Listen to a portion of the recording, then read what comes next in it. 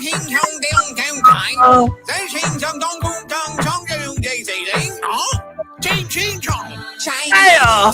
Chinese, we number one. Take over the world. Everyone eat, only one time. Everyone pray to dragon. No one get down. We have a war. We have to start for the war. We Chinese, and you are not. We are more better than you.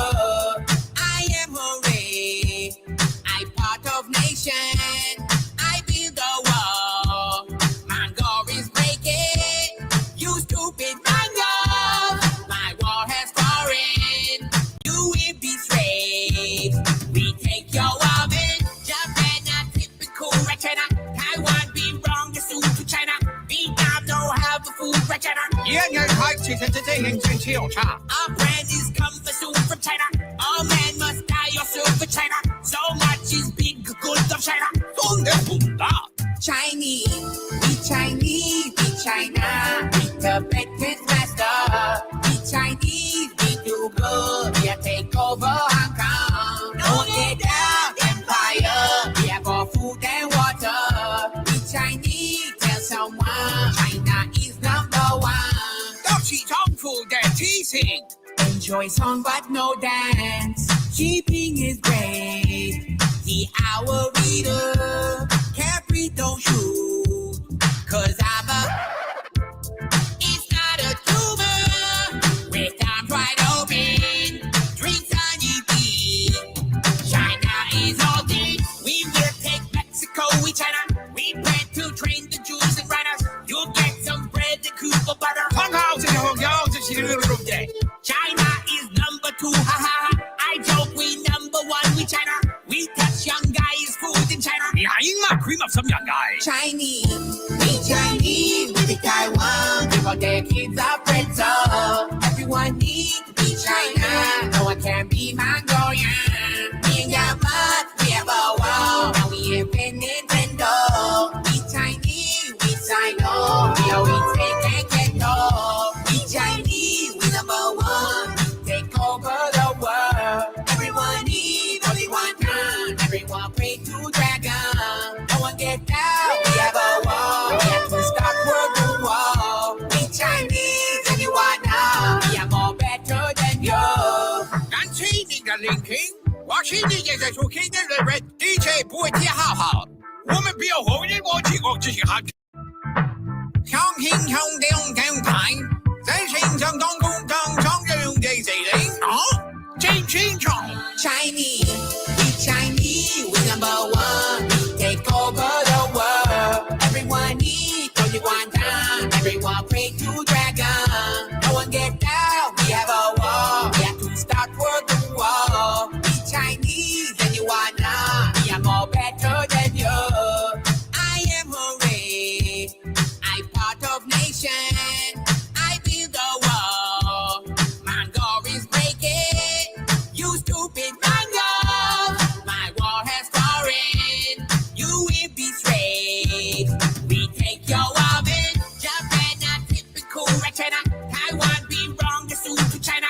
Vietnam don't have a food red China. Our brand is coming soon from China. All men must die or serve for China. So much is big good of China. Chinese, we Chinese, we China. We the best master. We Chinese, we do good. We take over Hong Kong. No get down empire. We have all food and water. We Chinese, tell someone China is number one. Don't see song food and teasing. Enjoy song but no dance. Keeping is great. The hour reader. Capri don't shoot. Cause I'm a. It's not a tumor. With arms wide open. Drinks on EP. China is all day. We will take Mexico, we China. We plan to train the Jews and runners. You'll get some bread and Cuba butter. China is number two, ha ha. I joke we number one, we China. We touch young guys' food in China. Cream of some young guy. Chinese, we the Taiwan. Give all their kids a pretzel. Everyone needs to be China. No one can be Mongolian. Me and your mud, we have a wall. Now we invent Nintendo. We Chinese, we Sino. We always take and get no. We Chinese, we #1. Take over the world. Everyone needs only one time. Everyone pray to dragon. No one get down, we have a war. We have to stop World War. We Chinese, and you are now. We are more better than you. 感谢你的聆听，我是你这个出去的人 DJ 不会记好好，我们不要后人忘记我这些喊口，那个。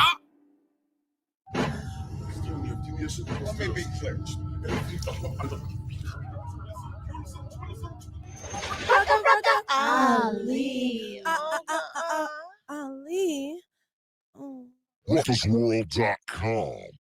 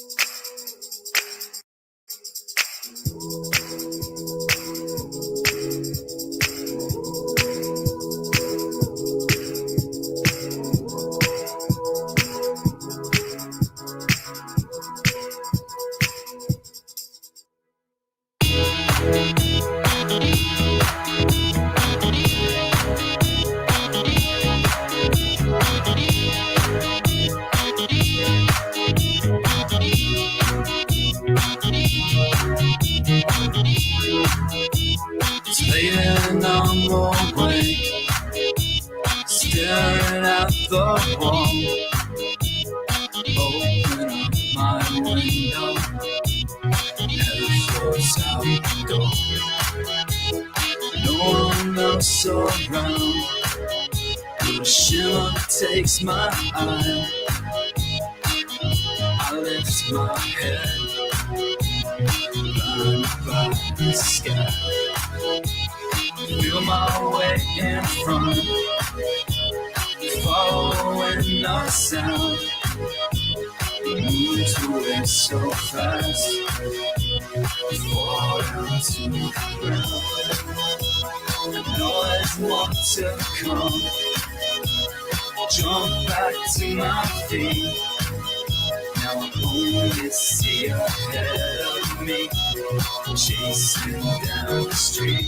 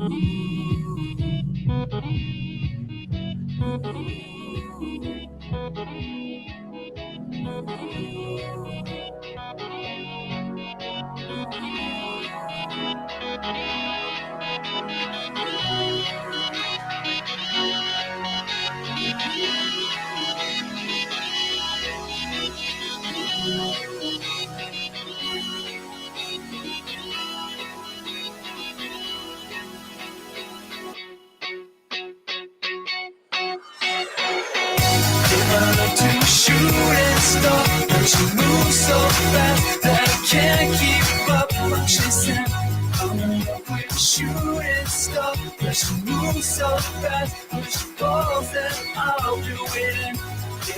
To your shooting star, but you move so fast that I can't keep up. I'm chasing, I'm up with a shooting star, but you move so fast, but you fall and I'll be waiting.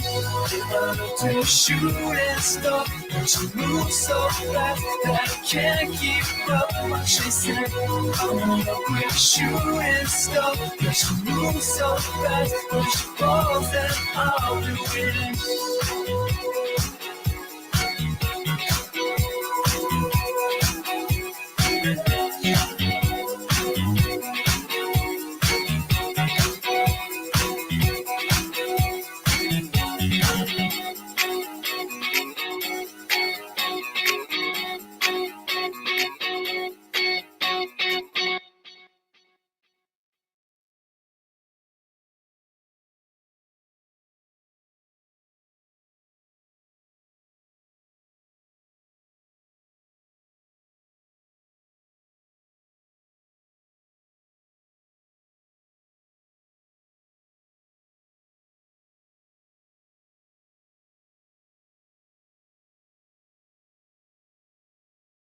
Meet Craig AI, powered by AT&T Business. Morning, people. Feels good to finally connect with you guys.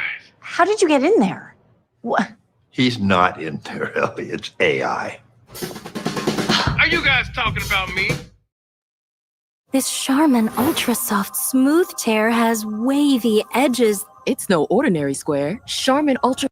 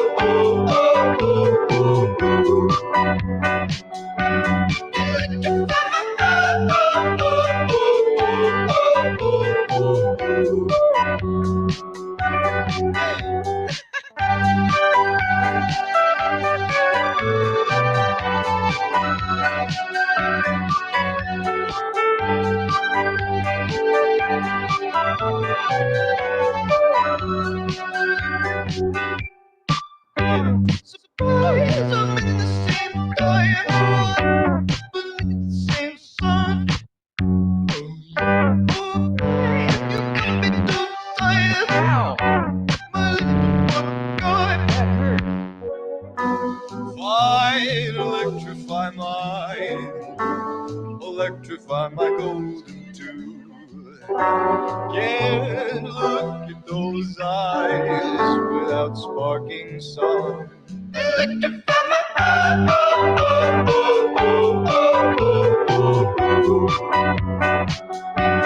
Electrify my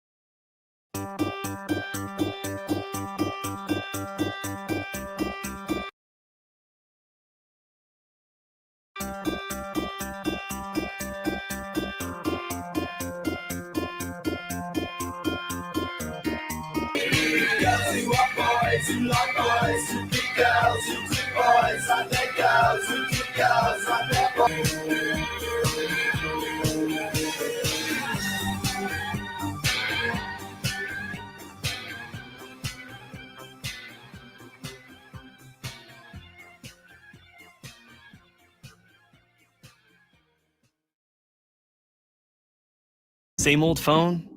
Nah. Upgrade to the new Galaxy Z Fold 7. Having insurance isn't the same as having State Farm. It's like getting Bateman when you need Batman. Stop. Whoa, cat lady.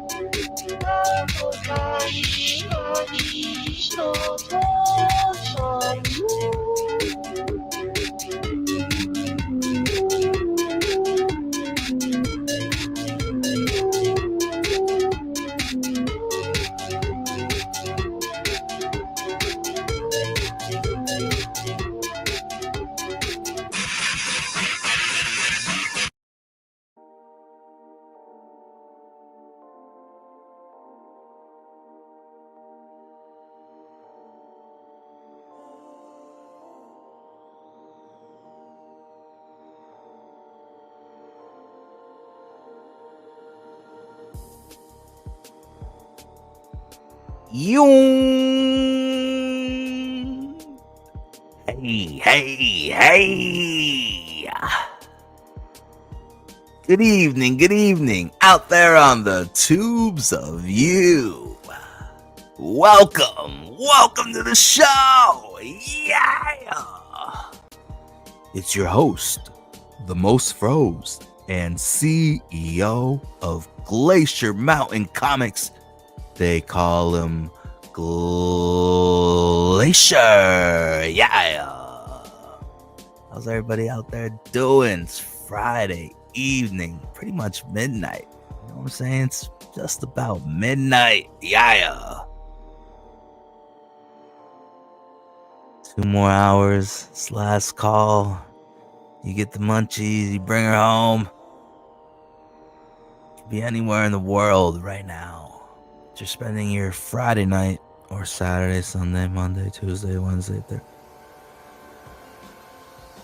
Spending it here live, L-I-V-E, with the future of indie comics. This big glacier fuck they talking about, yeah. Just ready for the show, yeah.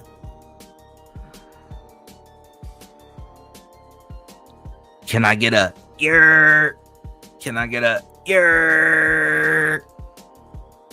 Tonight's stream is sponsored by Boutique, Double Hitter, Double Blinker,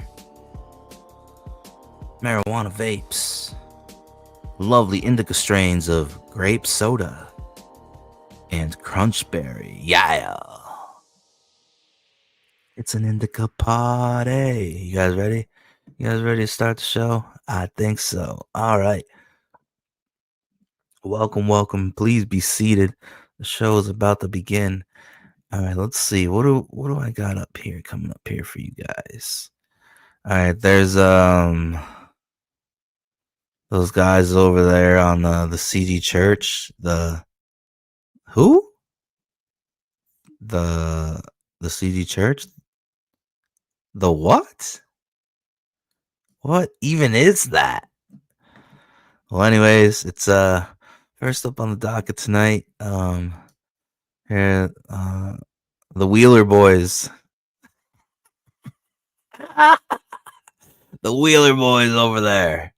And through the stained glass windows, you can still smell the stank of the Wheeler Boys. And the Wheeler Boys are currently in a tiff with the poisonous blue mutant frog, Frogatoni. So it only suits me right to stand outside of the ring and spectate.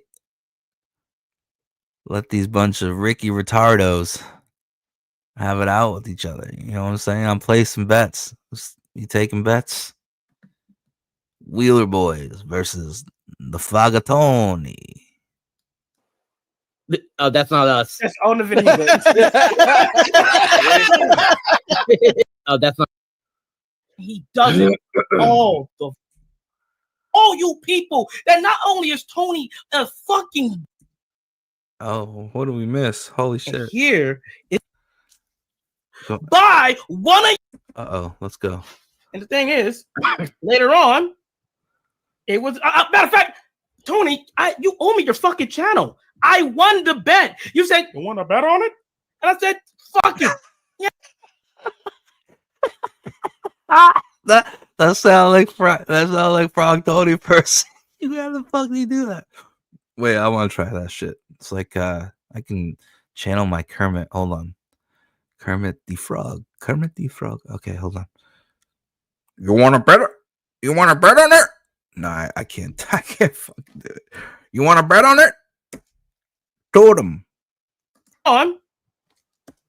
I got 2 teeth. Totem and a Diet Coke.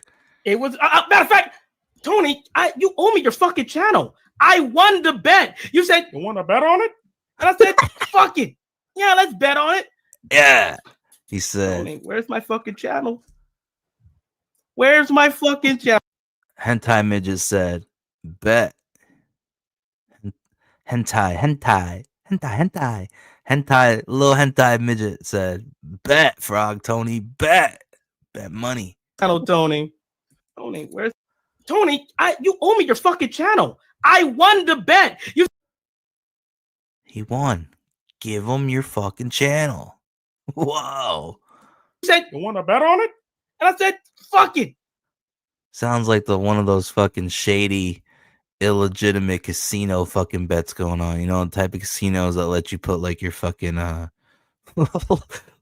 let you put your fucking cousin's fucking fare on the table. I don't know. I'm trying to relate to hillbillies and these down south Louisiana hentai midgets. Like, this is a strange crowd. We have spread out as a movement. Now we got Chicago, Carpathia, and I think these boys are from Louisiana. Ruby Kingdom sent me his address. He told me pull up. Hentai. And then they did a stream where they were like trying to convince Spirit Jr. to fight me for them, and he was like, "No, I'm not fucking doing that for you guys." The Wheeler Boys are something else, man. And like, who could have ever thought that like Wheeler could have like a crew? Like, it's just like, what the fuck? You guys fucking are like, I want IQ tests from everybody on this fucking panel, like right now. Like, you could be collecting like fucking like SSI because you're so retarded. And we'll fucking fast track the making of your comic books. You know what I'm saying? It's a win-win for all sides involved, worldwide. That's right, folks. Right here, Friday night with Glacier, the most froze. Your host, CEO, and future of indie comics. That's right, baby. Glacier, ice, baby. Hell. and welcome to the Ice Age. Hail, brother, hail, brother. Folks, I just want to take this second to remind you that scrolling across the banner below at the bottom of the screen is my PayPal. If indeed you are entertained tonight, consider leaving a donation on your way out. That's right. Put a little tip in the tip jar, you know what I'm saying? Down below, you'll see paypal.me/glacier8888. paypal.me/glacier8888. Yeah. All right, let's get back to the motherfucking show. Fragatoni versus the Wheeler Boys. Yeah.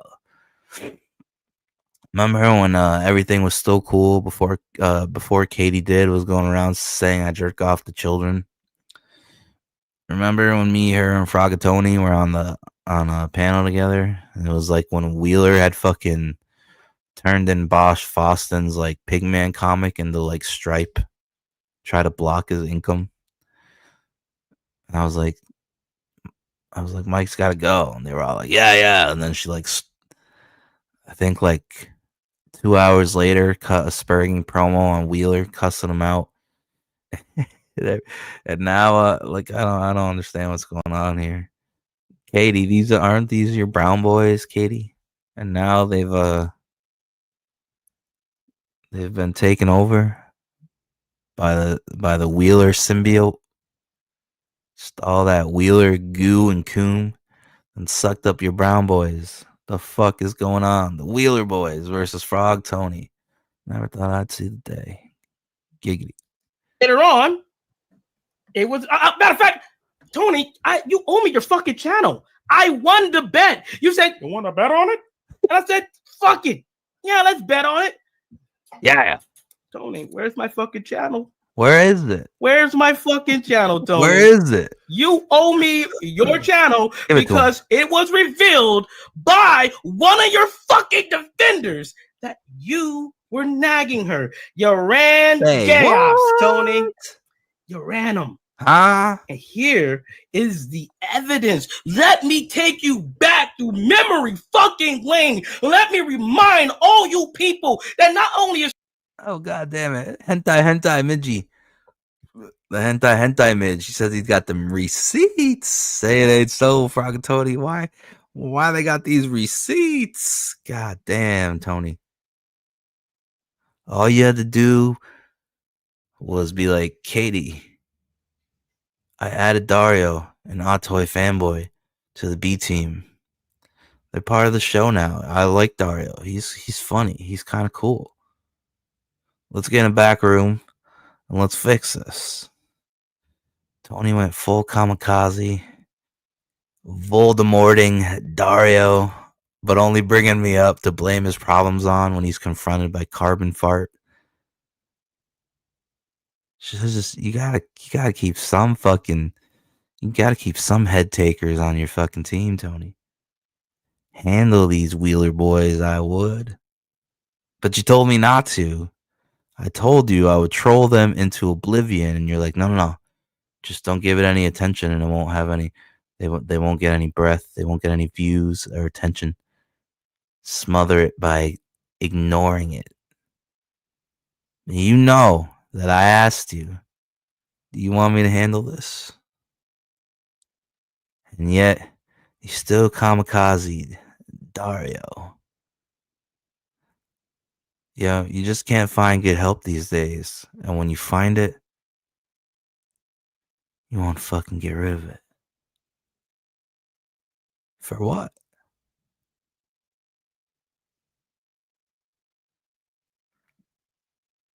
You bet on the wrong horse. You're always betting on the wrong shit. I mean, you owe Hentai Minji. You owe Hentai Little Man a fucking channel.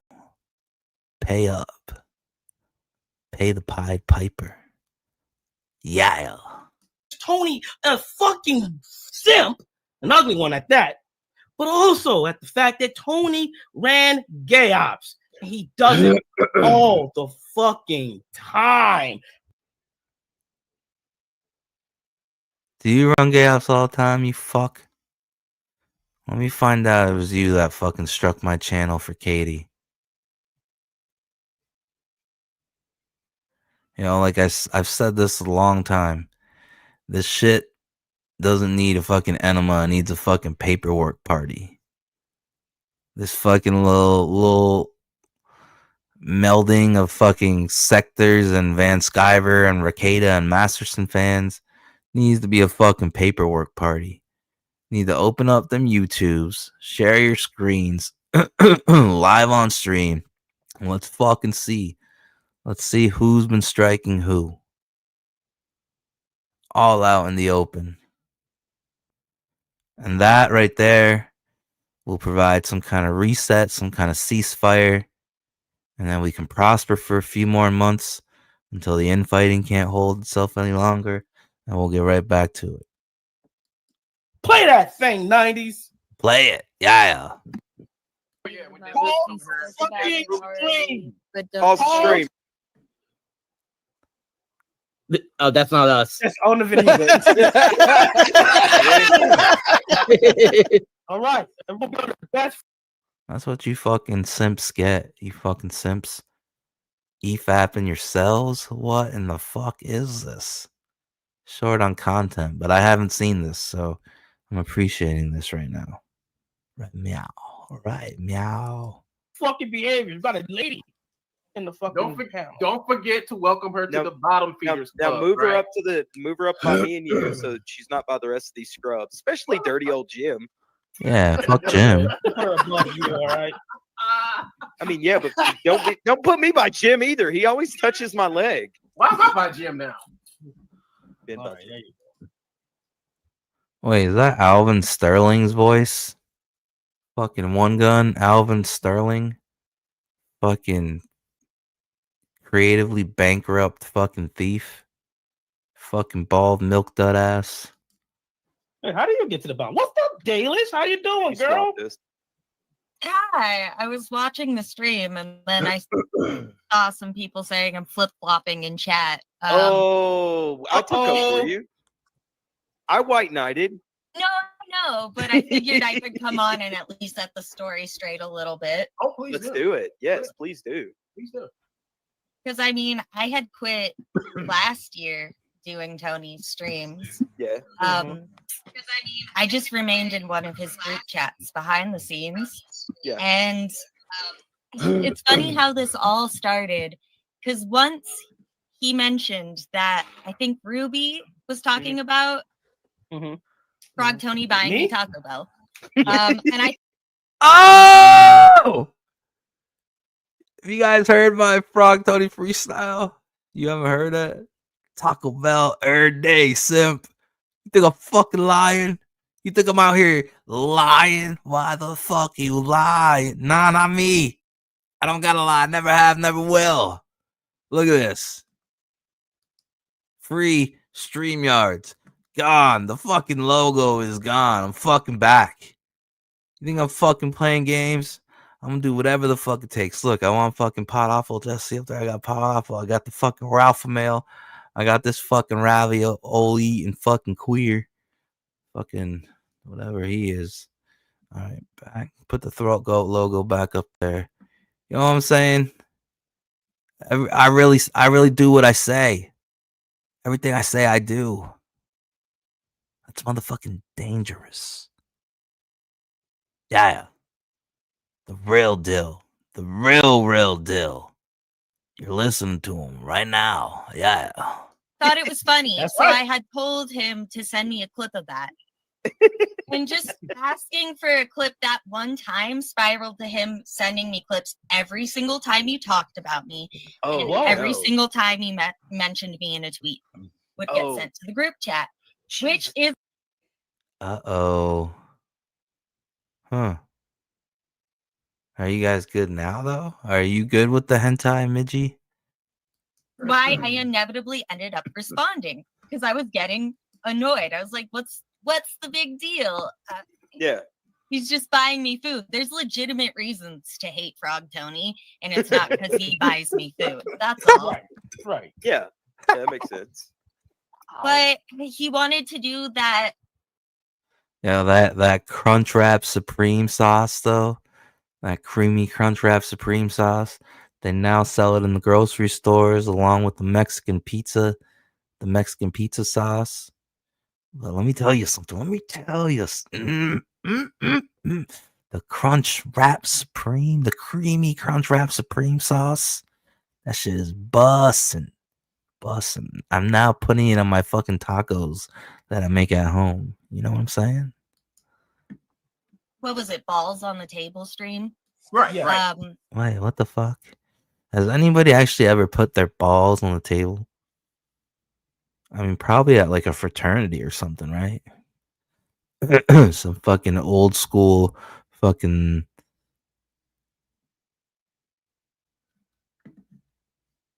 Oh man, I just got images of fucking somebody just putting their balls on the table and being paddle whacked by one of those fraternity paddles. You know what I'm saying? Oh man. Crunch a nut. Is that how they make peanut butter for the doggos? Crunchy nuts. All right, so this is Dalish tell all against Frogatoni. Oh, look, I missed somebody. I had somebody in the chat. Yeah.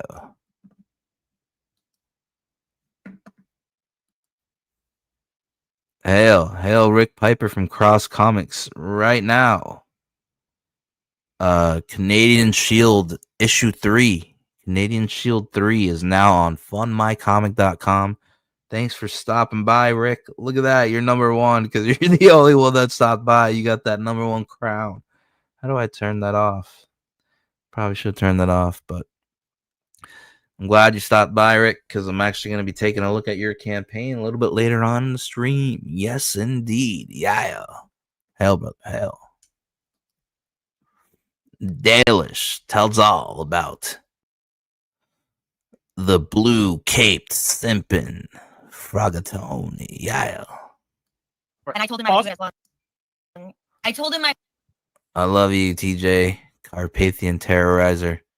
But I'm not from the slums. I've never been from the slums. I came in with Fragaboom and the Australians. Somehow I was in CG Australia when I first got here. I don't know what the fuck was going on. It's crazy. Okay, now as a reminder, with balls on the Oh, table. thank God, that better have fucking been you. It's not past Ruby. It's present Ruby. Yeah, that's me from when was this stream? February? This was around February anyway.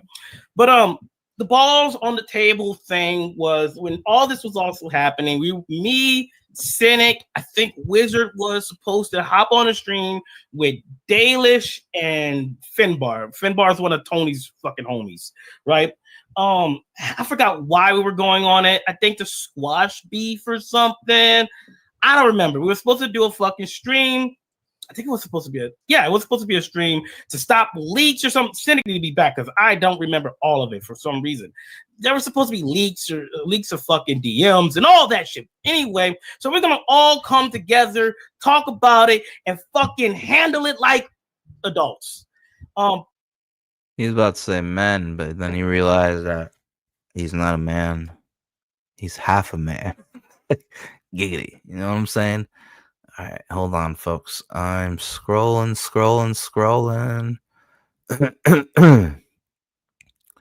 Is it on here? Looking. I don't see it. I wonder if it'll come up if I search it.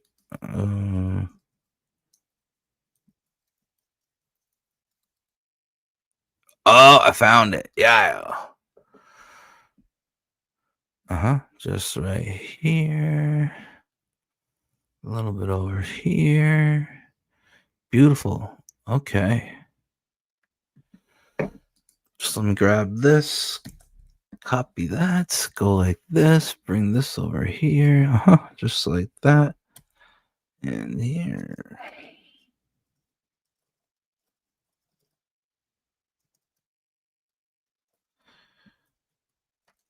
Okay.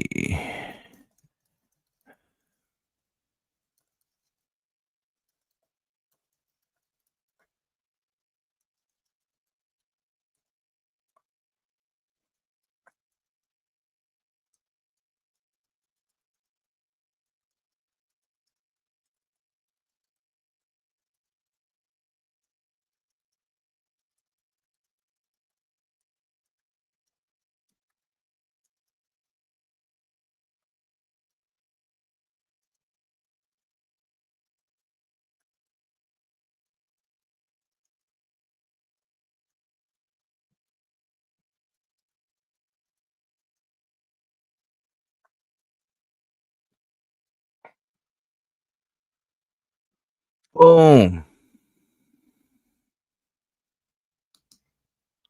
There you go, folks. I dropped the link in the chat. Right there is the link to the Fund My Comic campaign for Canadian Shield issue 3 right now on fundmycomic.com from Rick Piper at Cross Comics. Yeah. Canadian Shield 3. We'll take a look at it a little bit later now. Back to the Wheeler Boys and the tell-all with Dalish. But Dalish and Finbar were playing some games. All right, mostly Finbar. He was playing these fucking games. He's like, "Oh, I know you already want Dalish to be on your fucking stream or something." Blah, blah, blah, blah, blah, right? And it's like, okay, well, let's have the streams. But for some reason, there was problems after problems after problems. Dalish didn't want to fucking come on. That's a personal thing with her. I don't know exactly what it was. She's like, I don't want to come on or whatever. I tried talking to Dalish and letting her know, hey, look, if something happens, I'm not gonna let anyone talk over you. I'm gonna let you fucking say your piece and all that bullshit just to make her comfortable on the stream. But it didn't fucking happen. And so we're just like, well, fuck it. Fuck the stream. We don't give a shit. It's whatever now, right? But Reality and Dalish did a tits on the table stream, basically talking about all the shit. Tits on the table. Now I can get behind that. Tits on the table. Yeah. What are those things called where you eat the sushi off the bish? Is that a bukkake? No. Bukkake is like, wait, is it a bukkake? Oh, hold on, I'm getting a message. No. I can't do that. Just give me a second, folks. Holy shit. All right. Let's see. Reporting live from the Dario Zone. LIVE. Yeah. You are now live. LIVE with Dario, and we are reporting live from the Dario Zone. We got me up in here. Yeah. We got Kirk Fashy up in here. Who else we got in the Dario Zone? Who else we got up in here? We got Crazy Lee up in here. What the fuck?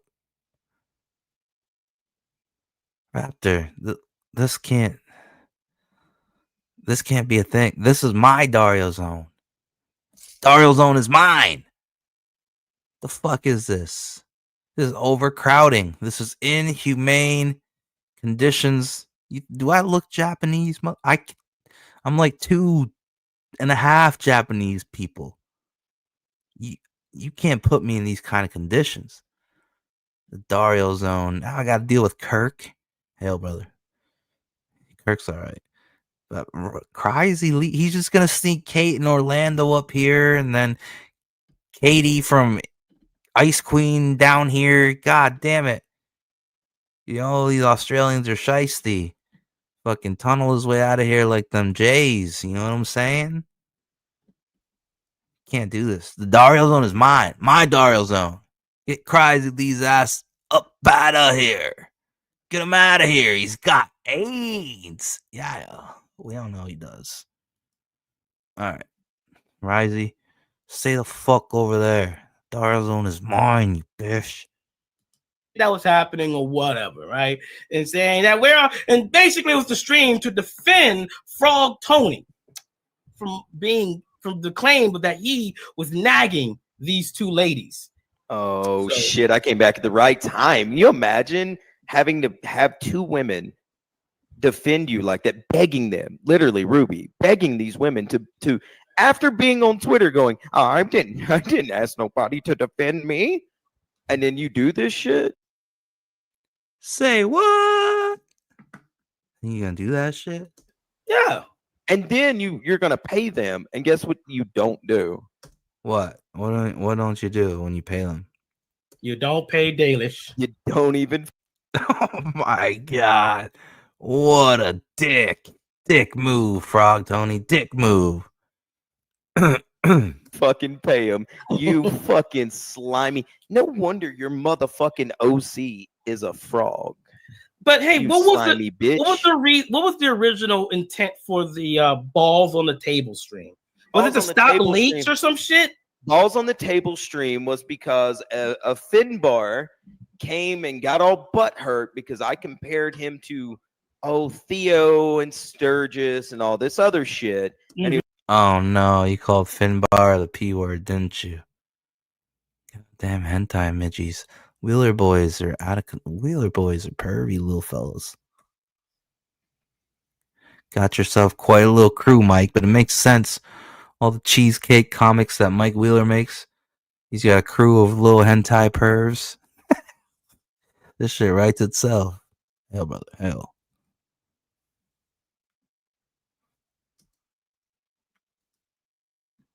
was like, "Oh, oi, mate, I'm not like him. Hey, I'm completely different, mate." Doing all this fucking gay shit because he had. Yeah, that's exactly how it sounds in the fucking Dario zone right now. What the fuck? Get Risey's ass the fuck up out of here. Meet some nachos and smoke some fucking bongs with Kirk. We're going to talk about why communism is horrible. Yeah, we're talking to you, Commie Mark. Snuck his way into a private DM group, shit talking Tony to us. And he asked me about contract law. And as y'all know, I'm a real estate agent and I have a degree, well, not a degree, a license in my state for contract law. You have to have that. And so. Shit. You some kind of real estate liar?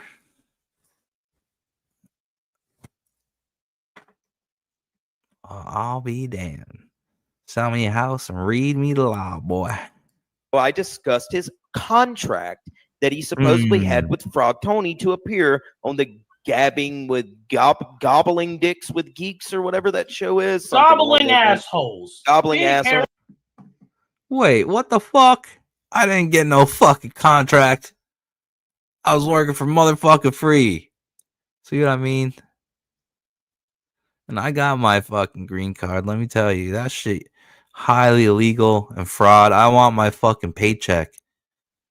No matter how many of the shows you deleted that I was on. Frog Tony, I need my fucking wages, bruh. Tony. Where's my fucking contract, you bitch? Tony, you gotta pay me for all the shows I was on. Back pay, and it's collecting interest. You know what I'm saying? With nerds or some dumb shit like that. Yeah, It gets yeah. zero fucking views because you even had to turn your nerd stream into a fucking Ripaverse stream because Daddy Eric is your money. You need to suck Daddy Eric's dick in order to get paid. God damn, these pervy fucking Wheeler boys. Dirty ass mouths.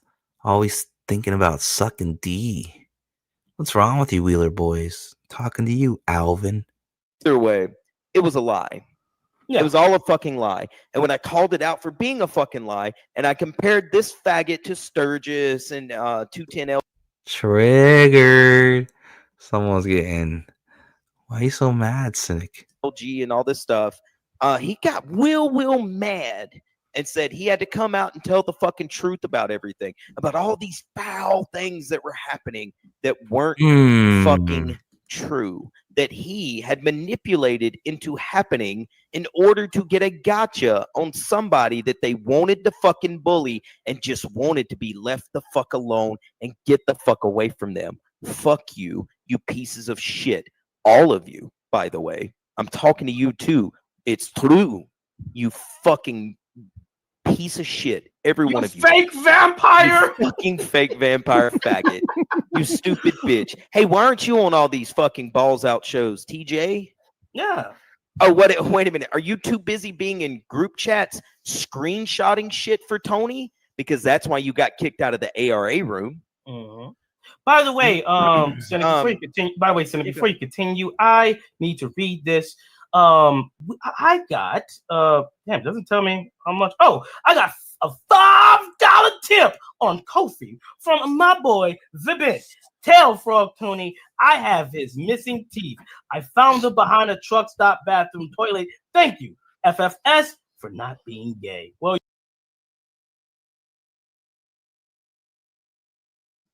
God damn it, folks. God damn it.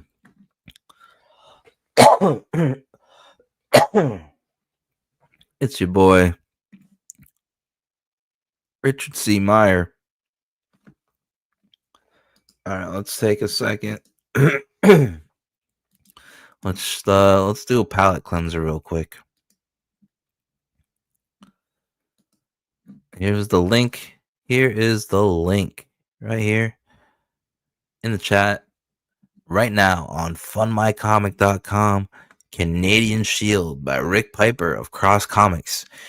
In this adventure, the Canadian Shield takes on the unrepentant Larson Winters, who will do anything to prevent his mistake from catching up with him. Let's watch the trailer. Yeah.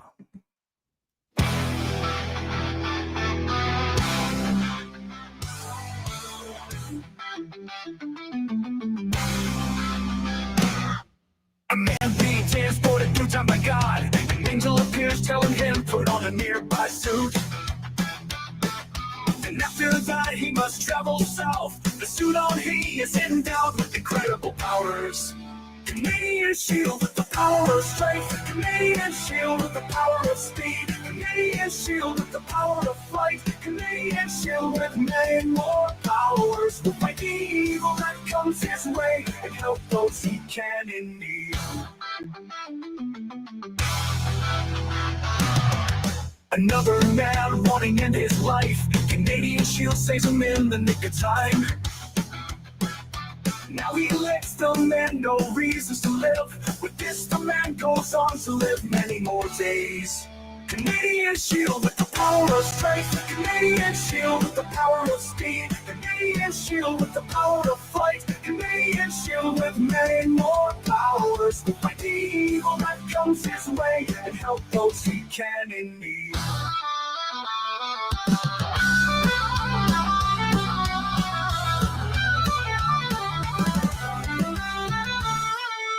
A villain appears and threatens many. Canadian Shield rush to the scene. A battle ensues and blows are traded. The Canadian Shield wins and many are saved. Canadian Shield with the power of strength. Canadian Shield with the power of speed. Canadian Shield with the power of flight. Canadian Shield with many more powers. Will fight the evil that comes his way and help those he can in need.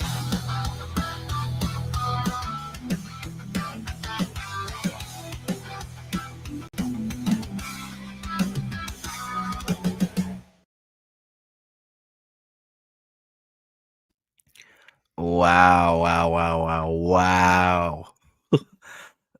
Wow. Shout out. Wow. That thing has fucking wheels. That trailer is fucking badass. I am playing that shit again. Who made that trailer? Was that Dillard? Holy fuck, Piper. Rick, you got a trailer on your hands. I haven't wanted it. I haven't, to be honest, I haven't done that for any campaigns this year. Even the big dogs. I don't want to play their trailers again. This thing's got fucking wheels. AI song. Fuck, it's animated. Carrying out the kid from the fire. This thing's fucking badass. Good fucking work, boys. Love it.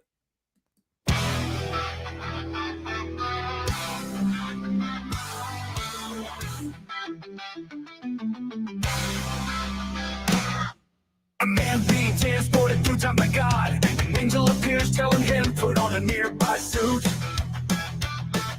And after that he must travel south. The suit on he is endowed with incredible powers. Canadian Shield with the power of strength. Canadian Shield with the power of speed. Canadian Shield with the power of flight. Canadian Shield with many more powers. Will fight the evil that comes his way and help those he can in need. Another man wanting to end his life. Canadian Shield saves him in the nick of time. Now he lets the man no reasons to live. With this, the man goes on to live many more days.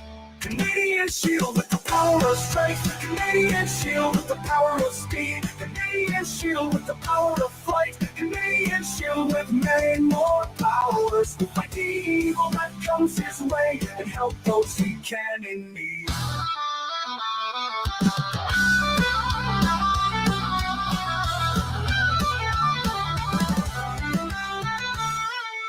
A villain appears and threatens many. Canadian Shield rush to the scene. A battle ensues and blows are traded. The Canadian Shield wins and many are saved. Canadian Shield with the power of strength, Canadian Shield with the power of speed, Canadian Shield with the power of flight, Canadian Shield with many more powers. Will fight the evil that comes his way and help those he can in need.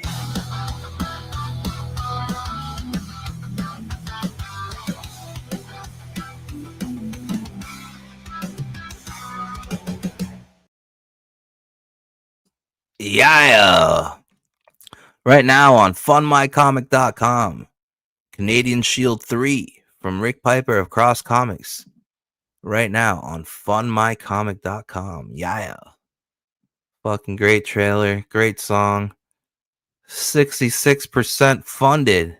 56 days to go. Yeah. Good job, Rick. The Canadian Shield. Ooh, look at that cover. You can see him in the visor of this guy.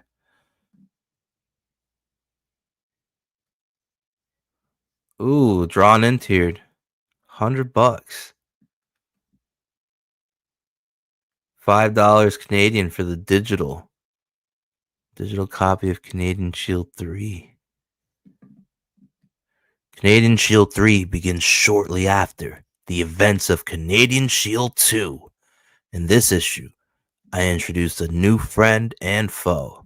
The villain of the story is Larson Winters, later to be known as Absorb, who goes from being an ordinary citizen to a dangerous criminal as he evades pursuit and responsibility for his actions.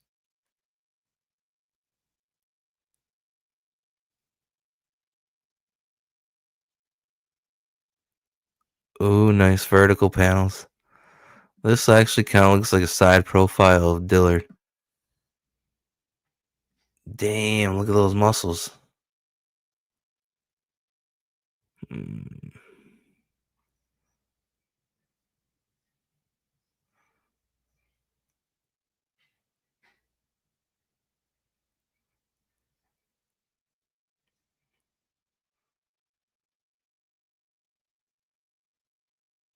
Oh, that's a cool panel. I like that. Funmycomic.com right now.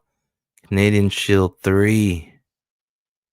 Oh shit. He's getting shot in the fucking chest with some laser eyes. Yeah.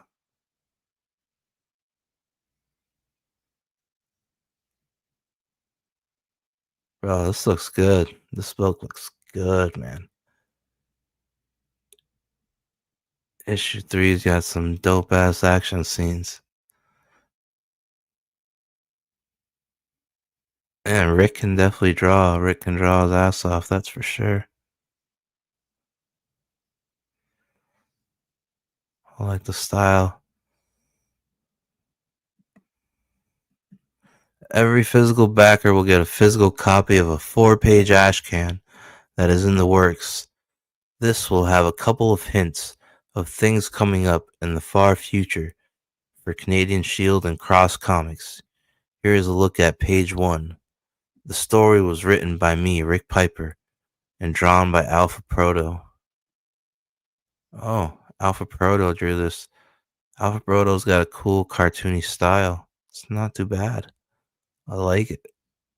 4 pages from Alpha Proto. But this looks great, man. If this is Rick on the interiors, he's leveled up for sure. Yep, it says further in the book you have to be colored. Yeah, Rick's drawing his fucking ass off. This panel's fantastic. Oh man, he's doing good stuff this time. And these are clean panel breaks that make sense, you know? That's awesome. Good job, Rick. I'm digging it. I'm gonna have to back this.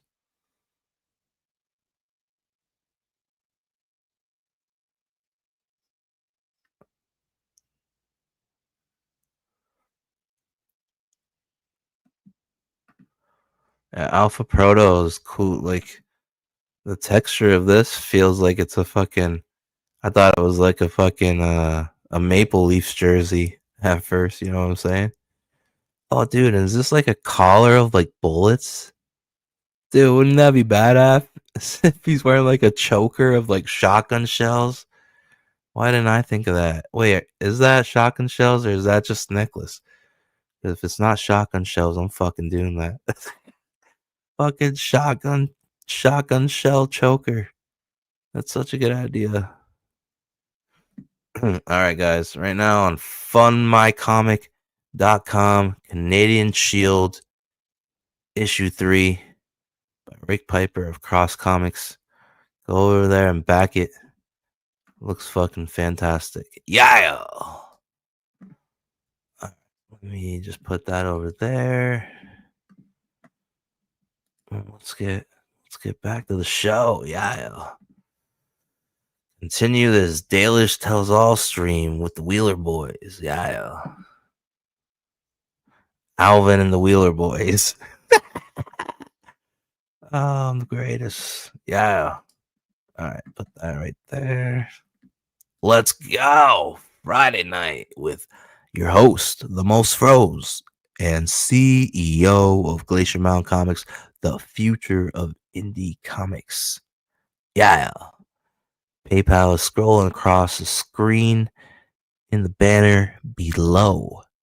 Consider leaving a donation if you've been entertained. Leave a tip on your way out. Yeah. PayPal.me/glacier8888. PayPal.me/glacier8888. Yeah. Here we go. You're welcome. And I'm sorry that I read your text so fucking late in the stream. I'm not getting the notifications like I thought I would. But I still need to what? The Ben found it. Yeah. Yeah. So I can get out of this dumpster then. Yeah. I told you to stop looking for him anyway, bro. It's not going to do you any good. Preston Moore says, "Where is TJ from?" I'll say this: he's a Mexican Asian. We'll put it like that. A Mexican Asian. Oh, An Asian yeah. A Mixasian. A Mixasian is what I used to see them all the time. It's true. I'm super rich. Wait, I thought he was Carpathian.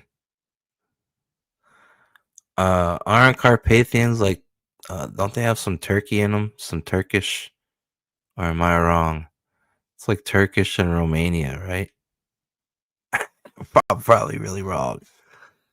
I should probably look it up, but I'm busy. Shout out. I'm super rich. I have a private car and people drive me around. It's true. Fuck you, liar. Sleepy psychopathy. Tony's not a lot lizard. He's a lot frog. Yeah. Only a trucker would know what that is. We're staying on theme. Even if he fucking gave it away for free, he'd still get turned down. You big titty bitch. But no, so they done these gay ops trying to pretend they were trying to bully somebody that I'm not going to mention. But they were trying to bully somebody that literally said, "Just leave me the fuck alone. I want nothing to do with it. Leave me the fuck alone." They were like, "Well, we have to do this balls on the table stream." And it was this whole fucking week of like trying to get the stream together. And it was like, no, it needs to be on Tony's channel. No, it needs to be on this channel or this time or this show or whatever it fucking was, until finally me and Ruby just said, "Fuck you, suck my dick, go on somewhere. I'm done with it.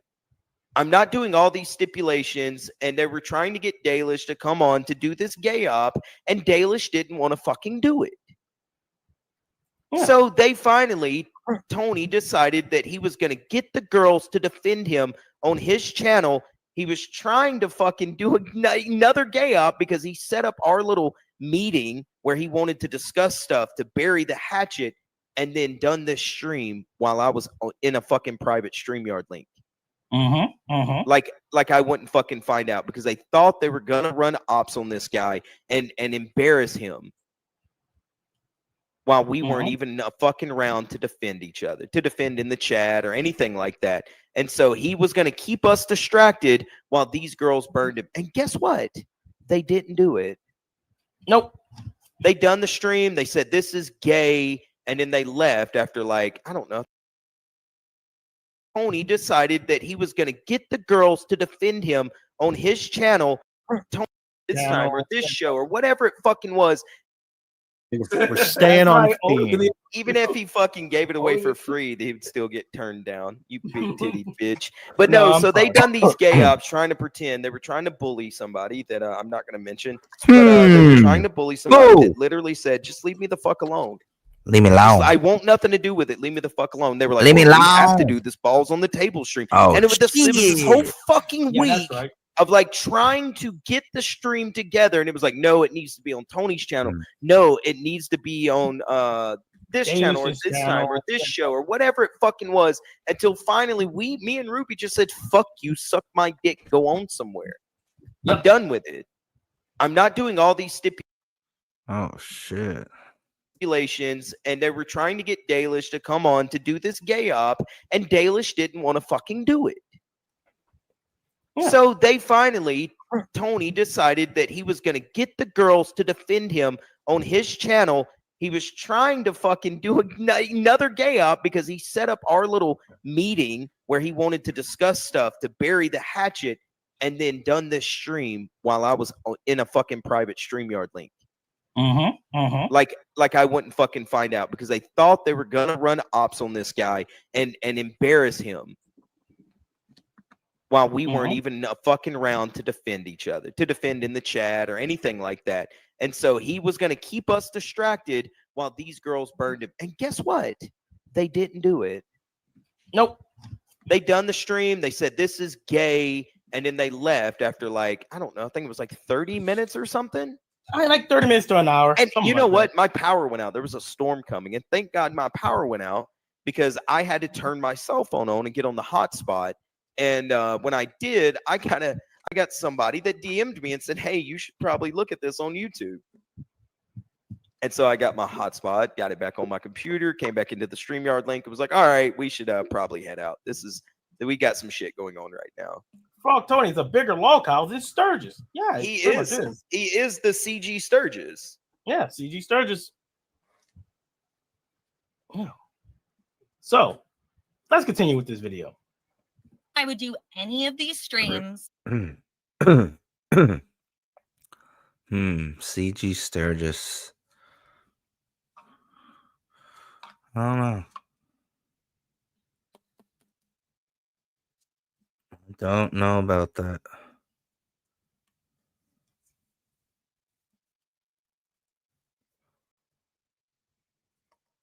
Sturgis is he's old school CG fan.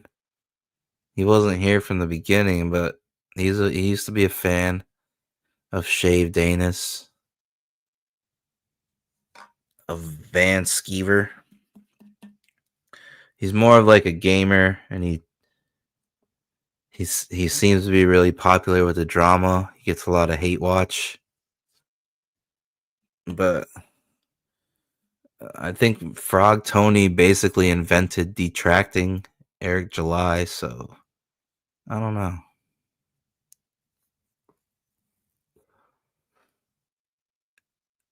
Also, the Amico shit. I don't know.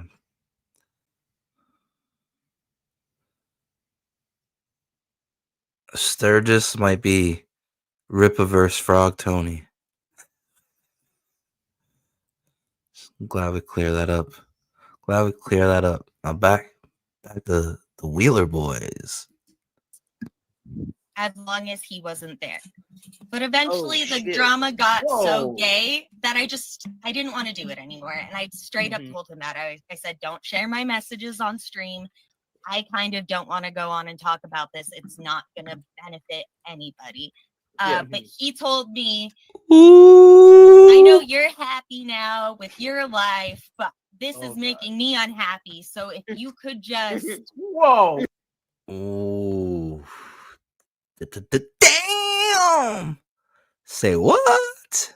Say what? Say what now? Huh? Come again? Pardon? Excuse-moi.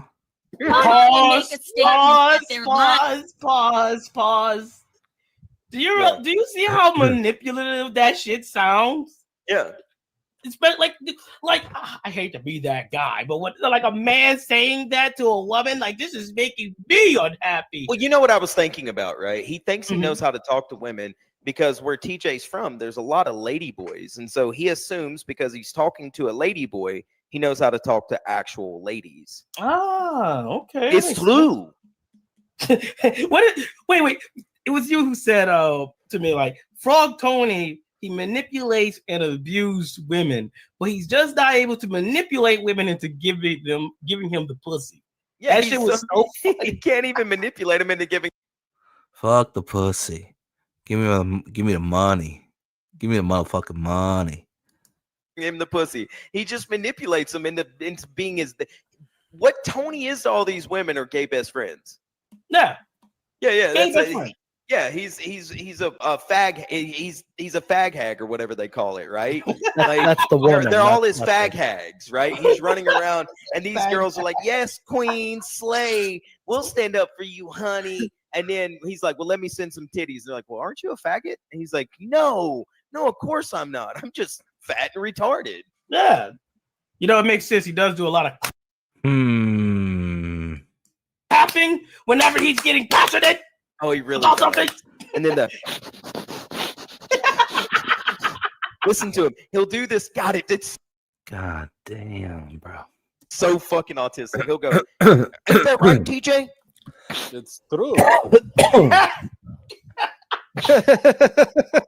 It's fucking true. A one, a two. So funny. He does. Like he'll and I've noticed like he'll tell a lie. He'll be like, "Yeah, man, I got a fucking 12-foot long dick," and then it'll be dead air, and you'll hear him go into the mic. Motherfucker, bro. Like that's your tail. That's your motherfucking tail. Sleeping Psychopathy says, "I wanted Cynic to be my gay best friend, and then he ruined it." Yeah, not gay. I just moisturize and smell pretty. I'm everybody's gay best friend. You're welcome. But well, there you have it. The Wheeler Boys, a bunch of gays. The Wheeler Boys who are homosexuals. Thank you. Hell, brother. Hell. All right, get back to it. Oh, they got that would help me. So fuck it. What's a 30-minute stream with Ray? I told him, okay, I'll just do a quick stream with Ray and say how I feel. Because I didn't lie on that stream. Everything I said was genuinely how I felt. Okay. But I just did it to get him off my back. Yeah. Because he wasn't gonna stop. He was gonna keep going with you guys. Pause.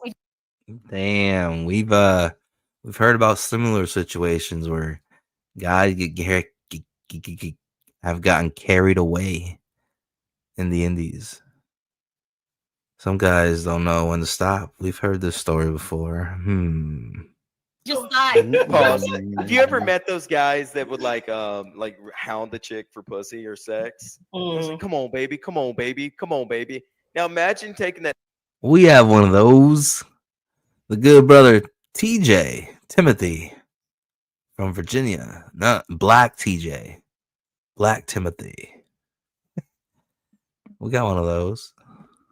Same premise and like wanting her to defend you. Please, come on, baby, make him stop bullying me online, baby, please, baby, make him stop bullying me online. These two guys who are irrelevant and are nobodies, they stream to no one. They stream to nobody. TJ, please. Oh my God. But I need you to defend me, baby. Jesus Christ, man. I can just see fucking nobodies, bro. I can see Dalish fucking drying up so fucking like a fucking Sahara desert, just immediatally, just dry as a sounds like this, desert, bro. It sounds like this. What are you doing? This motherfucker is sitting here doing all this dumb shit, and then at the same time, this is where it doesn't make sense, right? We're nobodies. We stream to no one. Nobody's watching us right now. Ditto. Hell, brothers. Hell. These are all my alts, by the way. Every one of you in the chat, you're my alt account. The Bent, that's me. Sleeping, that's me. I guess the only alt that matters is Throat Goat Dub C. You know what I'm saying these days? That's probably the most hottest alt right now. Preston, that's me. Roygen, me too. Into Paints, that's also me. Grumpy, that's me. And all the guys on the panel somehow are also my alts, which is fucking insane to me. So we're streaming to nobody, but yet he is so ass mad. He is so fucking broken by me talking and being, I don't know. I think I'm retarded. Some people think I'm funny, but I guess being funny that this motherfucker has to beg two women to defend him against nobodies. Make it make motherfucking sense. Sleeping psychopathy. No, this is just a bag from my tacos I had earlier today. A plastic bag. Dark Gift says, damn it, I thought I was real. You're not. You are now my alt account. Oh, fuck. Dark Grift. There goes the neighborhood. Everybody's got herpes now. Fuck. Thank you, Dark Gift. Why can't I be? It's like the fucking Black Plague. Dark Gift. I want to be a because you're also. Oh my god. I mean, you'd fit in as Dark Grift. Like, you know what I'm saying? Best friends, family members, tentacles, all in the same vein. Box of dirty panties. Like, yeah, you could take over as Dark Grift, and you're actually dark. Hell, brother, hell. Guess what, Ruby? My alt account. Thank you, sir. But I want to be the guy that fucking have Welsh women want to listen to and read the goddamn textbook, the phone book. But you can't do it. Daddy Tony. I want to be Dark Gift. Damn it. Can I at least be sleeping psychopathy? You can be sleep. No. Yes. Yay. Awesome. Glenn Fitzergood says, I'm actually cynic, the straight version. So my big confusion though was when they done the tits out on the table stream. Why wasn't your tranny co-host Transylvania Jack? Get it? Transylvanian. He's Asian. He's not from Transylvania. That's code, right? Why wasn't your trans co-host? Since you support trans, Tony, you support trannies. Why? And we know you do in your real life. Yeah, we know. We fucking know. Why wasn't he on the tits out on the table? No, we're not yet. Why weren't not yet? One day. Why wasn't she on the panel with tits out on the table? Did she not get her tits done yet? Don't worry, Vivent, I've got you. Is this Dalish? No, Sleepy, you can't do that to me. That's not fair. Dalish is very cute. Yeah. Where's she at? Where's her I should know since I trans Jack said I was stalking her. But I think she's in California. I don't fucking know. See, you're a fucking stalker. How will you know that? Because I think she famously says it. Sure. I used to watch her streams. I still try to catch her streams, but I never get notifications for her streams. Because I do enjoy like her Retsu praise and shit. They're great. Yeah, I was enjoying her fucking Pokemon stream. Dude, she fucking. I think she quit doing it. I don't remember. Fuck, but I like fucking Pokemon Emerald. That's like my favorite one. Yeah. Damn it. Oh well. I will never see what Nugget's journey is gonna look like. Goddamn fucking simps. Well. Anyway, how about we get back to this? Yeah. Could wrap this up in a bow and get him to shut Leave the you fuck up alone. about it. Yeah, leave you Yeah, alone. then I would do that. Obviously, I did not accomplish my goal. No, What? you didn't. I'm sorry. Yeah, no. What? Oh, wait a minute. He still bugged you after that? After you did his bidding? That's when he leaked her DMs, bro. Oh shit. dude, That's like revenge porn. That's fucked, man. But PG. Dude, Tony, man, what? That's like revenge porn, but PG. But Alvin Sterling, shut your bitch ass up, you fucking milk dud. Creatively bankrupt, fucking out here stealing. Out here living up to them stereotypes, bruh. Oh, I love how One Gun is talking to Tony like Alvin and the Wheeler Boys. Goddamn. he's there. I don't want to expose anything that happened behind the scenes. So that's why publicly I was going to leave it that everything was good with Frog Tony. But behind the scenes, anybody What on the that fuck, panel man? knows I do not like Frog Tony. He's done a lot of shit to me that I don't want to publicly speak about. Oh fuck! It's like that. Shit. Damn. Pause it. Yeah. Here's the fucked up part about it. The last time I watched Tony's stream, actually watch it because somebody was like, "Hey, you need to watch this" or whatever, and I was paying attention. He still uses her as fucking super chat, like like people play a banner or whatever it is for super I chats. asked her. Yeah, I asked her about it because right before she came on the show, and I think like his show earlier that day or maybe the day before, he was still playing it, and I asked her, how she felt about it. It's actually in this video. Yeah. Well, still to this day, he uses her. Well, the last time I actually, like I said, watched one of those streams, probably like a month ago, he still uses her in a bikini to fucking thank people for super chats. Oh God. Yeah. Yeah, isn't that fucking this weird? happened in fucking like January, bro. So fuck it. All right, we can play. Can I just say that I don't really appreciate this streamception? If you were to swap out Dalish and Jim for me and Fusebox, it's all the same people, and I've got to fucking try and tell who's actually talking, who's new you and who's old you. I don't like. I guess I'm Dalish.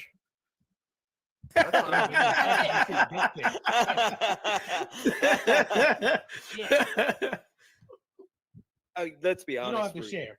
You don't Let's have be to honest, share. Ruby. You don't have to share. She's I a mean, cute girl. Of course. Of course. Use your Of course imagination. he did. Of course. So what's her Twitter handle? Ask Daily what you think about Frog. What do you think about Frog Tony's teeth, Dalish?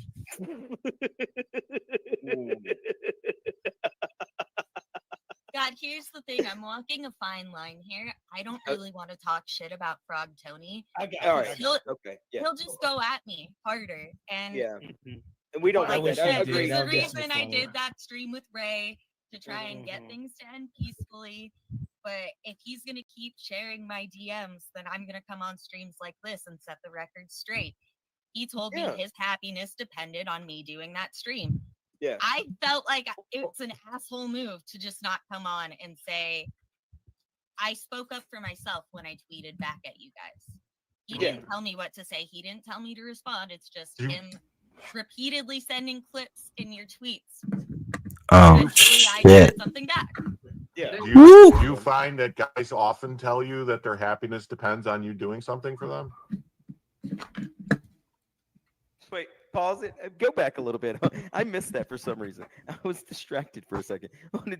She said that he told her, "My happiness depends on you doing this." Yeah, you did say that. Go back. Let's. Can you run that back a little bit, Router? In my DMs, then I'm gonna come on streams like this and set the record straight. He told me his happiness depended on me doing that stream. Pause. Yeah. I felt like Pause. That's manipulative as fuck. We're nobodies, and we're That's manipulative as fuck. That stream with Saggy with Ray. That's what he said to get her to come on. My happiness depends on it. And wasn't that around the same time he was leaving the internet? not. I had this motherfucker so unhappy. He had to beg her to go on fucking stream and fucking stand up for him and white knight for a grown 44-year-old man with a kid. Yeah. You're Yeah, a man. grown motherfucking man, Tony. Your happiness should not depend on anybody. I fucking broke you. You had to go beg a little 25-year-old girl to make your happiness. You didn't do it in public, Tony. You wasn't like, hey, you wasn't fucking tagging her in a tweet saying, hey, Dalish, help me. Preston Moore's a real nigga and just leave Dalish's Twitter for you. I broke you, Tony. Hey, Router, can you clip that out of this video right there? That little part is like, he said, my happiness depends on him. Or his happiness depends on me. I need that clip for something. So I broke you. So I'm rent free in your motherfucking head. I'm living in your motherfucking walls, bro. I broke you. I broke you so hard. You had to beg this young girl Not in public, by the way. Because remember, he said, if I got something to fucking say, I'll say whatever.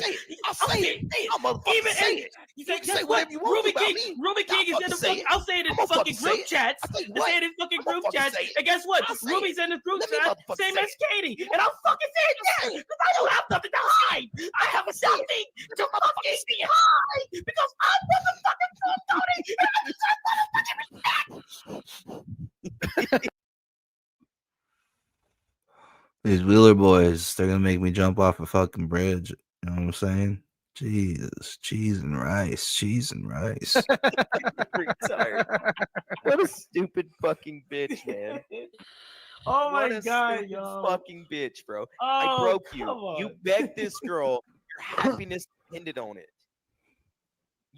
I made you unhappy, Tony. Guess what you've never done to me? Made me unhappy. You know why?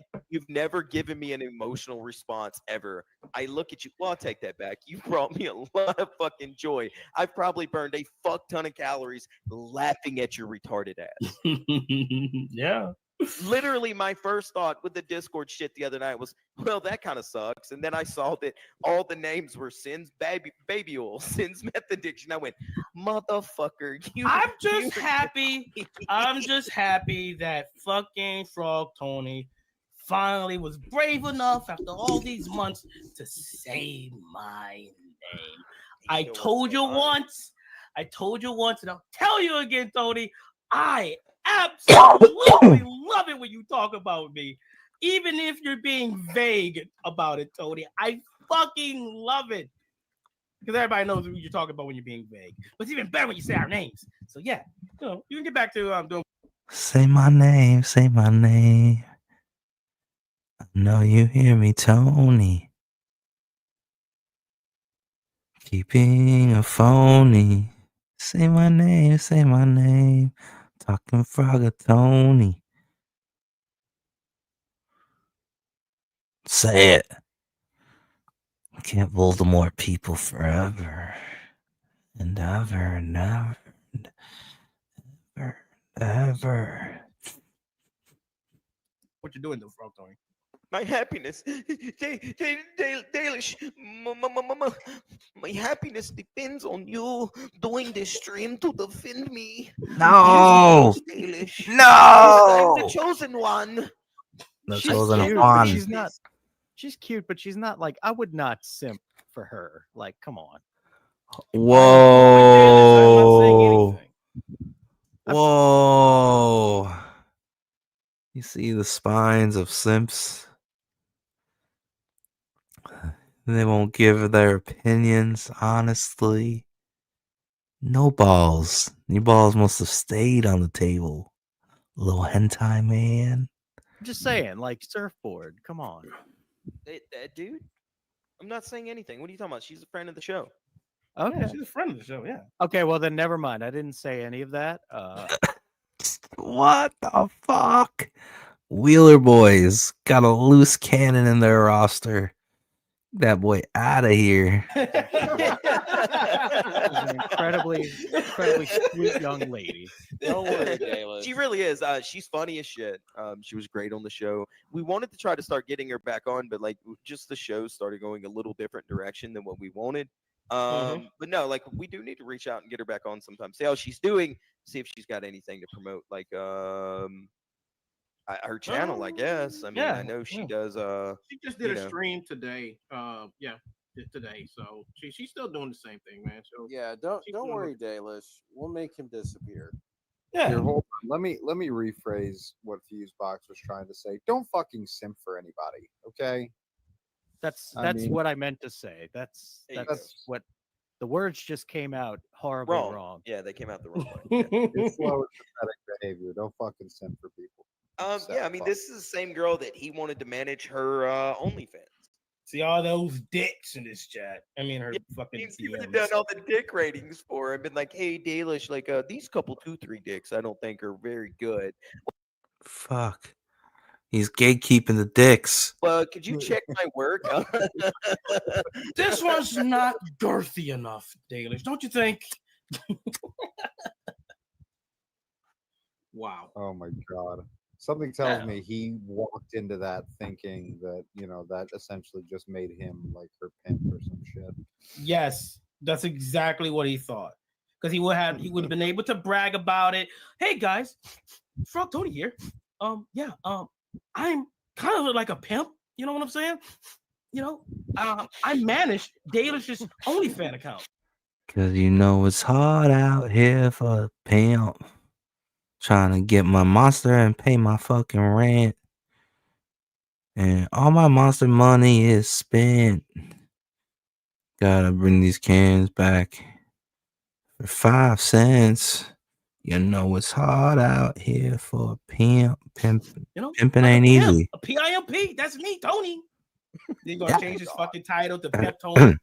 Pimp, the pimpiest of pimps of CG. Pimp, hooray. No, you know it's gonna be Pimp Daddy Frog.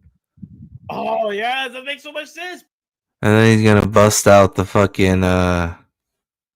fucking Godfather wrestling clips when he was a pimp and he had the hoe train. The hoe train.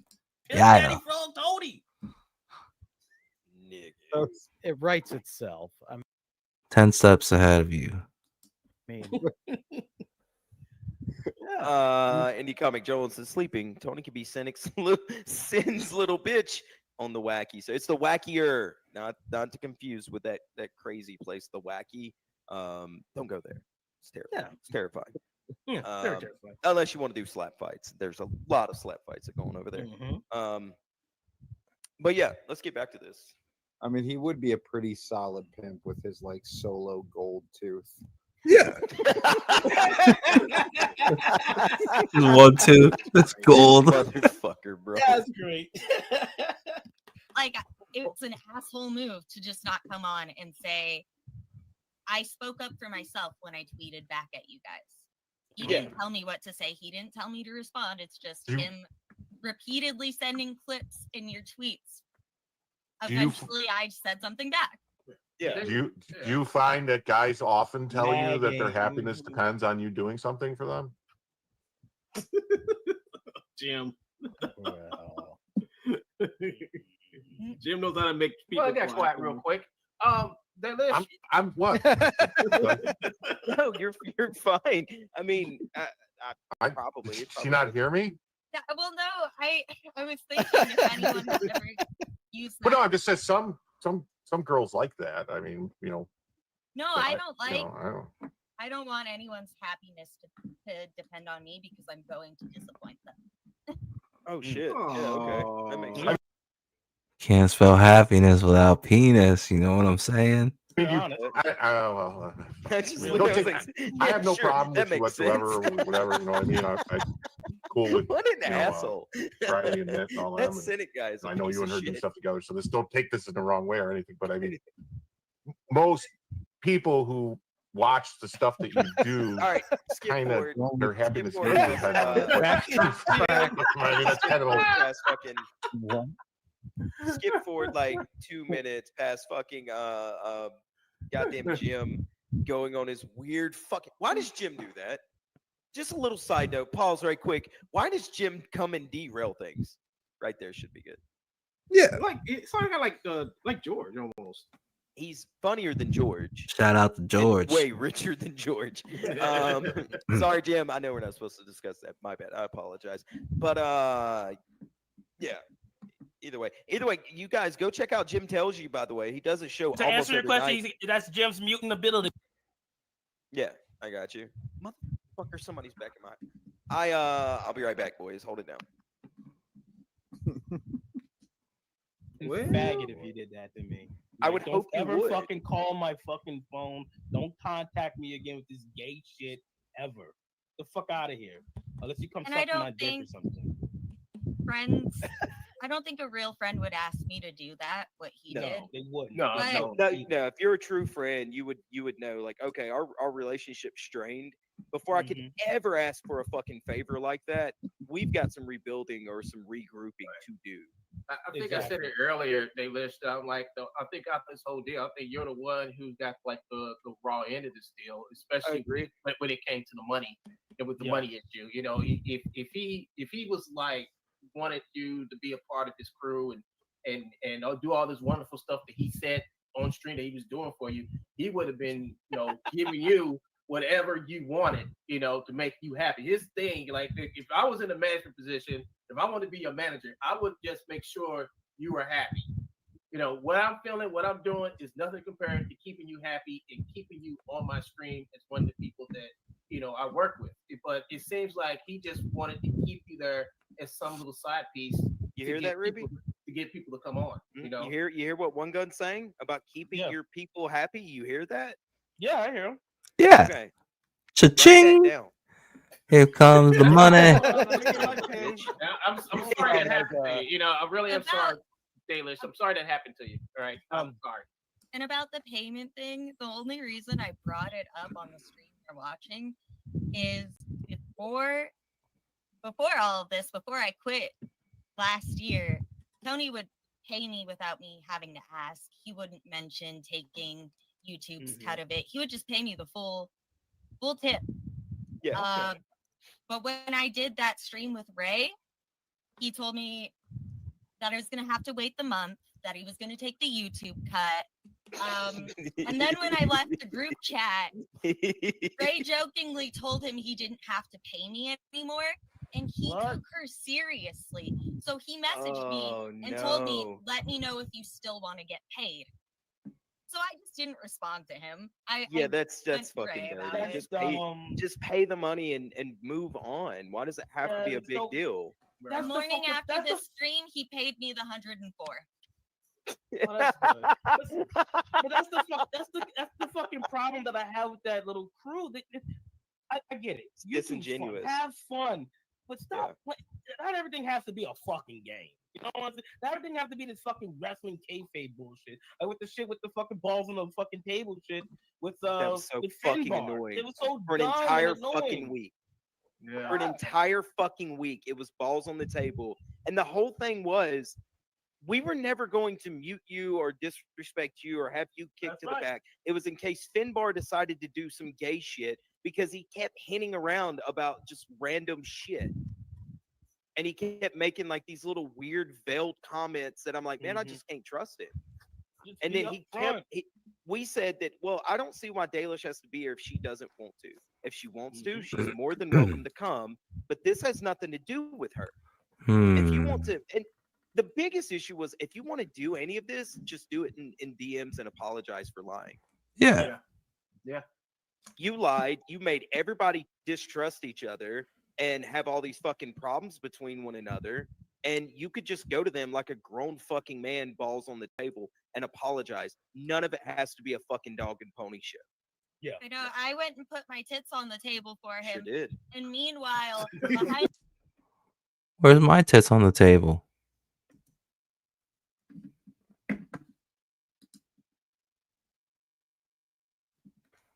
friendships on the internet. I'm not going to name who, but you don't have he withheld information that was going to fuck up my friendship with someone. Did it get fucked up, or everything's good? Yeah, is everything good there?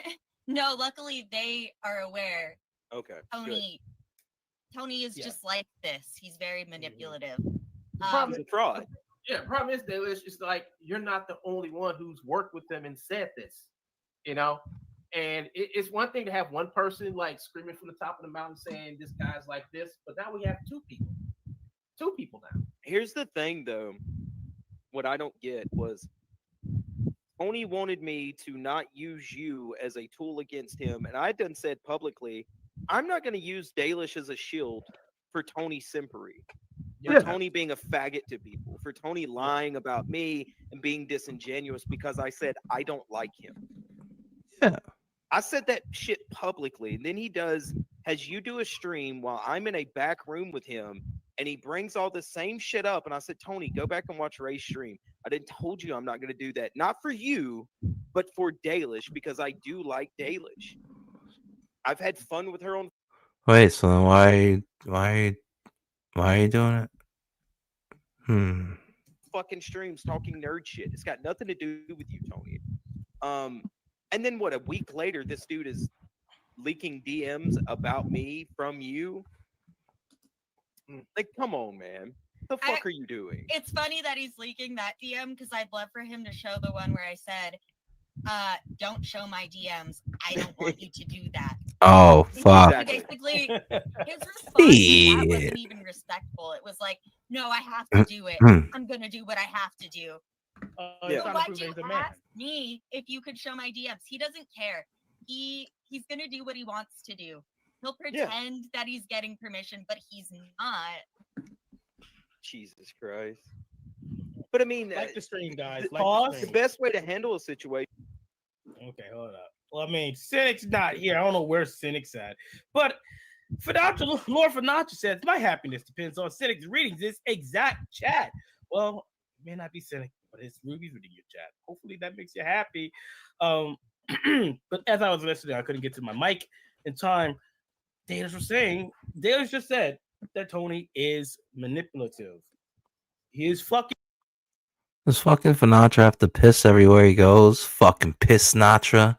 We got some Pissnatra content coming up shortly. Fuck you, Pissnatra. Get the fuck out. You and your AIDS. Get the fuck out of here. Pissnatra. You blue, red, and white piss snake. Get the fuck out of here. Manipulative. This is someone who's been dealing with Tony. You're fucking simp retarded ass. For a good while now at that point, right? So shouldn't that just get you thinking about this whole throat goat shit? Right? Throat goat, triple chin and tickle bitties. Throat goat, triple chin and tickle bitties. Behind the dumpster, you will find me. On my knees, hands are tiny, and my jeans are shiny. I'm a rhinestone throat goat. The whole fucking throat goat shit with how manipulative it is. Katie, fucking around with Katie, fucking trying to get fucking I guess information from Rich and fucking I guess me, because Roko wanted to talk to me too, right? So wait, Ruby read it? I'm morbidly depressed now. Tony's morbidly obese. Let me go back. Lord Pissnatra.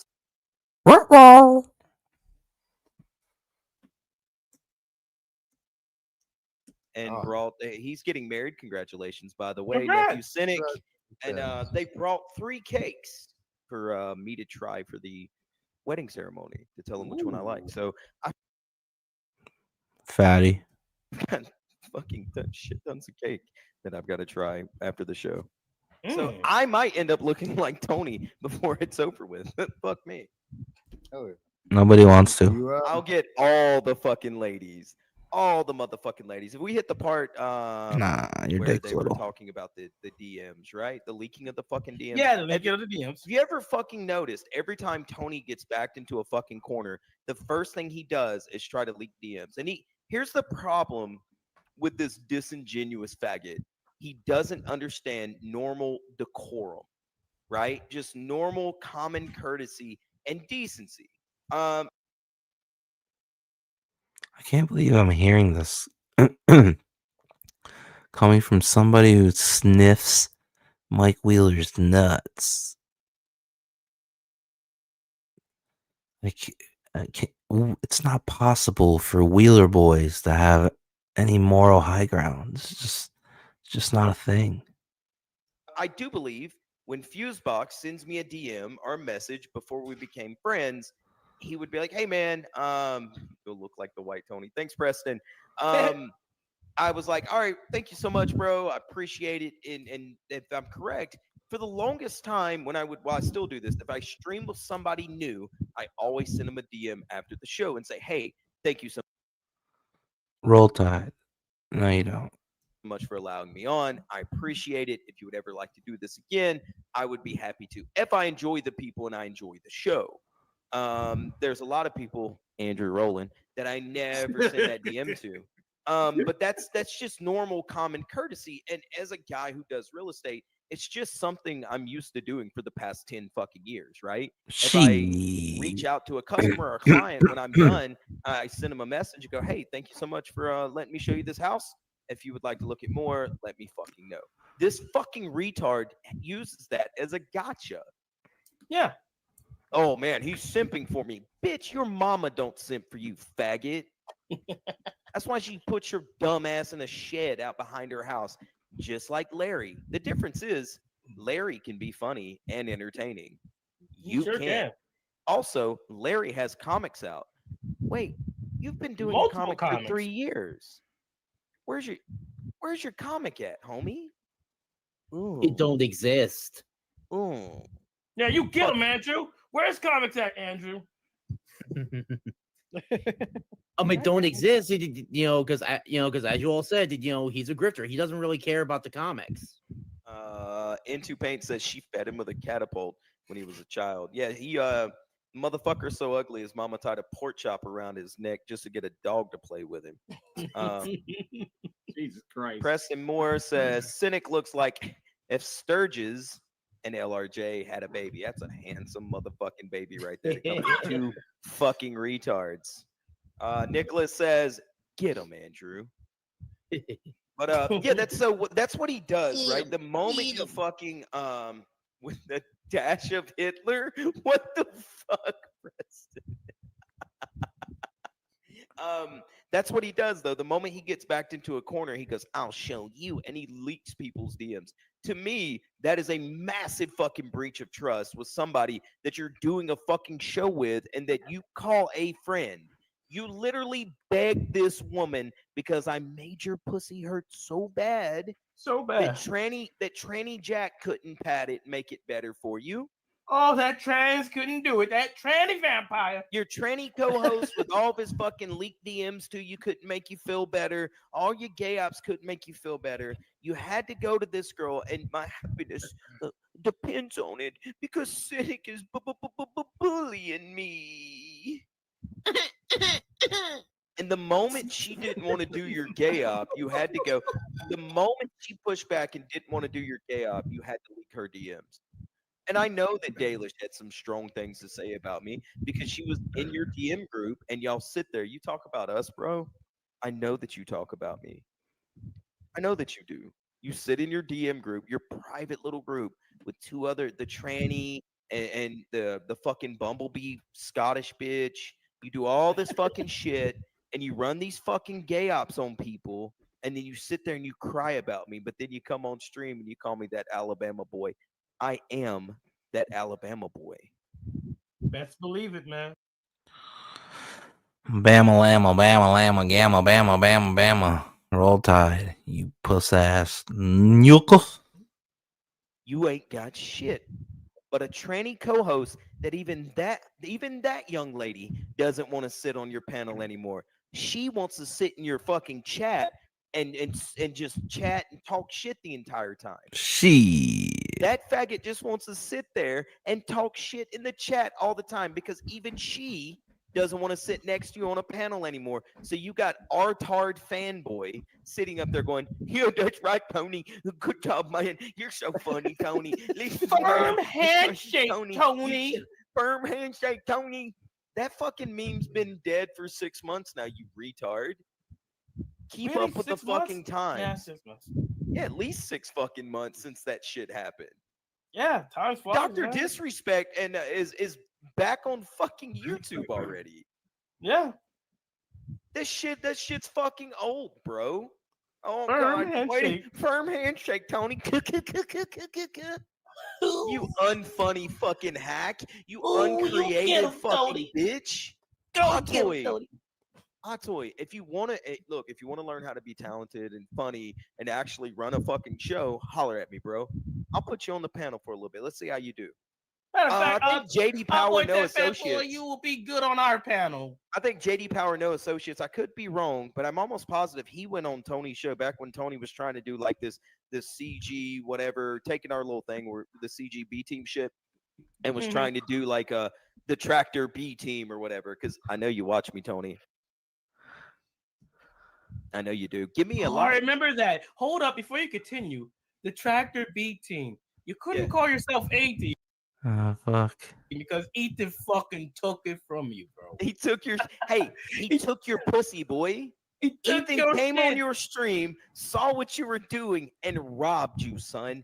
Blind. Robbed your dumb ass. He robbed your fucking dumb and you ass. can't even call yourself the 18. You can't even be like, look, we did it first, so we're the 18. Ethan, I love him. He's fat, all that shit, but he's B team. Come on. It's full Tony. I'm the progenitor. You couldn't even do that, Tony. What a fucking retard. You got took. Like in prison. You're now holding Ethan's pocket, bitch. Yeah, boy, you holding his pocket, man. You down there sucking that dick. Is that really cool though? It's like a little bit of creative bankruptcy, a little bit of throat goat thieving. Unable to be innovative himself. Oh, that's you, Tony. You stupid fucking retard. You got fucking took, homie. Just like my avatar right now. Damn it, Andrew, you stole my avatar. I was gonna fucking do that with fucking Spirit Pigeon. Too bad. I did it first. That shit. Hold up. It's Tony. Hold up. I'm gonna solo you. Oh yeah, solo him, big boy. Solo that solo shit. him, solo him, daddy. That's Tony right there. Keep throwing Ethan right there. Yeah, I agree. Creeping says, Ruby, please never make that sound again. It's so GD gay. You can never agree. But no, man, like here's the funny fucking part. Fuck, Like, dude, all they're these still tracks in here going. Are fucking cripples and trannies. Yeah. I mean, he loves them. You know, he loves them trannies. He loves them trannies. But can't get enough of them. He liked the idea of underage kids dressing up as the opposite gender. That's what he likes. You know, he think they should do it. Why the fuck not? Yeah, why not? But yeah, I think JD Power No Associates has been on the stream, and you know, JD Power No Associates came on this stream. As a matter of fact, I need to start sending him the link more because that motherfucker's funny. That motherfucker has talent. But because I'm assuming JD Power wasn't quite the dick suck that he wanted, he didn't invite him back on. He didn't let him back on because he needs a fucking clapping seal next to him to make his jokes land. Oh my god! Oh my god! I'm on the stream. Fucking aha fanboy. God, I'm sorry the name. He said a joke or some shit, and Tony was like, "Oh no, say what's on your mind. You know, say share your opinion. You know, but if you say the wrong opinion, you know, that'll be the last time you be on the show." Yeah, you don't remember that? Yeah, I do remember that. Yeah, you're right. Yeah, Like, yeah. He said the other night or some shit, right? With the links that everybody was sending us. Yeah, I was like, man, he's really, you know, he's really putting his dick out there right now on quarter aha fanboy. He's really putting his dick on. He's like, I don't know, bitch. He's like, no, bitch, you can't leave me. I'm so fucking Tony, bitch. You can't leave me. So A says I came in at an unhinged time. Yes, he did. Jesus Christ. Oh man, look, aha fanboy. Look, man. We don't abuse over here. JD is my power buddy. Yeah, JD Power No Associates hasn't been around for a while. I do want him to come back around, and I would like to send him the link to come on the chat or to come on the stream. Yeah, why hell not? Now, look at this. Yay. Hey, fun fact, you guys. Do you know what toothless oh god damn it.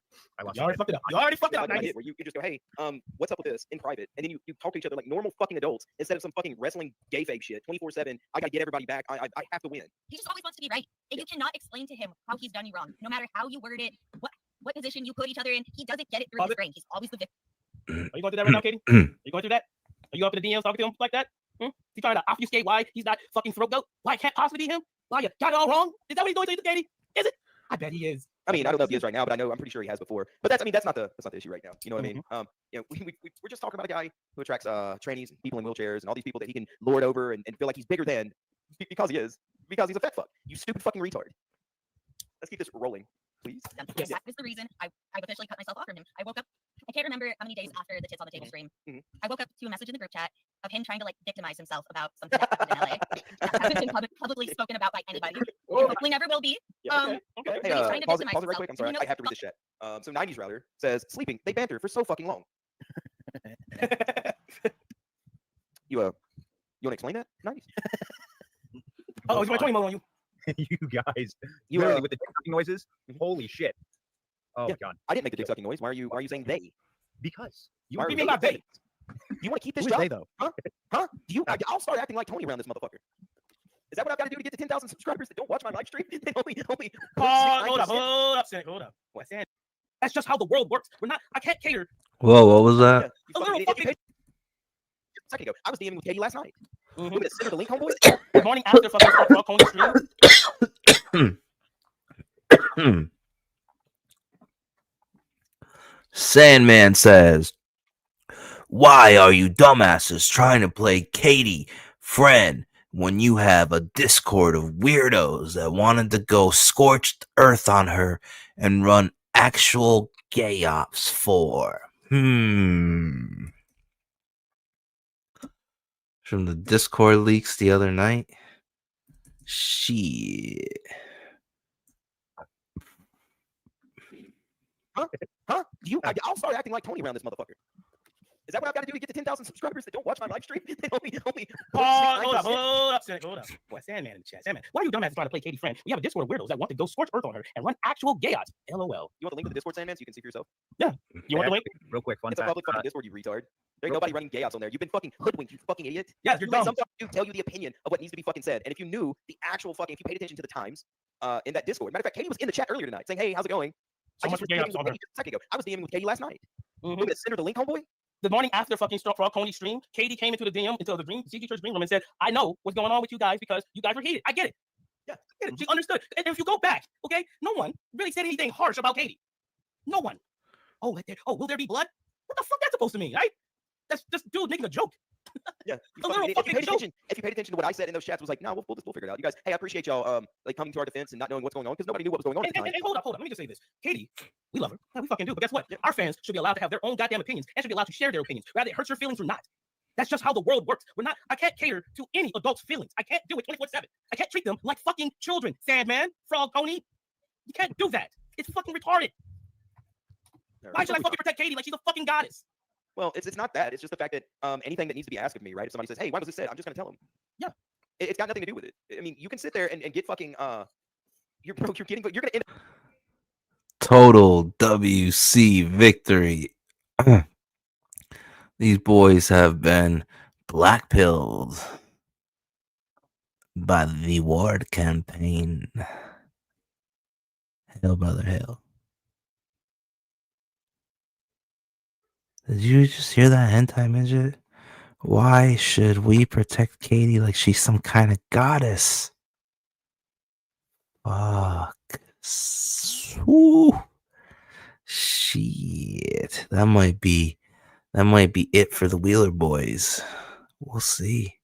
You can't do that. It's fucking retarded. Why should I fucking protect Katie like she's a fucking goddess?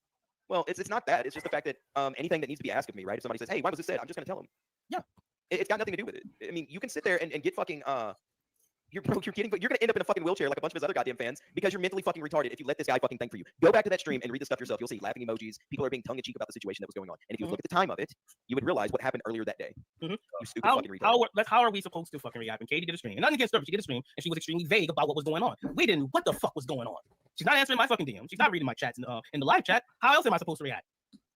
And then I didn't even react terribly. I wasn't calling Katie's names. I wasn't saying we should kill Katie. Then no, all I said was, nah.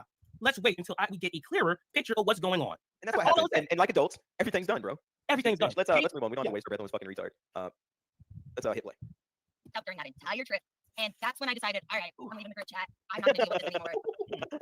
I cannot handle the autism. The level of autism on that man is unreal. You think he's really autistic, or do you think he picks it up so he can play the victim?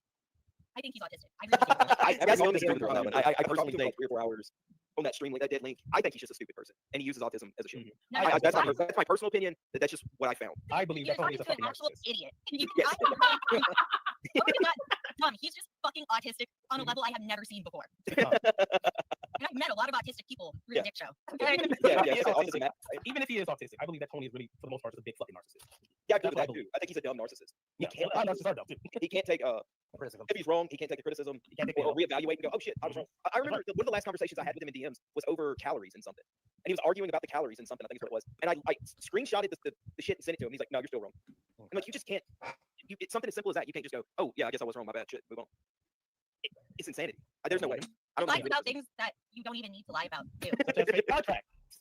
Yeah, with a fake fucking contract with Finbar that he was going to sue me for that never fucking existed. I'm still waiting to be sued, Tony. Every time somebody knocks on my door, I go, no fucking Tony's and whatsoever. To see if Cynic would fucking do some dirt or some bullshit.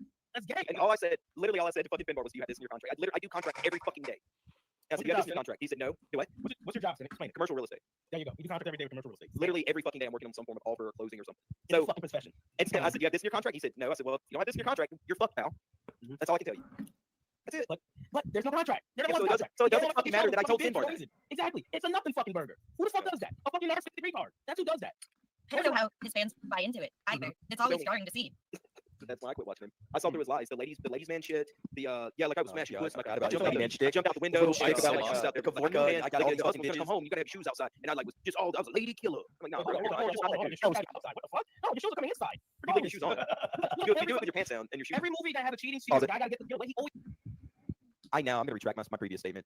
I think Tony is a ladies' man, but like, yeah, but like a lady man actually. Oh, okay. Yeah, I like boy man. Yeah, I think because if you look at it, we know that there's trans around him. Then he has trans Jack. Then he has the wheelchair guys that are rolling up to him. I think that he's probably transitioning, and he is not a ladies' man, but a lady man.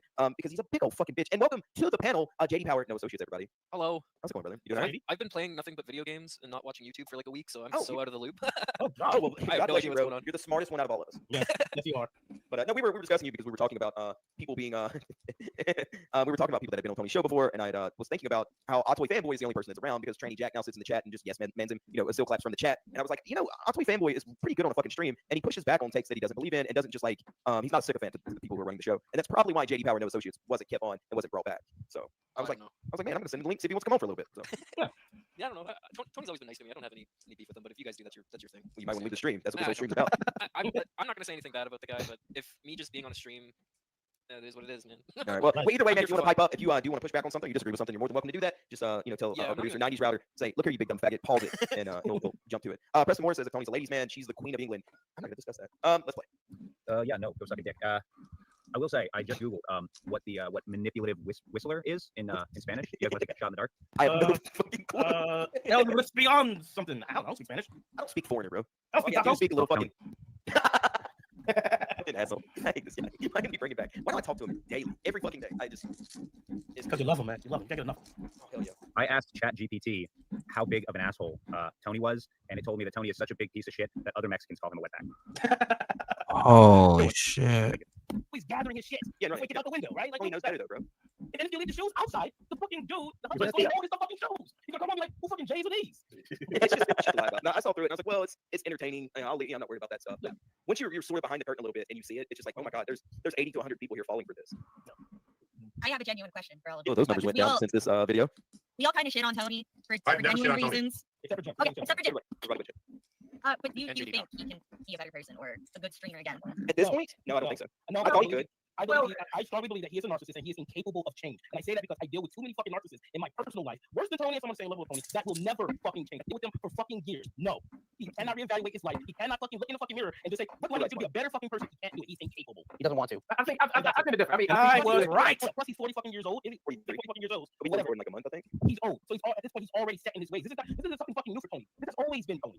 So no, he's never changed. And I was right. He's probably good. I mean, I think if he watches the stream, he'll probably get an inkling of like everybody on this panel has dealt with that side of Tony. And if these many people are on here and can get together and agree that Tony needs to change, maybe he'll get a fucking clue. What does he need to change? His hairstyle, his pants? Everything. I'll say it like this. Look, I wish he would because for a good while I thought Tony was very entertaining. Yeah, me too. I think everybody on this panel did. I think everybody thought like, oh man, this is a good stream. It was a fun chat to be in. But the problem is he will not take any form of criticism or responsibility and go, you know what, man? Well, your criticism's not really in good faith there. Okay?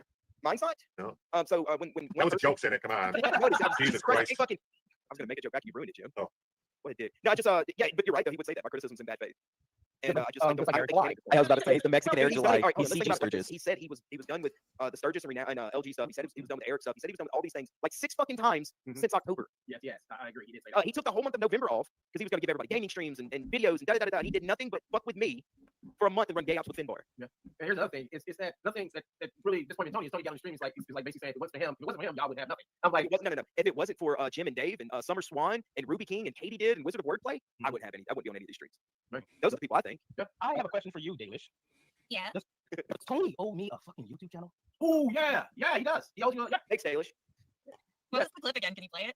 Oh, play the clip. So yeah, what 5 steps? You're doing Go back, Inception. go back, Go back to the rape part. Go back. Go back to the rape part. Go back to the rape part. Go further back. Yeah, that's right. Because he bet. He made a serious bet. Right Right there.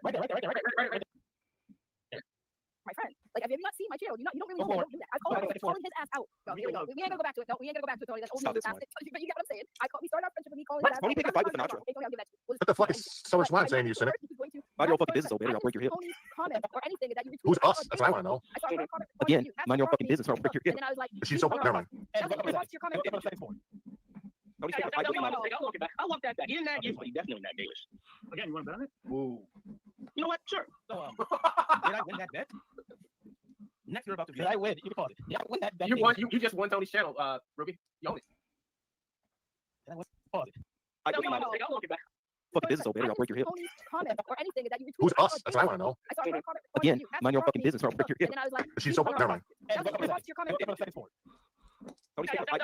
walk it back. I'll walk that back. He didn't nag you, but he definitely nagged Dalish. Again, you want to bet on it? Ooh. You know what? Sure. So, did I win that bet? Next, you're about to. Did I win? You can pause it. Did I win that bet? You won. You just won Tony's channel, Ruby. You own it. Did I win it? You can tell me no. That's perfectly fine. I want that channel though. David? I didn't hear it. I didn't hear at the channel though. God damn it! Go back a little bit further. Redo it. Replay it. Damn it! Don't shut your fucking mouth. You're going way too far. Andrew. That was a good stream, man. That was a good stream. I'm having trouble telling which one is past you and which one is present you. We started our friendship with me calling his ass out, regardless if I was right or wrong. Okay, I'll give that to you. Was not getting that. But I'm not the type of person who's going to run to Tony's defense. I didn't see Tony's I was a comment trucker or for a bit. anything that you retweeted. I saw Dalish's tweet. I saw her comment responding to you. That's what prompted me to look. And then I was like, Jesus hung around prostitutes.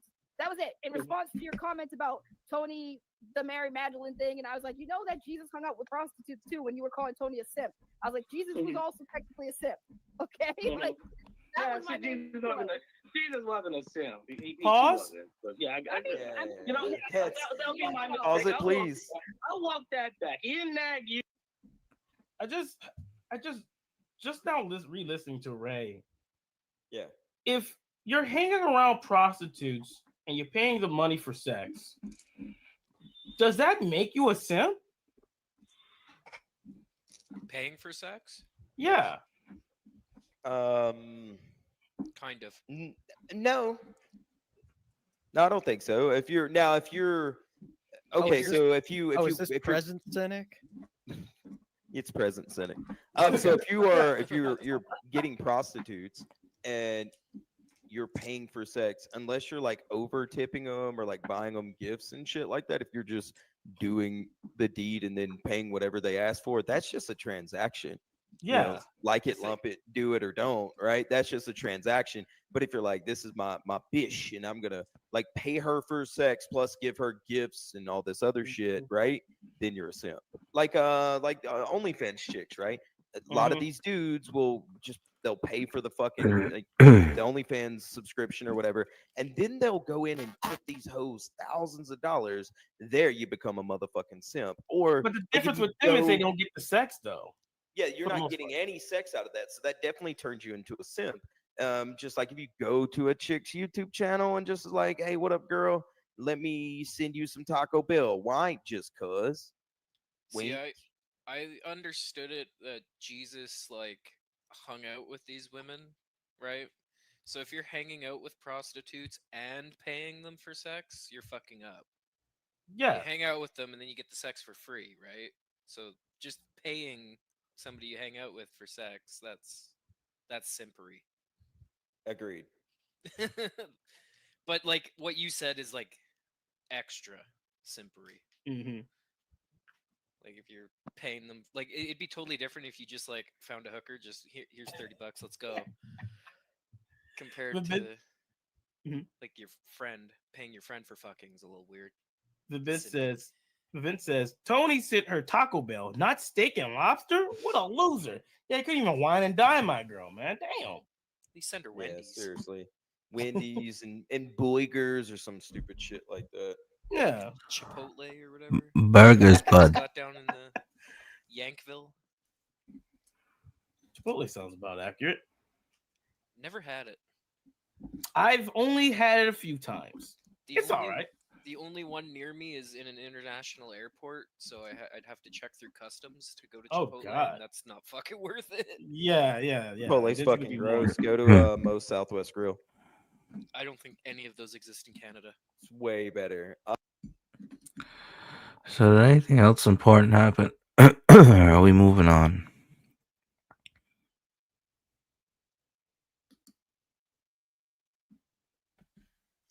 Yeah. Yeah, But I can't remember, but I don't think they wanted Don't quote me on that. Yeah, I mean that's fine either way. It's all buried and done, right? But Mm-hmm. yeah, no, that was all manipulated by Finbar. That's why I don't trust Finbar, and I call him a dirty fucking liar. So because I was there for all that. So either way, I don't like none of it, and we can agree on every bit of it. I think. I don't think we're in disagreement on any of it. I feel like the downfall of the channel was when Wizard left, and I hate. I agree with what that. happened. Yeah, the dynamic got fucking ruined. Hmm. There was a good dynamic there.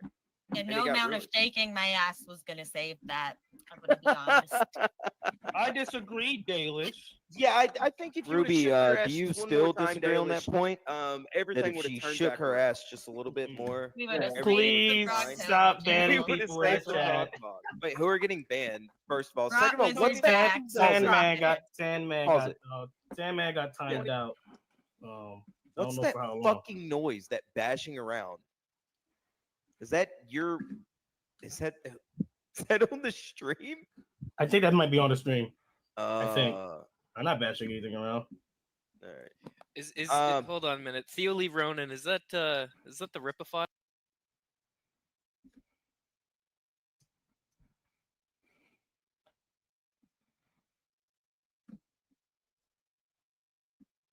And they were like, hey, enough with like hammering Tony, blah blah blah. And I'm not doing it anymore. Fuck that shit. If those who are bigger than us and all that shit don't want to fucking do it, then we'll do it. If you don't want Somebody to fuck has with to. us, Yeah. huh? If you I don't said want, somebody has to. yeah. Yeah. If you don't want to fuck with us, that's fine. If you feel like we're stepping out of line because we're fucking going after Tony, that's fine. Somebody gotta do it. Someone has to, or people are going to continue getting hurt, like Katie and Wizard and Dalish. I'm pretty sure Vito going through the same shit. Vito deserves it though. Maybe so. I don't even know. I don't even understand that whole. Disagree and disavow. All right, enough of the CG Church Boys. Let me just put this right here. Grab this really quick. We're getting into some Pissnatra. Pissnatra news. Breaking Pissnatra news. Pissy piss. All right. Got this pulled up. Let's go. Wait, chat was actually after him. Well, speaking of chat, now that Dean's here, we have a video from Pissnatra's chat. Whoa. Just the other day when remember when he came on the show and told Yeah. us he had no idea what happened and Yeah, well, let's lay the groundwork, Raptor. You guys remember last stream, maybe it was 2 streams ago. No, it was last stream. I came on here, called out Pissnatra for being a fucking bitch, and Sinatra, you bitch. You motherfucking bitch. Pissnatra, you bitch. Yeah. Gotta lay that groundwork. Make sure the piss snakes don't get in. telling Katie did that she can ban or she can time out whoever she wants in his chat. And you guys, You motherfucking simp. That's what you're gonna do to your audience? You can't be trusted. The ones that show up and give your fucking piss snake ass fucking views. The ones who stick with your retarded mumble jumble fucking fake suburban coon mopping gangster shit. Shigma what? Shigma, huh? Sorry, I don't speak Pissnatra. I don't speak Division. I don't speak Pissnatra.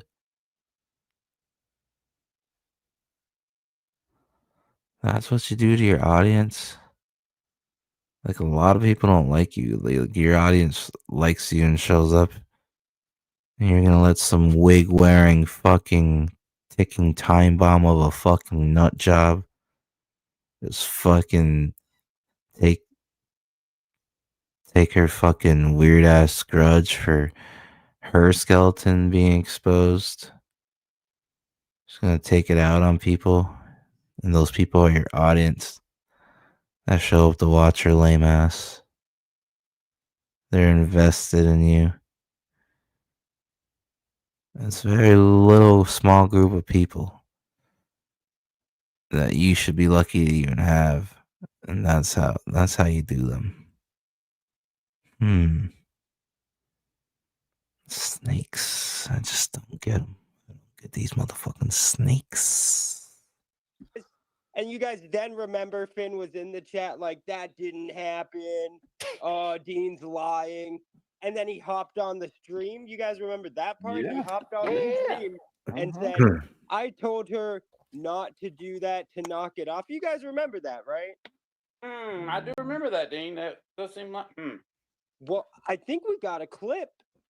Oh shit! I think we got a clip from Pissnatra's Yeah. stream. Get him. Get him. Get him. Get him. Get him. Was right, the other was wrong, and we'll see what Finn actually did. Execute Order 66. Oh god! Bring Hell, out brother. The first celebration of the evening. Hell, brother. Hell. Hit the deck. Woo. No, I don't want to. Wait, was it not? I can handle was it. Really? I'm an idiot. Unfucking damn it. Tried again and amazing. I'll kick myself. Hey, yo, on the real, Katie, if you ever want to ban fucking, is it? I give free reign to Katie. Damn it, you fucking hack. Just so. Is it really going? Okay, well, hang on, stand by. We'll try it again. 1 second. Why is it? I heard all. You fucking ruined it. Oh, you motherfucker. You ruined the reveal. Dean was killing it. Goddamn fucking hack. All I needed to. I mean, holy shit. Well, we did kind of say it in the first few seconds there. Let me just go ahead and download it real quick. That way we have it on. Clean up the Dario zone. This is my Dario zone. Well, I had it on standby. I thought it was already Get your shit together. Crapter. Do it this way. Damn it, Dean. Get your shit together, crapter. Unbelievable. Let's do it like this and amazing. Only the best here, folks. Only the best. We'll do this. Here we go. Please, all the memers out there, make a crapter.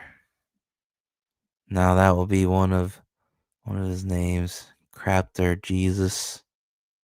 You know, somehow you gotta make a shit raptor. I don't know, like a turd head with fucking teeth on like a raptor body, or like I don't know. I fucking you guys get to get the memers out there. We need a crapter Lord Jesus avatar pronto on the double. And amazing. Hey, yo, on the real, Katie, if you ever want to ban fucking, I give free reign to Katie just so. Say what? Say it ain't so. No, Pissnatra snaking your audience like that. Be a little more creative. I don't know, man. I don't know. I'm gonna go straight gangster. I don't know what the fuck going straight gangster means, but like fruity. Fucking retard. Jesus. Somebody get this guy. Who the fuck is this guy? Fuck the Pissnatras. I'm like, Katie, if you want to fucking mute somebody or ban them for a day or fucking whatever, yeah, do that. Yeah, you're under the mercy of fucking Katie. What? I give you full permission. Not full permission. I don't know if I do that. This guy's such a fucking simp. This is what he thinks of his audience. He does not give a fuck about you guys. Fuck it, Katie. Get him. You could have my audience. Fucking throws his audience in the fucking meat grinder for this fucking hillbilly hag. Yeah. Disgusting. Inhumane. Snake.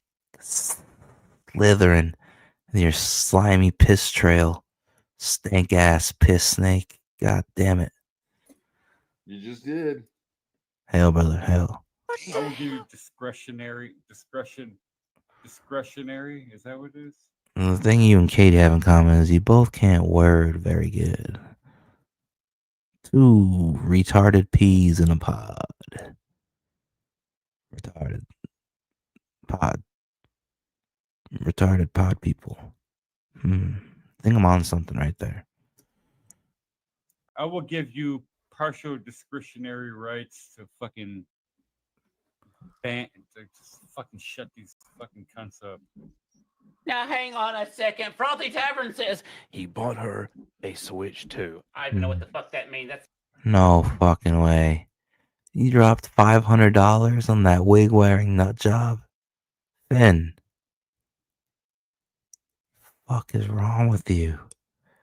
Go get help. Jesus. fucked up. Wait a minute. Y'all Flash 2 says straight gangster is not simping. Yeah, what does straight gangster mean? Well, okay, so remember, what he's saying is these cunts. He's talking about his own chat, his own chatter. These cunts, the same people he's telling Katie that she can just go ahead ban timeout. His audience, those are Hail, brothers, these hail. cunts. You know, Get him the fuck up out of here. Pretty cool. Motherfucker says I Whoa. triggered him so bad.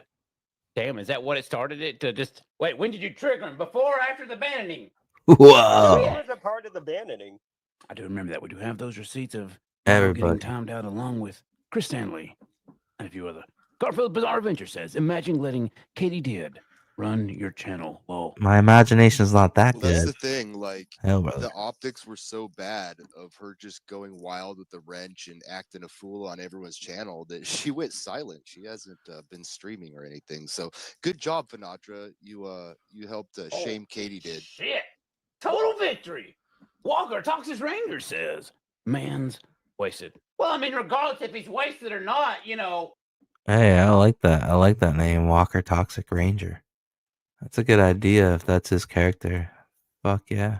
Listen, if I'm a wrench on a channel and the channel E is a little drunk and doing things, if just because he tells you to strike him down with fury, I mean, maybe you hold out because you're new to the scene and you don't know everyone and maybe not commit Order 66. That's I actually I put the full blame on Finn on this one, right? Because it's like, okay. So, he know what he's doing, Finn. Come on, yeah. Stop the cap. Yeah, stop the cap. But it's like, so what's most fucked up about it is, he gets called out on your street by me and then by Pan calling him a bitch. By Matt Barr calling him an F slur. Raptor was there laughing at him. He gets called out, and then he comes up here, and he lies straight through his teeth. He says, Insane, I was bro. telling her to knock it off. And it's just like, Finn. That's what he does all the How time. can you trust your word as a man? He's retarded. We can't. We can't trust your word as a man. And what's most fucked up, guys, the most fucked up part is Pissnatra did Katie Did Get him, Dean. more Get him. dirty than anyone here. Here, because all we've ever done is tell the truth about Katie Did. But what does Finn do? He straight up lies about that's his girl. That's his girl that he simps for, that he defends all the time. And what does he do? I told her to knock it off. Yeah, right. That's his girl. And he gassed her up, so she crashed out hard, cause she crashed out, bro. Oh, she did. We got the clips, Dean. We got the receipts and the clips. Wow. Well, she was mad about multiple stuff, right? She was mad about frog. If you know something, just tell me. Basically, if you're doing gay ops, let her know. So Matt, she wrote a paragraph. She wrote a paragraph. If you know. DM says Order Pisty 6. Oh God. Hell, brother. That's a good one. That's I'm gonna have to put that on a t-shirt. That's the Serban, and it actually kind of goes with You can even have we got a little bit more to do. Pisty Sticks candy merch. Unless they make fun of you good, though. If they're really good, I mean, if they're they have imagination and an actual personality, and not fucking somebody just spewing shit. I hope that fucking Mandy wins. I swear. Wait, what? I'm gonna go away forever if she's wrong. You know what? This is fucking dumb. All What a right. simp. Either you want me to be wrong or you want me to Mandy. I want Mandy to be right, but if she's wrong, I don't know how I'm gonna walk away from this. What? Shut I'm gonna up, put you that down the fucking line. queer. But You drunk fucking I have come queer. to the fucking. I have surmounted that Mandy. I don't think you used that word correctly. I have surmounted Mandy. You mounted Mandy? Not one fucking bit. What the fuck? You better hope that Mandy's wrong. I'm Why? telling you, because all you motherfuckers are gonna eat crow. I'm telling you. I hope Eat she's crow. right. And if she's not, then Oh. I'm gonna go away. I don't know. I'll fucking do the double down on that. You know Oh. what? I have very good confidence. Go the fuck away. I double down on it, you bitch. Keep your word, you fucking little bitch. What kind of fucking Puerto Rican straight gangster says eating crow? Get the fuck out of here, you fucking. I don't even know what to call you, bro. Like, you're just not who you say you are. You might even be like a glowy, like a retarded glowy with like low self-esteem that cares about internet cred. You don't even make fucking sense. You're fucking disgusting. Piss yourself. Sleep on cardboard. I mean, god damn. I don't know what to do with this guy. Confidence that Mandy's right. Bookmark that. And I hope The double down 2-finger insert? No. hope she is, and I hope she fucking scorches fucking Earth. No. I want to see it. I want to see her fucking annihilate people. Oh yeah. And hey, what is he talking I about? want her to be right. And I want that motherfucking gangster shit to thrive, because now we're in the gangster mode. Y'all don't even know what this shit is about. He's Y'all an internet motherfuckers gangster, yo. waiting for your next escapism, while everybody is fucking making their books in fucking reality. He pull out his strap, trying he to go create rat your tat tat escapism. nigga. Yeah, let's put this fucking person through hell in order to make their fans escape hell. Yeah, yeah. What? Drink another one, brother. Hell. Give me your keys. You're drunk, brother. Hell. Yeah. You can't fucking follow this dude's fucking logic. What does that He's even fucking crazy, mean? dude. It's the stream of consciousness retardation, I think. Fucking price of oranges in Florida, dude. It's some 69 laws of shigama shit. Like, I don't even. Shigama. Hell, brother. Fucking torture this person in order. I mean, let's torture this person while this person is trying to untorture their fucking fans. What's up, Kirby? Oh, brother. Yeah, let's do that. Yeah, yeah. Is that me? Go. Not the double down dog. Oh, No, God. yeah, fuck it. No, Katie, go fucking ham. Just fucking nuke everybody. Fuck it. Wait, what? Holy shit, dude. Oh, Nuke God, here we everybody, go. fuck it. Is this what Finn's come to? Getting drunk and just nuking his own chat? No more guitars for this guy. No more guitars for this guy. You see the monster you've created? For a married, middle-aged woman? With Ding. a wig. I don't know if you've heard the theory right now, but apparently Pinatra's in his feelings right now because apparently just married Dean, and well, that's another one down. You feel me? And another woman that Finatra has simped over. Dean James. He just married Cenobite for the green card to America Town.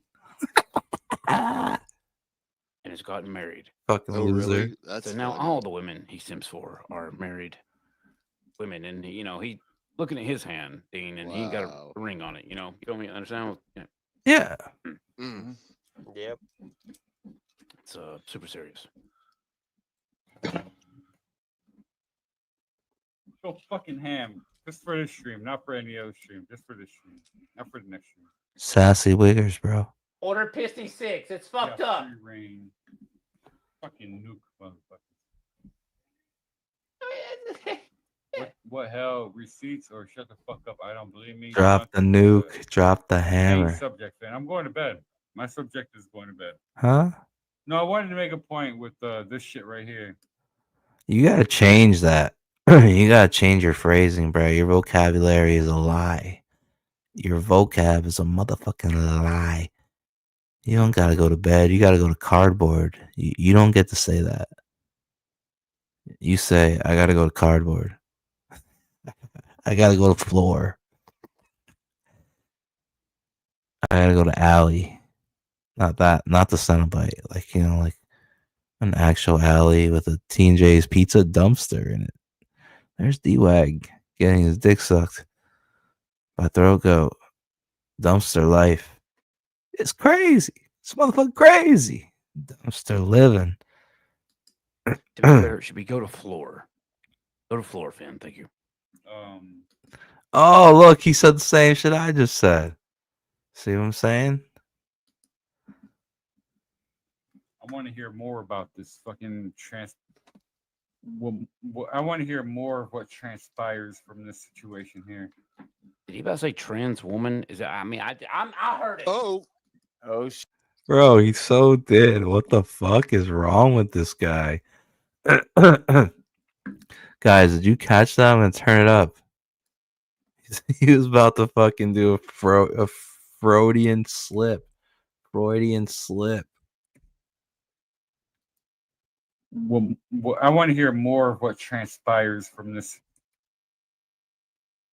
To be fair, should we go to floor? Go to floor, fan. Thank you. Yeah. I want to hear more about this fucking I want to hear more. Whoa. He was about to say, I want to know more about this trans woman. Like way too smoothly off the tongue. Like that's muscle memory. That's catchphrase material. And thank you. Do you think that's what he says in Second Life all the time? Fucking weirdo. I want to hear more about this fucking I want to hear more of what transpires from this situation here. Did he about to say trans woman? Is that? I mean, I heard it. Oh shit! I think he's been hanging out with our gift too much. Hanging out with the Tranthony. crazy alt accounts out there. Yeah, like the ones that are. And I want Mandy to be absolutely right. I want her to be fucking right. 100%. Why, you fucking simp? And not Either way. 100%. I don't care. I know she's not 100% right. But I want her to be more right to make fucking. I want to hear people fucking cry. Wow. Because that You want to hear people cry? bitch is more gangster than fucking anybody in CG. That's the most gangster bitch ever. Ain't nobody fucking selling drugs or selling their ass on CG. Bro, she was just crying her ass off about, oh my god, I'm a victim, y'all. What a straw man. She wasn't selling her ass. Nobody said she was. I won't become a statistic, y'all. Come on, that ain't gangster. But Pissnatra's bragging about the most. Yeah. She was kind of selling her ass, dude. She was an e-prostitute. Oh, damn it. She was an e-prostitute, bro. Like, she did cam girl work. She sold fucking cuck porn. She was kind of selling her ass. She left, but that was not within Comicscape though. I mean, like before, but not within. She was like trying to do the comic book thing. Well, I mean, it wasn't like, hey, if you buy my book, you get a coupon to Hot Wife Mandy. Well, I mean, you say that, Matt. She did have the kiss cards. Let us not forget. Love bugs all over that.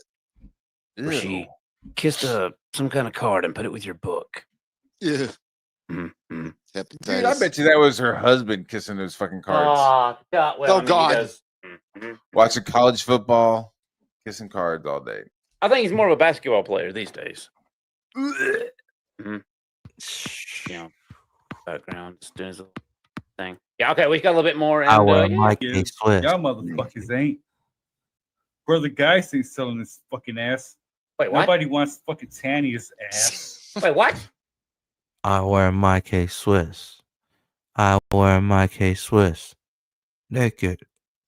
What? Be like, hey, Whoa. fucking like Tanny would be like, yo, fuck me for free. Like, no. Bruh.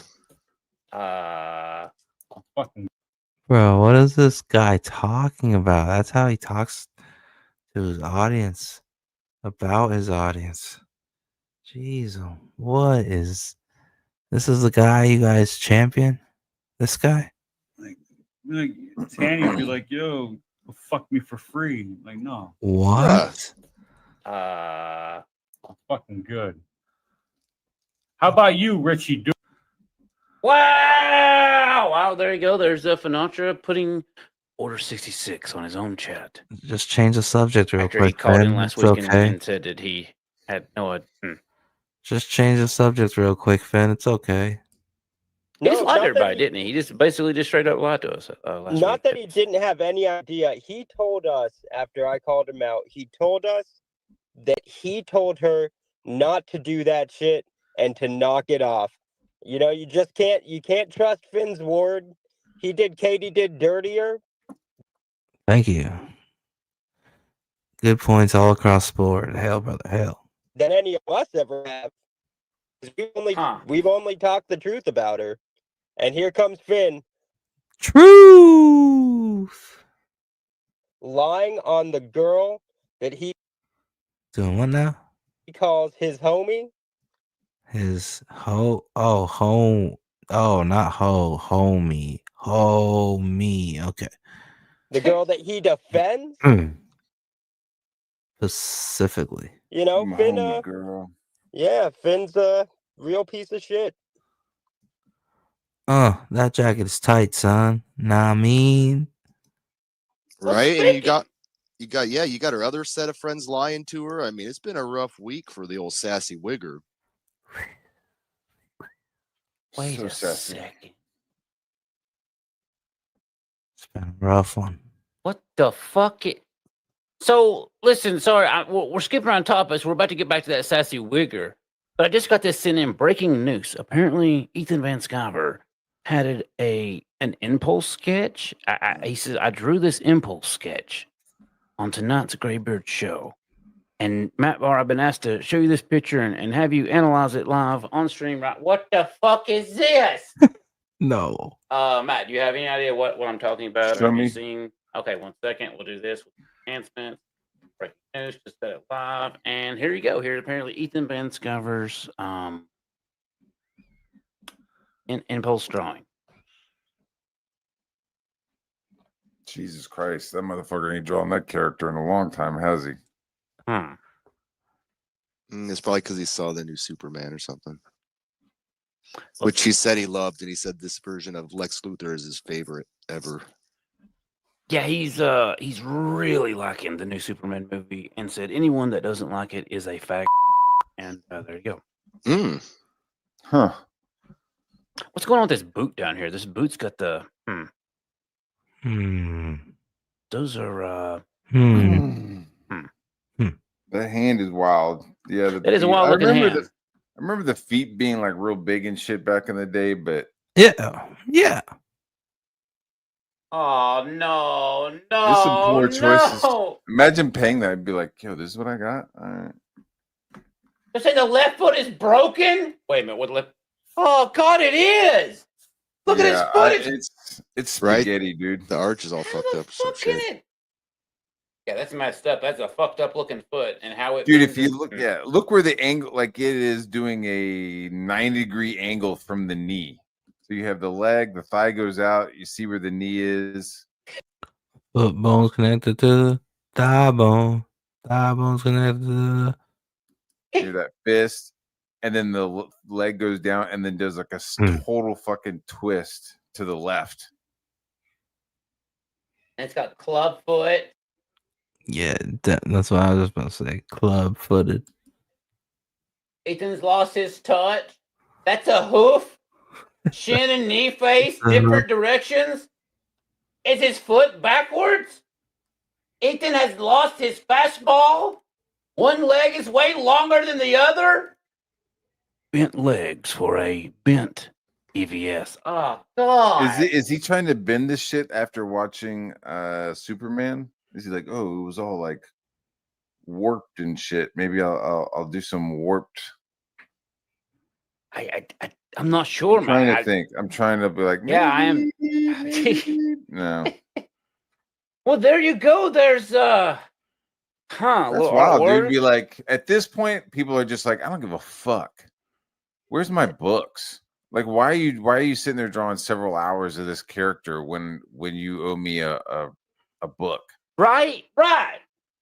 Multiple books. Bottom comment wants to know: is that Rubber Man? Other side of the fence, is it Plastic Man? No, it was apparently Impulse. A teenager. Yeah, Impulse. That's weird. So Ethan is like, I just went and saw Superman, so let me go draw a young teenage boy half nude. Let me go draw a teenager. Well, I mean, he is recently inspired to draw his teenagers for his upcoming teenager book. Apparently that's going to be the newest, greatest, Yeah, Diaries of Some Teenage Girl. Sounds fucking awesome. Yeah, he's got a Trapper Keeper, Matt. Like, he's going to have a Trapper Keeper with it. I mean, don't that sound amazing?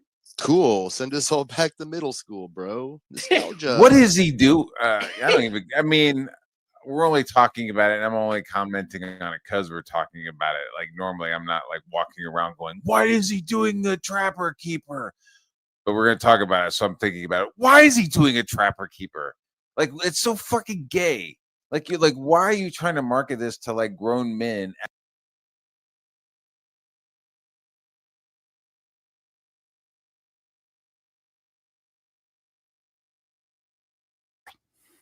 Give me all that juice. Look, my deal is I can't listen to.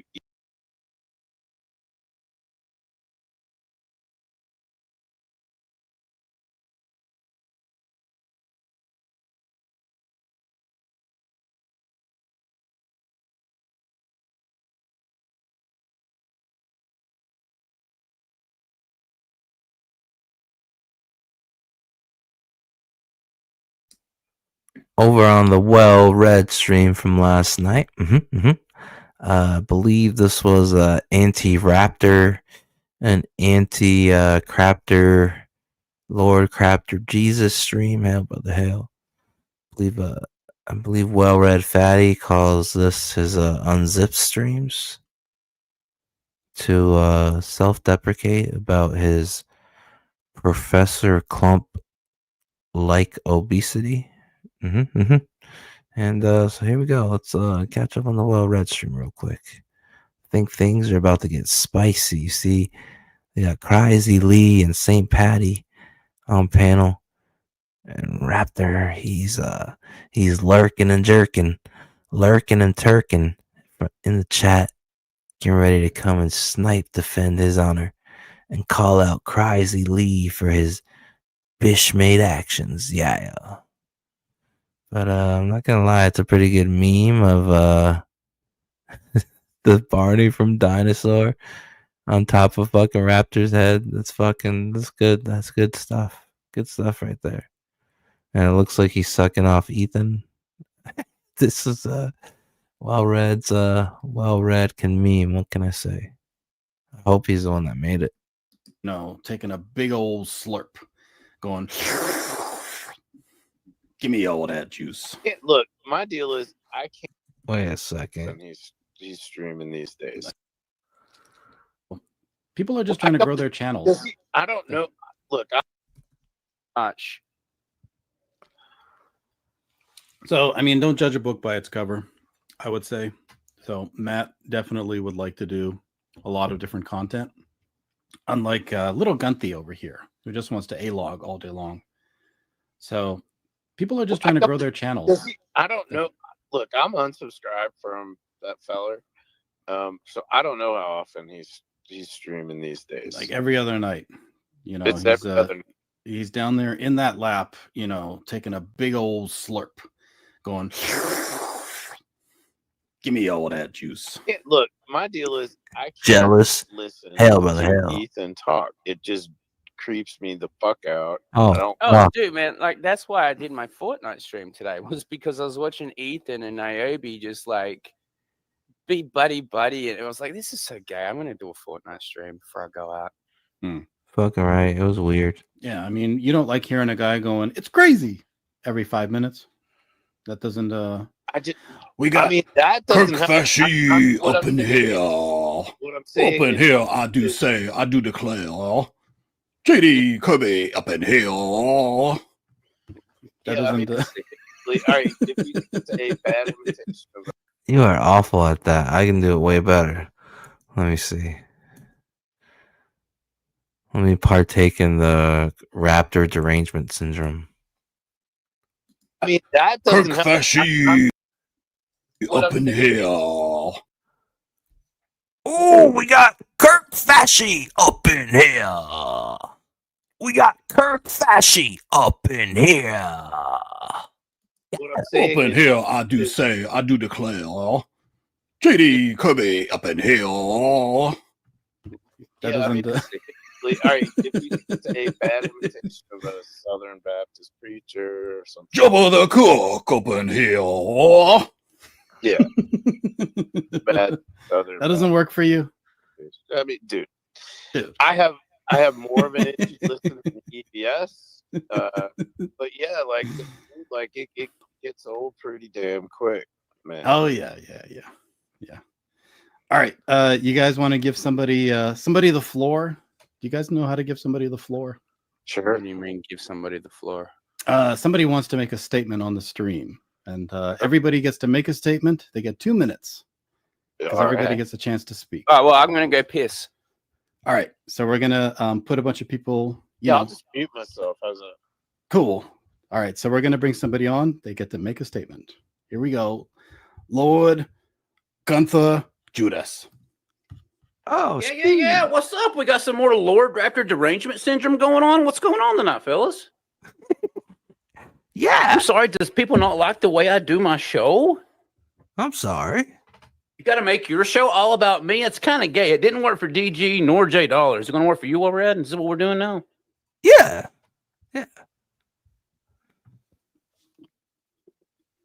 Rising and his boyfriend found a new second lover to gossip with. Ha ha ha. Rap. Oh, what's up, Rising? You enjoying the Dario zone? Yeah. Hey, no. No, god damn it. That's what I'm talking about. Get Crazy Lee up out of here. This is my Dario zone. I'm Dario. I don't want to be crowded in here with this fucking anorexic crybaby bully. Cry bully. He's gonna sneak all the fucking grandmas in. And they're gonna eat all my fucking snacks.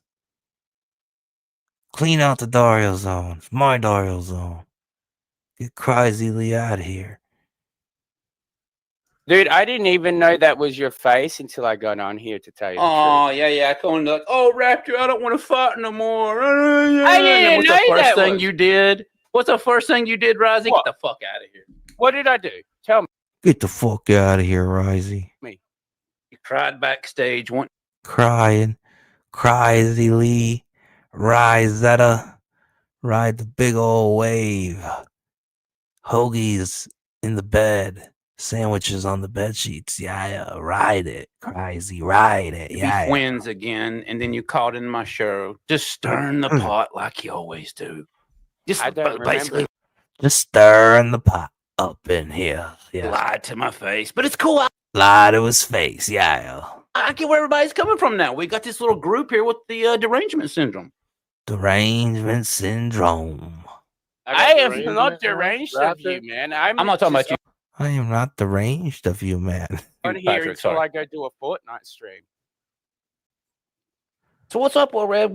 What's wrong? What has my show done to you? How's it upset you? You don't like calling out the chat up in here? It's called up in here. But you can try your boring bit. See how long that lasts. Yeah. I think he's Oh, giving and you you want to 2 talk about minutes. people being in the Discord all day? Well, Red, I see you in the Discord just sitting there all by yourself all day, atting at everyone. Hey, guys, I'm in. Where's my Discord? I want to be in the Wiggle Wiggle Discord. I want to be in the Wiggle Wiggle Discord. Do they got a Dario zone in there? The Discord posting a gay pic, trying to get people to come in and talk to you. And you say, I'm in the Discord doing gay ops? Gay ops, bro. Hell. Motherfucker, I got all the receipts. All the receipts. Hell, brother. Hell. Oh, there you go. 2 minutes. I hope you enjoyed your time. That's Well, that's kind of. I'm not gonna lie. That's kind of bitchy of you, man. You didn't even fucking retort back to him. What? He's mad that I'm in the Discord?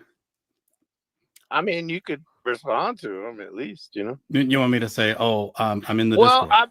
look. Okay. Have a conversation with the guy. No. Yeah, no. have a I don't. conversation. I don't need. Honestly, that's kind of. Bitchy, I don't need man. somebody I mean, to explain to me why they're gay opping me. That's okay. To be fair, honestly, well, dude, you've got a fucking meme of him fucking blowing Ethan here. Yeah. I mean, that's kind of got Yeah. on you as well. Like I said, Yeah. this meme. On, dude. But still, I appreciate his content. I appreciate his show. All right. Well, I'm gonna gonna do wish fulfillment night. So here you go. This is your chance.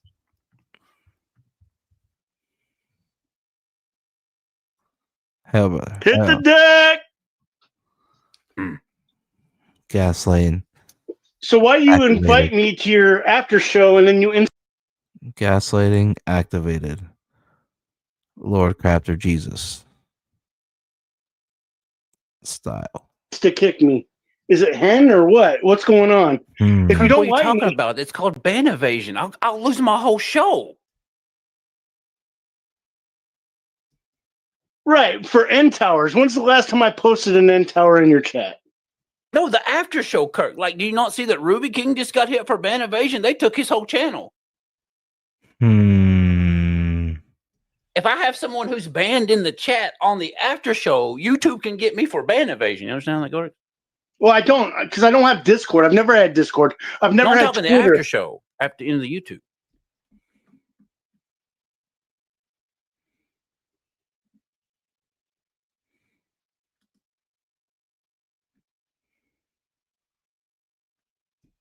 And elections, like you want to be informed on candidate and blah blah blah. But other than that, there's not a whole lot you can do about it. Yeah, that's actually the essential rule.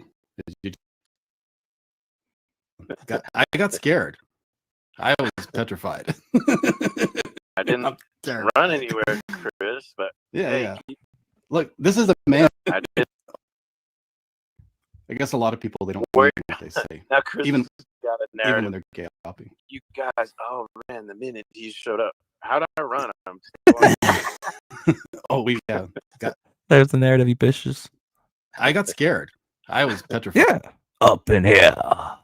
I didn't run anywhere, Chris. But Yeah, hey, yeah. keep Look, this is a man that can suck. This is a man that can suck like this, Chris. I'm scared. I'm terrified of this guy. He makes me weak in the knees. Oh, you're gonna get that head caved in by the raptor claw. Yeah. Pat, bend over more for well read. Yeah, just a little bit more, Patty. Oh, he said you're simping for me. okay. Yeah, Chris, why don't you come on? You have your little 2 minutes. Oh well, I will definitely leave if Chris comes on. Well, I mean,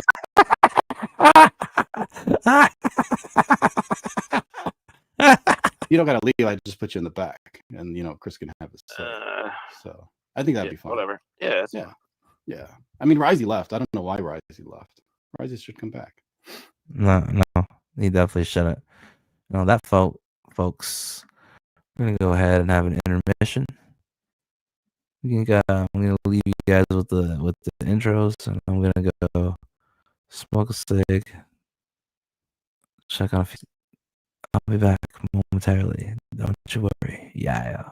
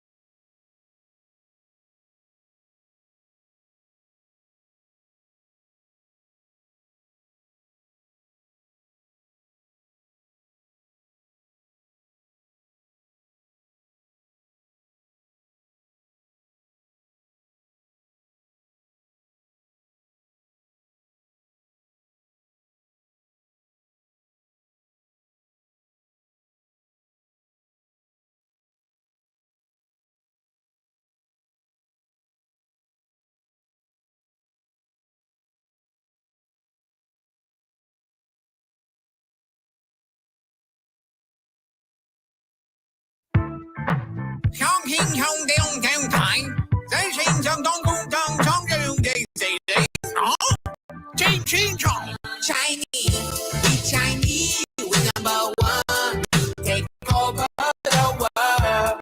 Everyone need only one time. Everyone pray to dragon. No one get down. We have a war. We have to start. I'm more better than you. I am hooray. I'm part of nation. I build the wall. My glory is breaking. You stupid my war has started. You will be straight. We take your woman. Japan, not typical like China. Taiwan, be wrong. The suit to China. Vietnam, no have a food like China. Yeah,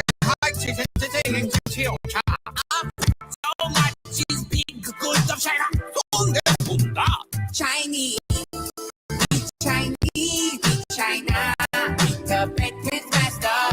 We Chinese, we do good. We take over Hong Kong. No get down empire.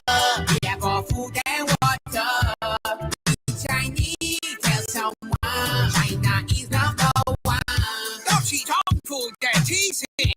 Enjoy song but no dance. Sleeping is great. Ooh, 'cause I'm a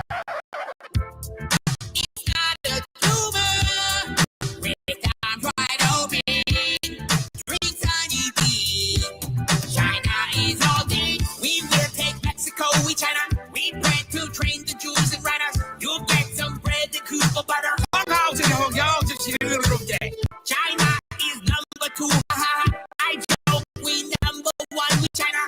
We touch young guys' food in China. Yeah, cream of some young guys. Chinese, we Chinese, we the Taiwan. Give all their kids a bread so everyone needs be China. No one can be Mongolian. We ain't got much, we have a wall. Now we ain't Nintendo. We Chinese, we Sino. We always take and get no. We Chinese, we number one. Take over the world. Everyone, no one get down. We have a wall. We have to stop world war. We Chinese, and you wanna. We are more better than you. 感谢你的聆听，我是你的主持人 DJ 不会接好好，我们不要后悔的默契，我是哈超，这个。Let me be clear.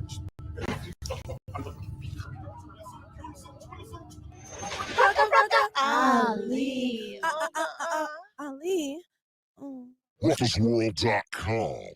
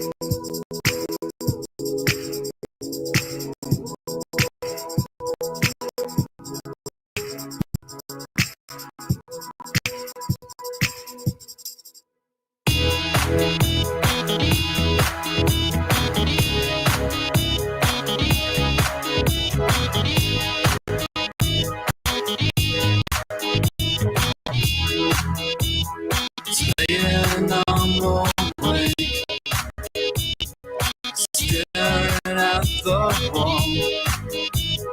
Open up my window, head floats out the door. No one else around. I lift my head, blinded by the sky.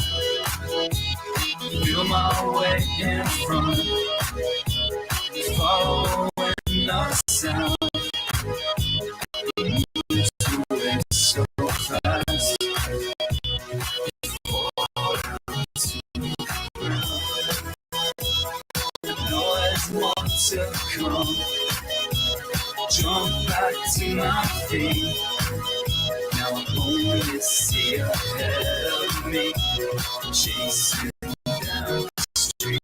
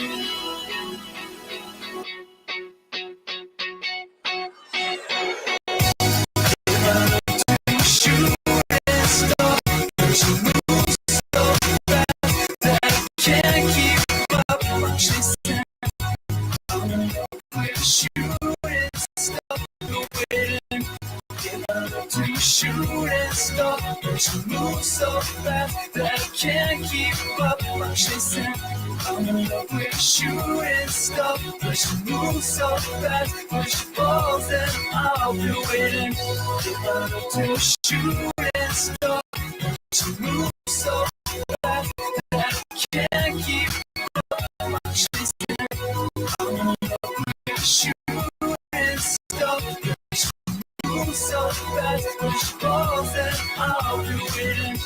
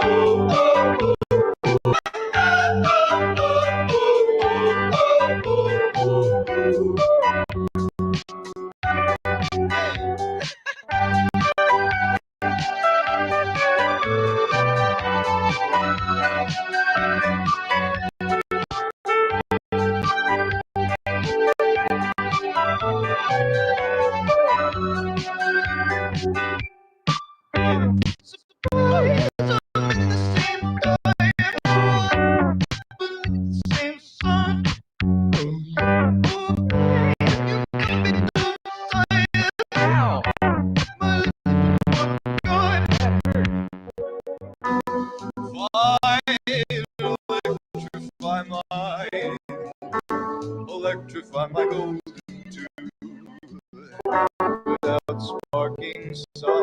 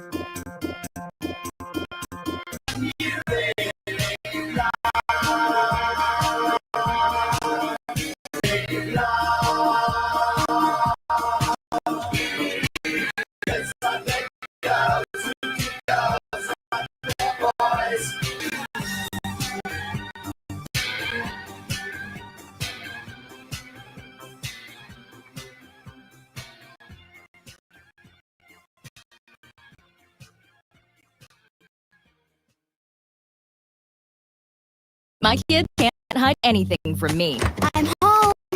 Especially when they've been using toilet paper that doesn't hold up. Charmin Ultra Strong has a diamond weave texture that's more durable. And it cleans better, so you can use less. Enjoy the go with Charmin.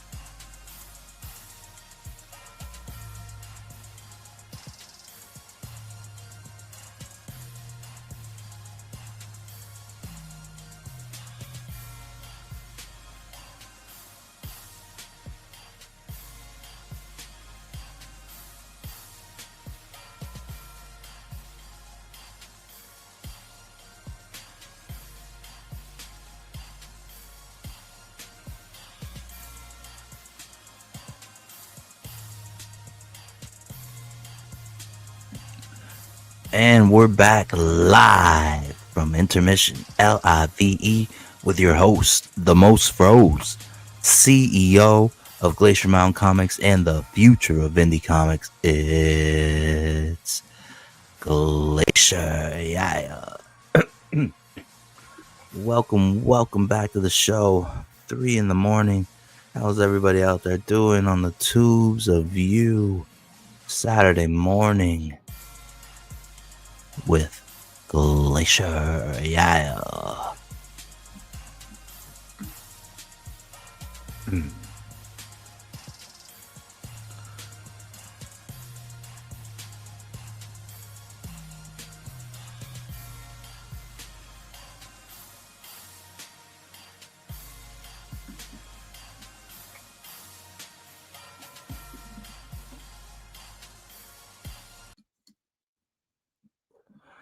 All right. We're switching it up. First half of the show was some drama going on in and around. You know what I'm saying?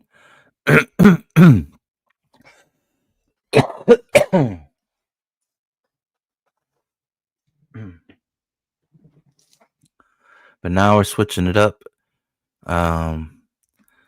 Second half of the stream will be creativity. Creativity. Second half of the stream will be creative inspiration and comic books. Yeah.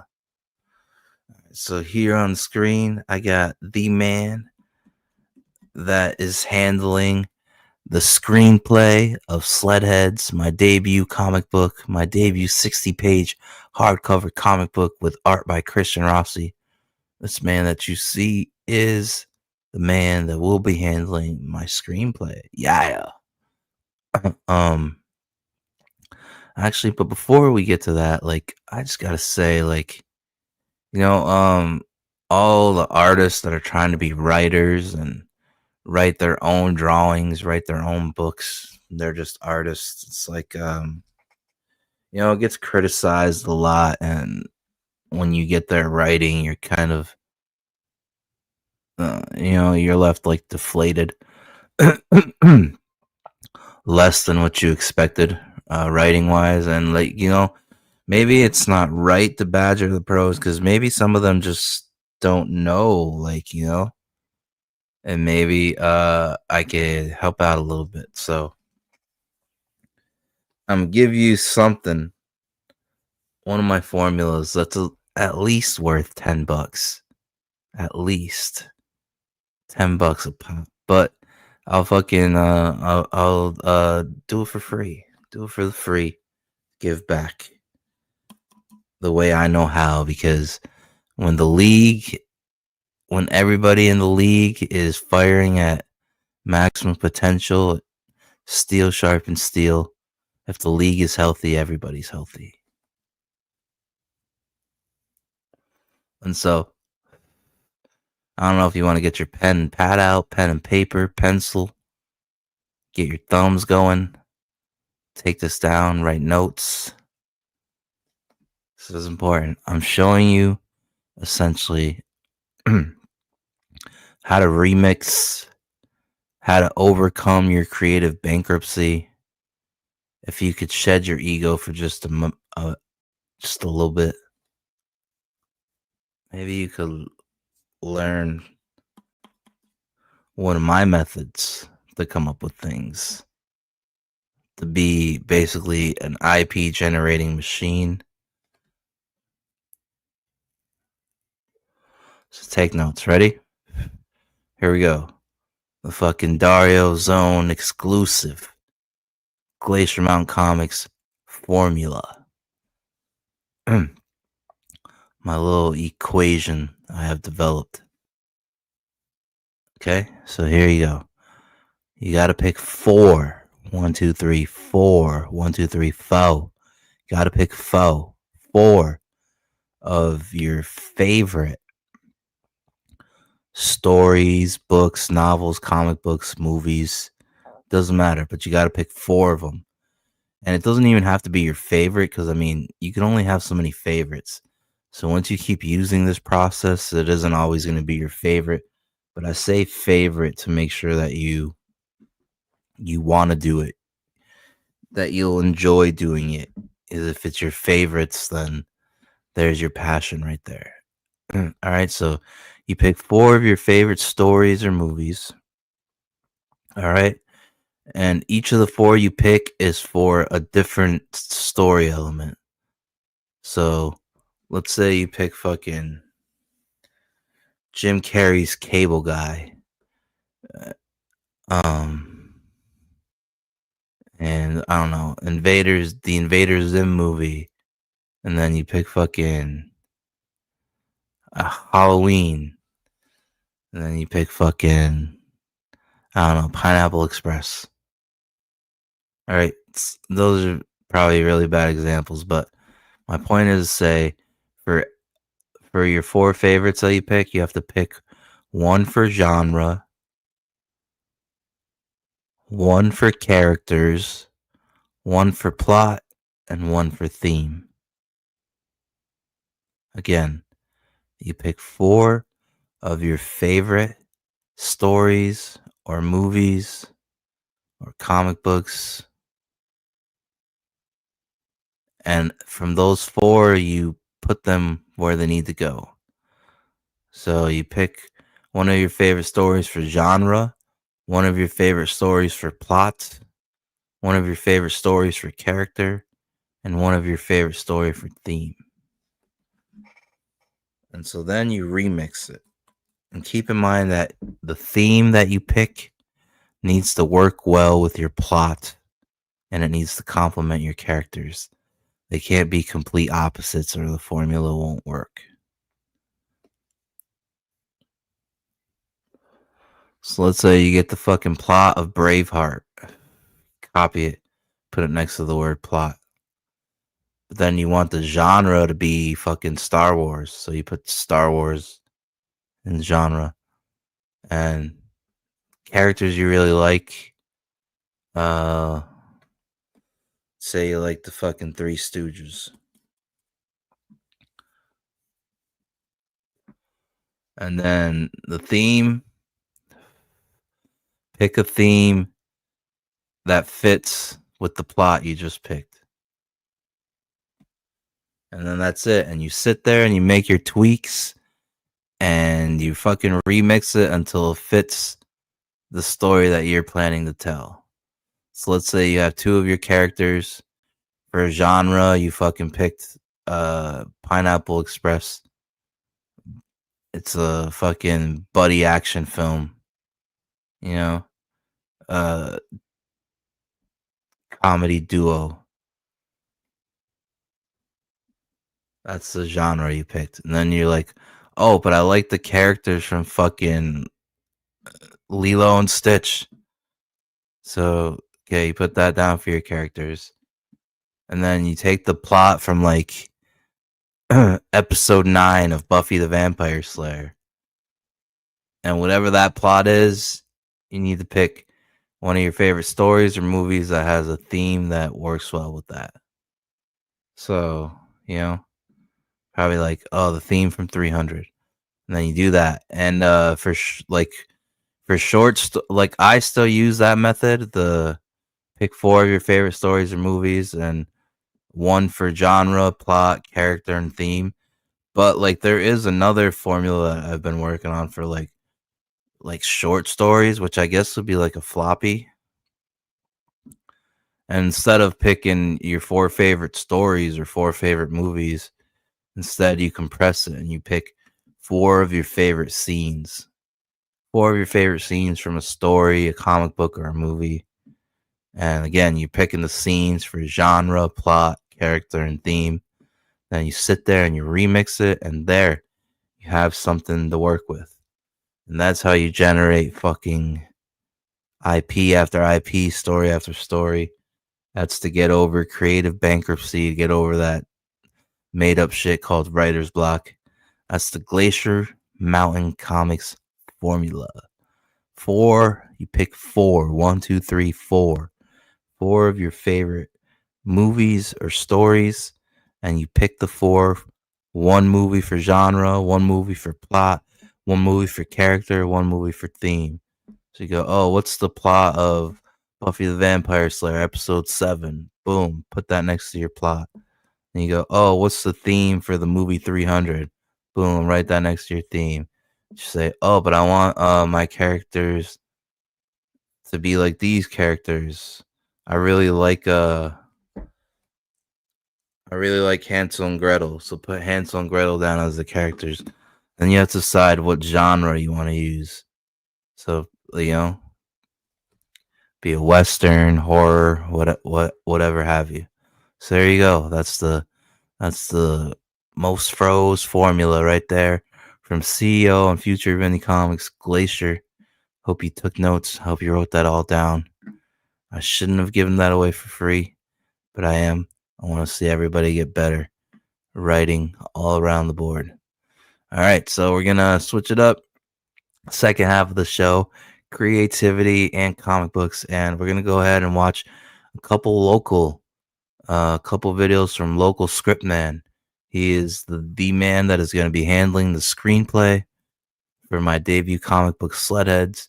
When I got the physical copies in my hand, I'm going to send it his way along with the dialogue script and the script I gave for the artist, the art script, so he can get the full package. Pause. The full picture, so he can feel all the vibes.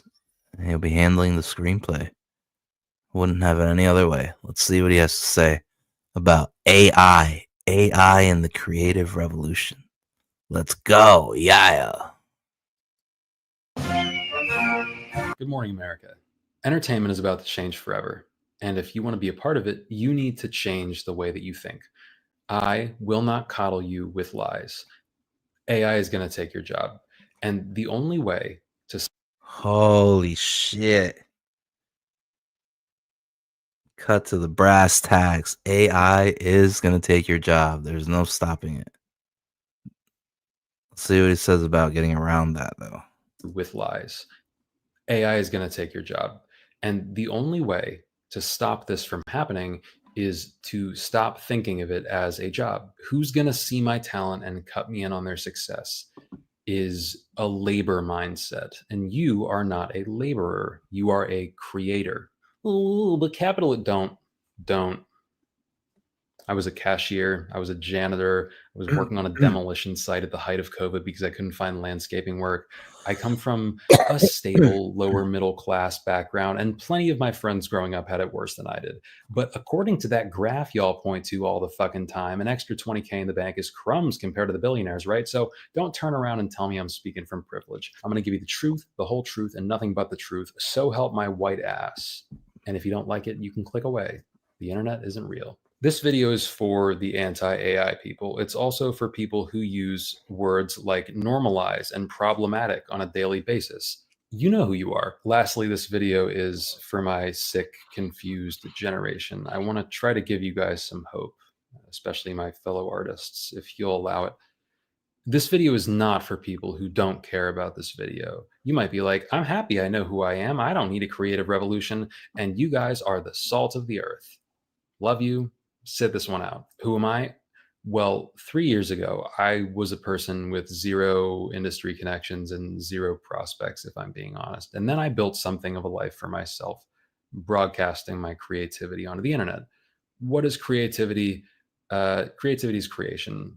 It's when you make a thing. And there are two subcategories of creativity. There's creative problem solving and there's artistic creativity, kind of self-explanatory. Both of these involve synthesis of existing elements or concepts into a whole that is greater than the sum of its parts. A lot of people will say that AI is actually no different from a human brain because when we make things, we're just remixing everything that we had already consumed. And that is a lie. That is not true. Creativity comes from up here.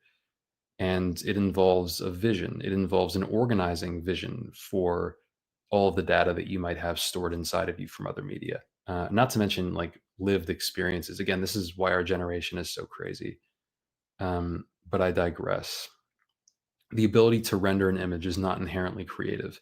The ability to sing is not inherently creative. The ability to rehearse choreography is not inherently creative. If someone else made up the task you are doing, you are at least in part a laborer. A laborer uses their training or is trained to execute a task in exchange for money. But a creative decides what tasks need to be done. They bring the vision. And then. Ooh, you hear that? Let's hear that one more again. The task you are doing, you are at least in part inherently creative. The crazy. But I digress. The ability to render an image is not inherently creative. The ability to sing is not inherently creative. The ability to rehearse choreography is not inherently creative. If someone else made up the task you are doing, you are at least in part a laborer.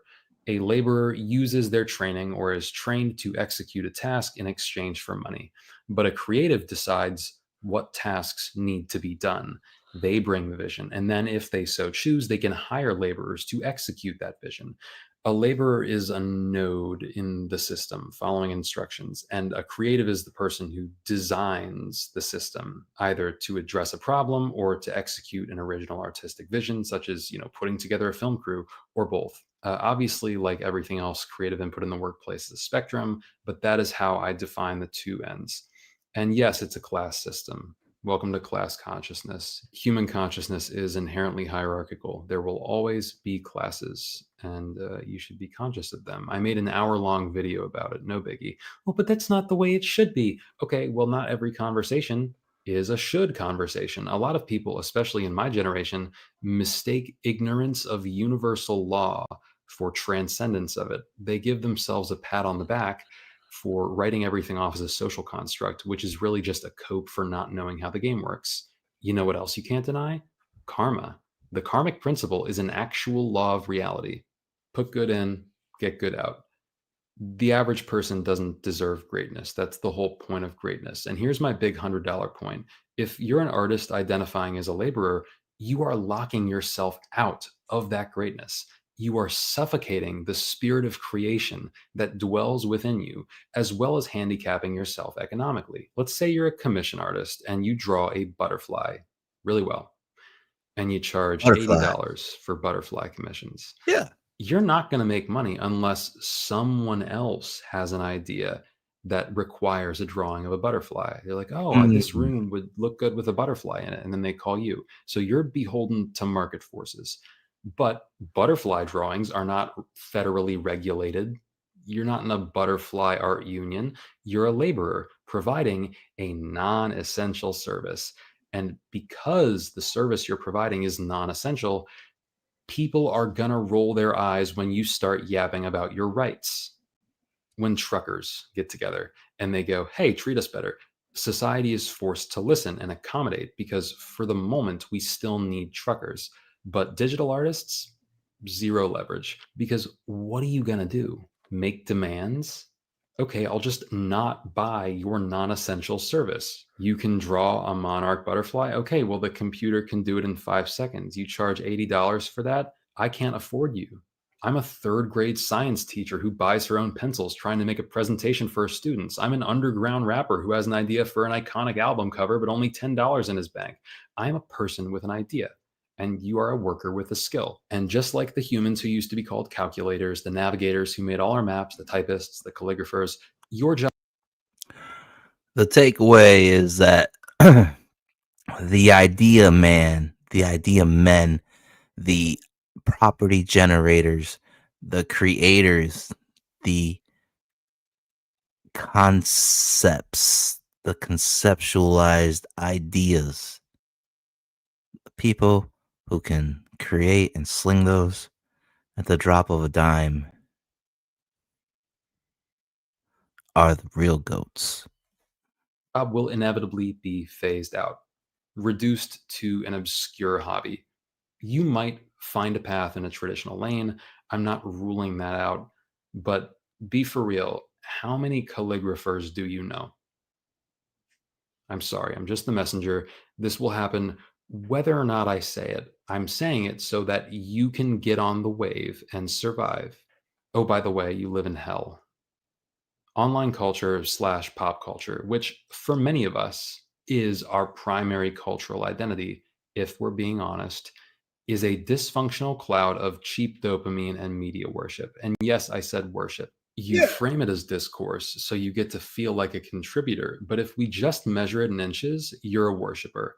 Most political and pop culture discourse is absolutely inconsequential to the events themselves. Oh my God, did you hear such and such did that? That's so problematic. Why aren't we talking about this? More people need to be talking about this. Sure, you talk about it. I am busy. And I get that people fall on hard times. Sure, you talk about it. I'm busy, bish. That's so problematic. I'm busy creating things, creating the future path to big money, bish. Yeah. Why aren't we talking about this? More people need to be talking about this. Sure, you talk about it. I am busy. And I get that people fall on hard times. I get that we don't decide our spawn point. I get that the economy is gay right now. But some of y'all will watch prole slop like Love Island for 3 hours straight and then turn around and complain about how the system is holding you down. It is, just not in the way that you think. You are digital livestock. Moo, you are caught in a cycle of algorithmic outrage and other people's drama. Well, what's so-and-so's take on this? I have to know their take. Oh, that's such a problematic take. Take. Bitch, give.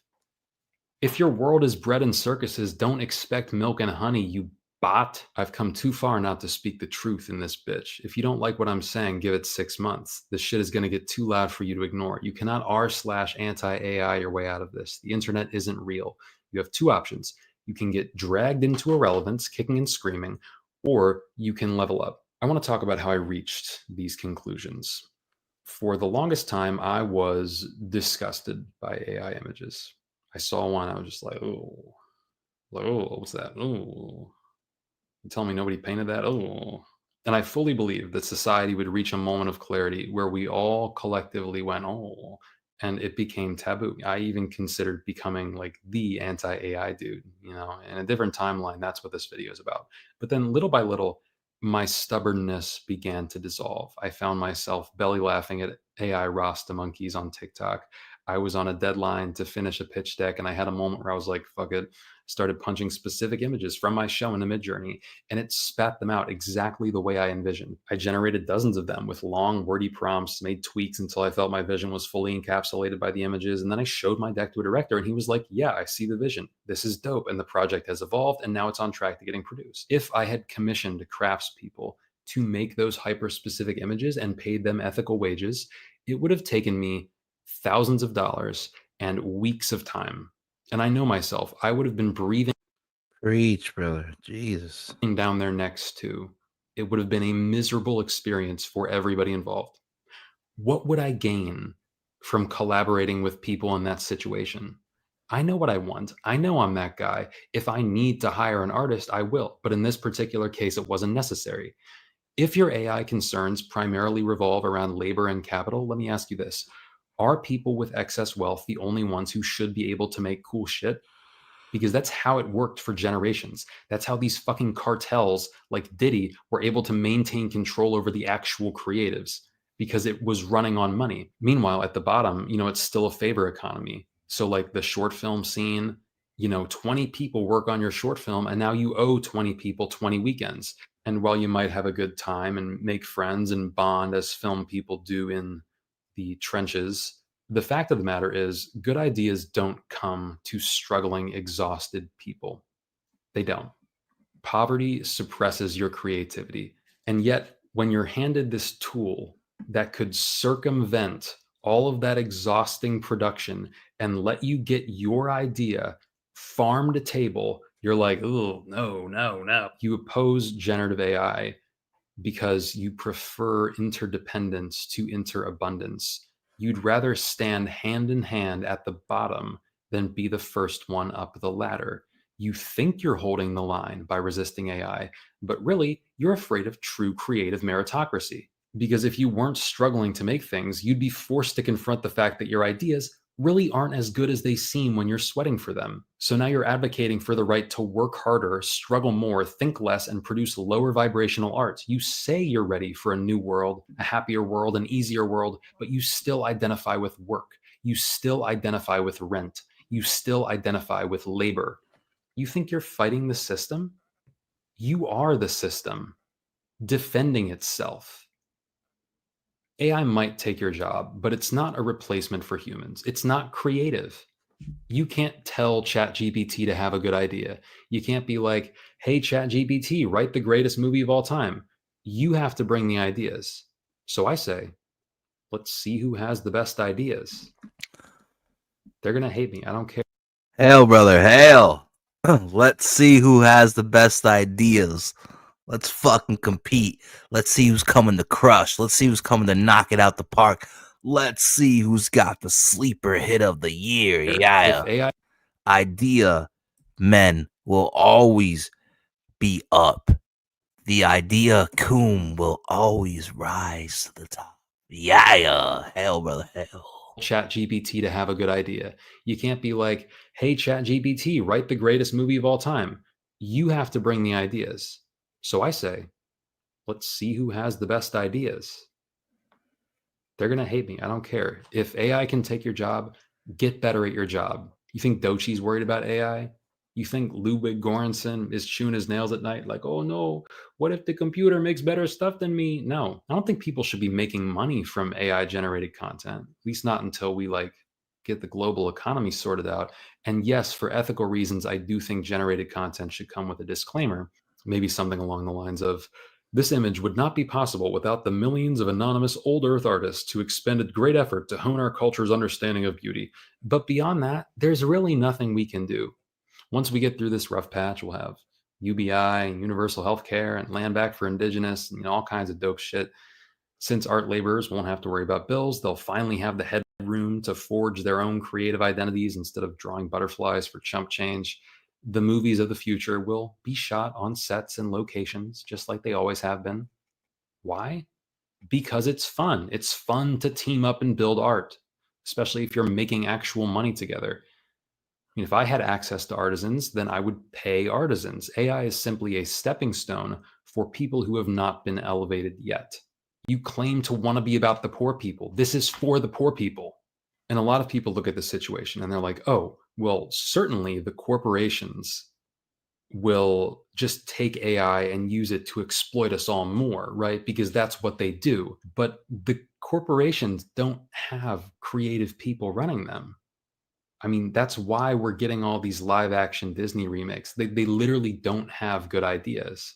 If me and Disney have the same tools, I'm eating Disney for lunch, bro. The creative world isn't a capitalist economy. It's a Say it again. Say it again. Say it again. This doesn't just apply to Disney. This applies to everybody out there in the league right now. Once I get to the bag, once I get my fucking money right, all the monies, like I'm gonna eat your fucking lunch. them. I mean, that's why we're getting all these live action Disney remakes. They literally don't have good ideas. If me and Disney have the same tools, I'm eating Disney for lunch, bro. The creative world isn't a capitalist economy. It's a karmic economy. It looks like corporate Hollywood is succeeding right now. They're not. They don't know what they're doing. They're treading water and harvesting bot money until better people come along and replace them, which we will because we're smarter and angrier. And the execs will fold because they don't actually care. We'll negotiate a percent and we will wave them off to their retirement homes, and that will be it. Yeah. And to my fellow young people who don't think it's possible for the camel to pass. Now do you see? I wouldn't have anybody else handling my screenplay. Nobody else would touch the screenplay for Sledheads. We're gonna fucking kill it. We're fucking gonna kill it. I just wish I had the cash to make everything go faster. But we're gonna get there. Like, whoa, that screenplay is gonna circulate, baby. Yeah. You need to build a strong team. Genius minds come together. Make shit fucking happen. Pass through the eye of the needle. Just wait. I've seen it. I've lived it. They cannot dim our light. It's gonna be okay. Those who coast off association and not talent will find themselves at the bottom of the emergent spiritual hierarchy. When the smoke clears, the winners will be the ones who truly deserve it. Yeah. The ones who did the work, the ones who put good into the world and were given inspiration in return. Wow. The kingdom is when absolute power finally aligns with absolute truth, which is to say creative truth. It's going to be like 1,000 years of swag, bro. Like, it's going to be awesome. But yeah, we just got to hold on until that happens. You know, everybody's. It's coming. I'm almost done. It's right around the corner.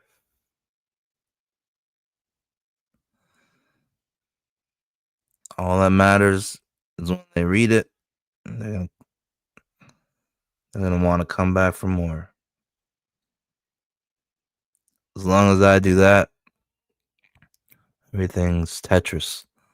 Everything's gonna fall into place. Speaking truth and sanity right now. Keep doing what you're doing. Expose these bots. When you show up with humor and musicality and nonchalance, you will just draw the poison right out of people. Oh, fuck. Is that what's been going on? Shit.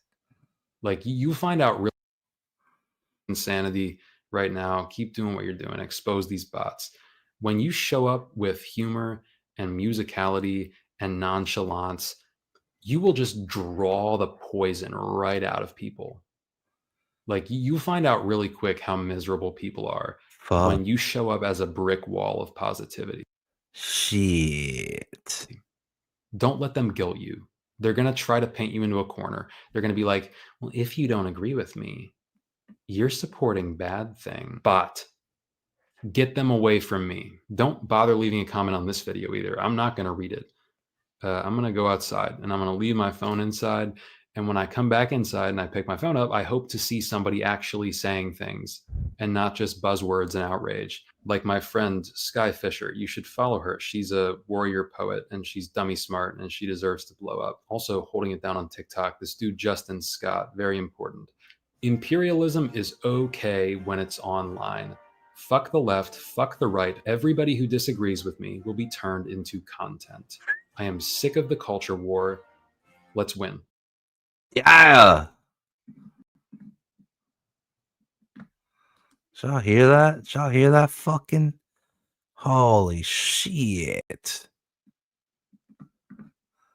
Shout out to local handling my fucking screenplay. I can't fucking wait. It's gonna be good stuff. All right, moving right along. Let's see. Do I got the other local video? What does he do? I don't even. I mean, we're only talking about. Let's see. Where's the other local video? Okay. Very important that the guy that's handling my screenplay, well, will be, hopefully. Top of the morning, Zoomers. I left Los Angeles.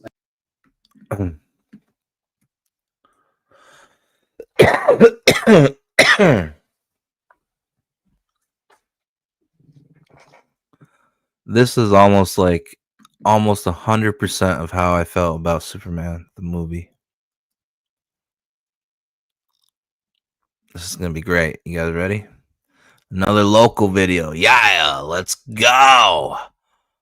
Saturday morning with Glacier, your host, the most froze, the future of indie comics, and CEO of Glacier Mountain Comics. It's your boy, Glacier Artist Pro Secrets. And here we go. Top of the morning, Zoomers. I left Los Angeles. I didn't have a great time out there. One of the first things I did when I got back to Cincinnati was to go and see James Gunn's new Superman movie, which was shot in my city. I thought, surely this would cheer me up in the depths of my quarter-life crisis. James is a writer-director who's made some pretty cool shit, and so I was excited to see his vision for the DC super movies. With the most iconic superhero in history, I thought surely he would be able to meet the current zeitgeist and deliver an unforgettable experience. And in a way, he did. But I do wish I could forget. Because from where I'm standing, Superman 2025 is undeniable proof of the moral, social, intellectual, and spiritual decay of the human race. While this... He has a lot of good points coming up about Superman. like especially about the dialogue. Like what Local says about the dialogue should fucking awaken a spark in you guys. And should be like, oh shit, I need to do another draft, make sure I got it right. Like, how did he put it? Like the dialogue that somebody says, right? It's supposed to like kind of reveal things about who they are, about their character, about their personality traits, their quirks. Like, but it's supposed to say it in a way that doesn't say it, right? And his complaint about the Superman dialogue, it's just stuff like, please clear the air, everybody clear the area. Or it's like everybody's just saying what they're doing. Like the dialogue isn't speaking to their character. He's saying James Gunn is flat with the dialogue, like he's not diving into a character's personality traits in order to pull out what they would say and how they would say it and what their words would reveal, like reading between the lines kind of thing. Like, they just didn't dive deep enough with the dialogue, and he's absolutely right.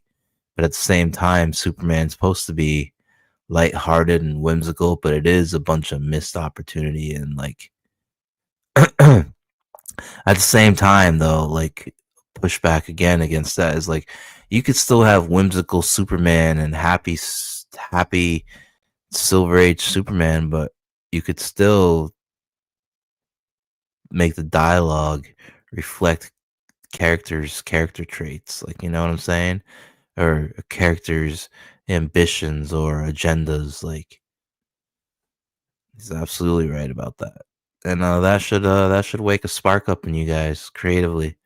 To now, if you haven't been doing it that way, now you know another little trick. Characters' dialogue needs to reveal things about them, you know, but it can't be like over the head. You have to like think about how would they say something to let us know like they're depressed or something like that, you know? This video is ultimately going to be about big picture entertainment culture stuff. I'm going to get some nitpicks out of the way first. The dialogue in this film absolutely curdled my blood. Imagine you get Nathan Fillion in your movie, and his first line is, "Everybody clear the area." Like, that's great. That's real creative. Not going to lean into the actor's strengths at all. Not going to give him a memorable first line to tell us something about the character. No, just everybody clear the area. I'm James Gunn, and I love generic war dialogue. Did you see what Big Mouth did with Nathan Fillion? They turned him into a repressed kid's hallucination fantasy, and he's one of the most interesting bits in the whole show. Isabella Merced's first line is a screech, and then her second line is also a screech. And then James Gunn makes her say, "Ah, my leg," and that's the introduction of the character. Do you not know how to introduce? Oh my God, bro, she's a nice person. Why are you making her do that shit? And then, worst of all, this movie didn't inspire me. It didn't uplift me. I felt nothing. I am dead serious when I ask you, James, were you inebriated when you wrote this film? You were supposed to depict the indomitable human spirit, not drink. I mean, I think he got 15 milli to write and direct this thing. Fuck, probably made it snow like a mother. You know what I'm saying? It, you silly goose. Characters just say exactly what they mean. Everybody's declaring their beliefs all the time. All the bad guys are just in a conference room. Oh, yes, we must manipulate the blah, blah, blah. When you compare the scope of this movie's vocabulary against Iron Man, the discrepancy is like 6th grade levels. It's not even close. Do you need some magic treehouse books, James? I have hella, and yet people do really seem to like this movie. So I thought, well, shit, if I feel this way about the biggest movie of the year and Hollywood doesn't want me, then I'm never going to make it in this industry, because clearly I am out of alignment with everything. But then I remembered, I'm not cooked. I still have one verifiable skill, and that's being an asshole who rants on the internet. And now I have nothing left to lose. So I'm going to just say what's on my mind. If you're the kind of person who reads comments, which I wouldn't recommend, people are going to say things to defend this movie. They're going to ask me why I care so much. They're going to say, I can't tell if this is satire. They're going to say, it's for kids. That's why it has a different tone. And I'm sorry, no, it's just worse. I remember when I... This is another very important point, too, by my man Local. Like, the best kids comic books or kids anything is something that is not only enjoyed by kids, but can be enjoyed by adults. I'm being serious. If your kid-centric IPs can only be enjoyed by kids, that's great, but that's not the best kid stuff out then. The best kid stuff out is stuff that the kid will enjoy and adults can still enjoy. If you can pull that off, then you've done it right. Boom. Another spark in your brain. Let's keep going. Let's keep this fucking wave going. This roaring river of greatness that never ends. A lot of you are walking through the desert, dying of thirst. I'm over here with canteens of fucking water slang over my shoulders. Just fucking canteens hanging off me like a ghillie suit. That water is fucking plentiful. idea generating machine. And it always rises. I'm fucking coming. Oh, I'm gonna come. Yeah. Iron Man came out, and I adored that movie. Like, I was a literal 7-year-old, and I thought that was the coolest thing ever. That was the beginning of an era in pop culture, and I was hoping that this movie would boost us into a new era, but I was not counting on the collective conscious.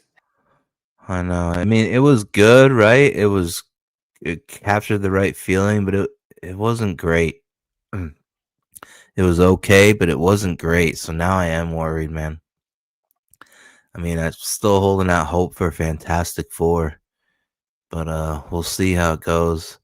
I mean, the last few things I liked from Marvel were Werewolf by Night and WandaVision. So, I mean, we'll see. And I'm gonna watch the new Captain America movie with Falcon later, with Red Hulk. I know everybody, apparently all across the board, it was horrible. And I know the horrible things he said, but I think, that's what they gotta do to garner attention, even if it's negative attention, for, marketing. But even though all that went down with it, I'm gonna give it a shot and see where it goes. Because it looked interesting, like the first 5 minutes or so before I fell asleep.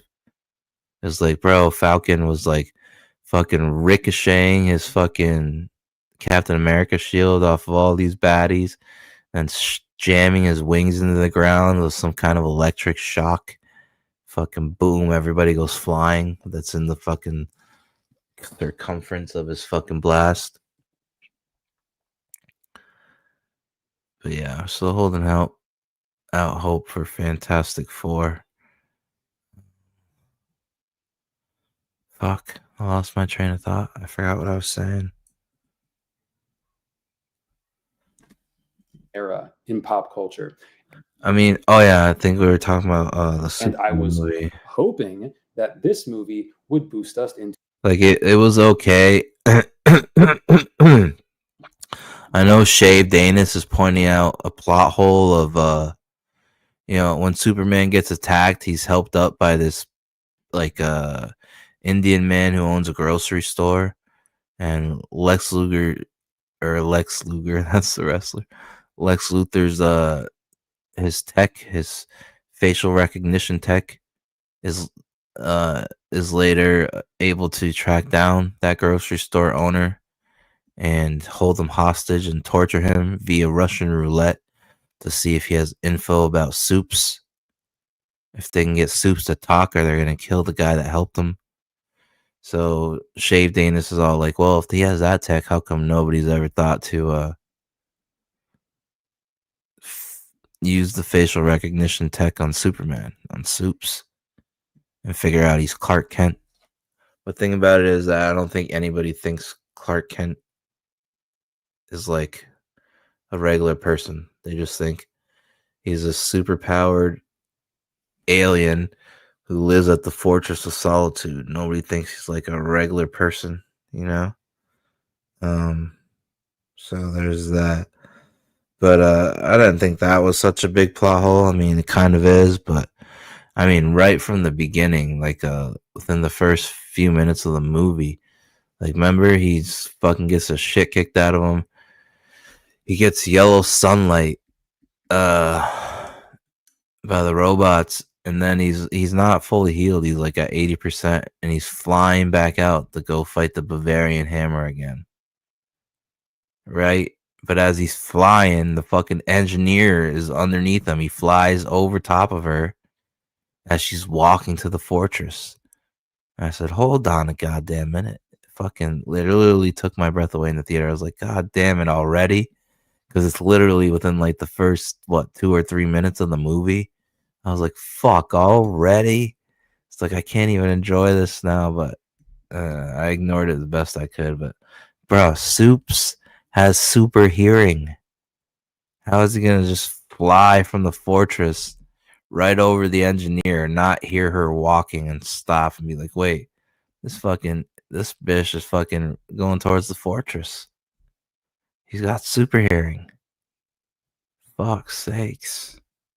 To a new era, but I was not counting on the collective conscious having a sub-basement. I will tell you how we end up with terrible media like this. A fantastic movie like Iron Man will come out, and it will have to introduce the concept of Iron Man.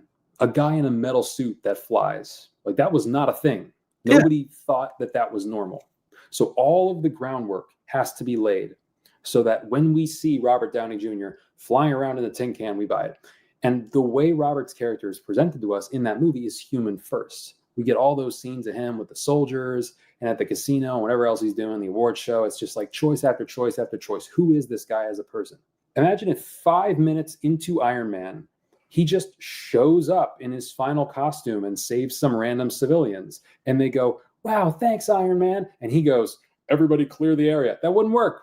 That would suck. Some of this is getting really kiddie. Like, it's just really kiddie, immature, stupid stuff. If only a kid could enjoy it, then it's not good kids content. Oh, boom! The journalist character in this movie is treating social media discourse like a valid theater of thought. Insane. People on social media are suspicious is an actual line Lois Lane says in this film. Mr. Stark, did you see that people on social media are suspicious? And then it's like John Cena popping up at the beginning. I thought he was from a different strain of the franchise. And then I'm like, oh no, they're just doing what comics do. The one through line in comics is the lack of a through line. And now that same style is bleeding into the biggest blockbusters where it's just, who cares what universe we're in? And I'm going to call that what it is. A regression. Is the burden of making sense too much for you to bear? When a generation passes and you forget to wipe the slate, kids are no longer being trained on media that meets them where they are. Instead, they're devoting the majority of their attention to silly alternate universes and pop culture debates and online politics. The result is a mass smoothing of brains.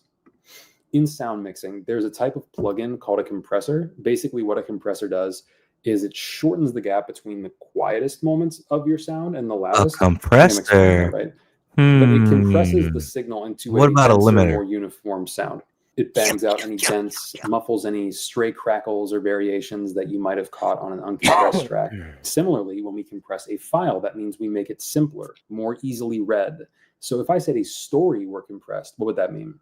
It would mean a simplification of meaning. In 2005, you would have said, he's a disco ball of subdermal implants. I think the nodes are altering the firing rhythms of his synapses. In 2015, you would have said, they're jacked into his prefrontal cortex. It's overriding his decision-making.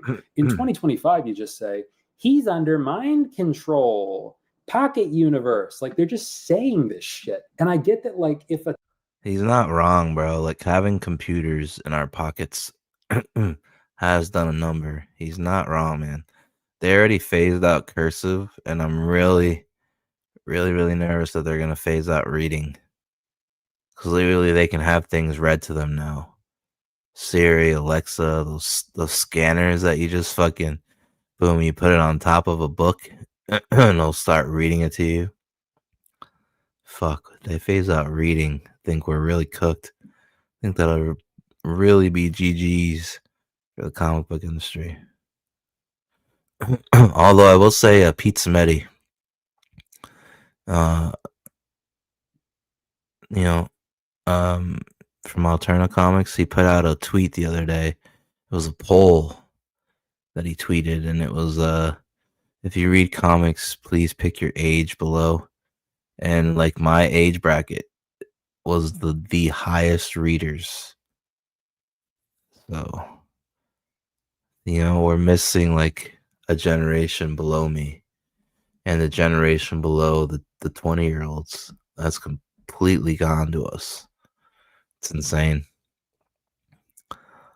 36 to 50, highest number of readers in that poll.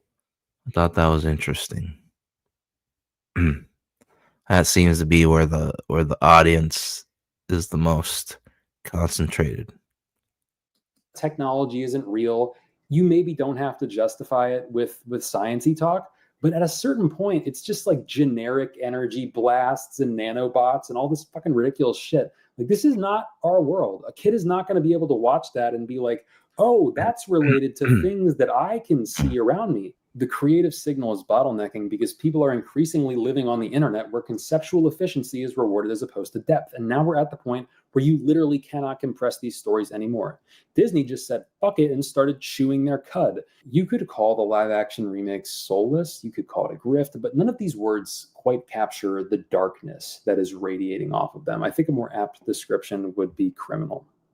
These live action remakes are anti-stories, godless black holes. But I'm Tokyo drifting off topic. Let's talk about the actual mortal sin of Superman 2025. The reason I made this video. This movie was so much bigger than the movie. I've talked about how media is becoming a new religion before on this channel, and people have brushed it off because it sounds condescending, but I'm not excluding myself from that group. I grew up obsessed with media. Like, I tried my hand at making it, but I would have had more time to create if I wasn't autistically infatuated with hip-hop and Star Wars and Lego stop motion all the way into high school. So why am I beating this media religion drum in the Superman video? Well, you see, Superman is the archetypal hero, the hero of heroes, a male role model so perfect that most boys think he's cheesy and choose a different literally me character. Because in a world of evil, someone that good feels fake. But you need a perfect ideal, even if he's not your favorite character. You need him because he casts the shadows you love so much. If media is a religion, Superman is unironically Jesus, the divine singularity, too good for his own good. Superman is supposed to be the first media role model you show a little boy. Maybe. And James Gunn decided to put Superman in a situationship. Now, for the uninitiated, I'll explain that term. Situationship is what we call it in my generation when two people are not compatible emotionally, but they are still having sex. Your body is telling you you're bonded to a person, but reality and the other person and the culture and potentially even your own brain are telling you, ooh, what? No, that literally doesn't matter. Women incur the majority share of emotional trauma in this arrangement. And so when we meet Clark and Lois, and they're 3 months into a talking stage, and she keeps calling him the guy I'm seeing or the guy I'm hooking up with, and she dodges him for no reason, and they only have one single warm moment at the very end of the film, I can't help but ask, you do know that they're supposed to be in love, right, James? That's like their whole thing. She's a journalist, and she's the only one who knows his truth. That's the dramatic core of their relationship. You do know that, right?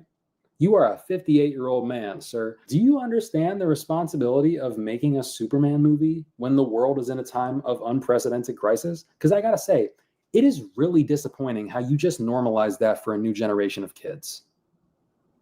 You had the chance to set a new baseline for Gen Alpha, and you dropped the ball. You fumbled the most important... He's so fucking right. Tell me he's not, bruh. It's like the depletion and destruction of the nuclear family, the backbone of America. Slowly but surely dwindling, deteriorating, being picked apart. And the media's played a part. Big part in that. Yeah, he's right. They had a chance to do the the good old fashioned American way of love, relationship, and families. He did. He fucked that up. Good point, local. Good point. Hail Mary in the history of pop culture. Fuck you, buddy. This is all on you. This movie is a snapshot of your brain, and every single line screams, written by a person who doom scrolls in their race car bed. You were tasked with making a Superman movie in 2025. It had to be good. It had to be good, and it wasn't. It's not that deep, bro. Yeah, actually, this time it is. Sorry you're not, but it is actually that deep this time. You can't hide behind laissez-faire unseriousness, especially if you want to yap about this movie's alleged politics in the same breath. Just don't. Maybe this video gets like 1,000 views. Maybe I'm the only person who sees the big picture right now, but I would not be able to live with myself if I let this degeneracy go unconfronted. We are at the most dire pinch point in the history of culture, and instead of using the character of Superman to uplift a lost generation, to inspire them to be better and make better choices, you put superhero Jesus in a situationship. NPR released a glowing review of this movie, and I had a second where I was like, can I morally critique a news organization? I was like, yeah, I can. They're supposed to report the truth, and the truth is that our society is rotting, and kids need good stories more now than ever. Who is running NPR? Is our entire culture just on autopilot right now? What the fuck is happening? I'm sitting here half convinced I am in a different reality from every other human on this earth. Do you not see what they took from us? This movie was supposed to be for our children, and instead they just casually desecrated the soul of cinematic Jesus. I'll be an army of one if I have to. I'm not going to mince words. This shit is evil. And we are at cultural rock bottom right now. And you know what? I honestly have no interest in repairing any of these franchises. I say we bury them, turn them into fertilizer, and grow something new. Let this guy be the last Superman. White Hell, brother. corporate Hollywood had their chance Out to with the rebuild old. the American myth, and they failed. Out with the old, in with the new. Hell, brother. New shit is growing. The world hungers for it, and I will not miss my shot. I'm gonna feed them and feed them and feed them. And then I'm going to feed them and feed them and feed them and feed them. And then I'm going to feed them more and more and more and feed them even more. And feed them even more. Feed them and keep feeding them till I can't feed them no more. Hell, brother. It's time to start some new franchises, new legacies. It's time to take control of the culture. Can't just fight the war. We gotta take it. And we gotta own it for a long ass time. Long ass run. Hit after hit after hit after hit. Make the world right again. I don't know if anyone has ever explained this to you guys, but if something is made for children, that means you as a writer have to take it more seriously, not less. You make children's movies. Why are there not developmental psychologists in your writers' rooms? Do you understand how fragile the minds of these little beings are? The difference between what I grew up with versus what the corporations are feeding these kids is like the difference between a playground and a picture of a playground. I'm trying to bring y'all back to base reality here, but that involves depth. That involves paradoxes. That involves admitting you're wrong and maybe for once listening to a crazy person. Because it's a crazy fucking world out there and it's only going to get crazier. I'm not a well-rounded person. I'm a socially awkward basket case who's really good at one thing. I've been studying storytelling for my entire life. A couple years ago, I decided I was good enough to start making money, so I did the writing coach thing. That went okay. I see the patterns, dude. I have stacks of notebooks on everybody I've worked with because I'm serious about figuring out how this works. I'm locked in on this shit. While your meritocracy devolved into he made a cool thing one time. Let's give him the biggest cinematic responsibility in the world-ocracy. I studied the Blade. And then I came out to LA to see if I could make something of myself, to see if I could make my family and my city proud. And you didn't even notice me. You pass over real talent every day on your way to have familiar conversations with familiar faces. Everything is backwards right now. Real talent. We always rise. Yes. It is like we're in the backwards man. We're in the backwards land right now. We're in the the dark reverse. But it's almost gonna flip. We're right fucking there. Real talent should be treated like fucking talent. Talent are the fucking real celebs, the real megastars. The ones who create shit. The ones who control the fucking culture, set the fucking trends, moves the fucking needles. Worldwide influence. And LA almost convinced me that I was the crazy one. They came so close. But despite the absolute... That is the power of comic books. Being able to lock in and secure a readership, a fan base. And keep that shit fucking going. That is your ammunition. Generate them stories like fucking Skittles. Keep that shit going. And then things get so beloved that they translate well to fucking cartoons, movies, video games, card games, board games, you name it. And that's why comics are so important. Because done the right way from the ground up, that power of cultural influence, being able to affect the world, America's greatest export is exactly that. That power and influence for people worldwide to love something you created, pulled out of your own crazy mind. There's nothing like that in any other medium. Gauntlet of gaslighting I've been put through, I know I'm right. The culture desperately needs good stories. So either get your shit together or let me cook, because this is bad. Hey, what's this? It's Star Wars Episode 10. It's the biggest movie of all time. It's Deadpool and Wolverine meets Not Like Us. Nobody fucking wanted it. Enjoy the adventures of Glup Shitto, I guess. It's like, no, I actually am smarter than all of them. That's why they don't like me.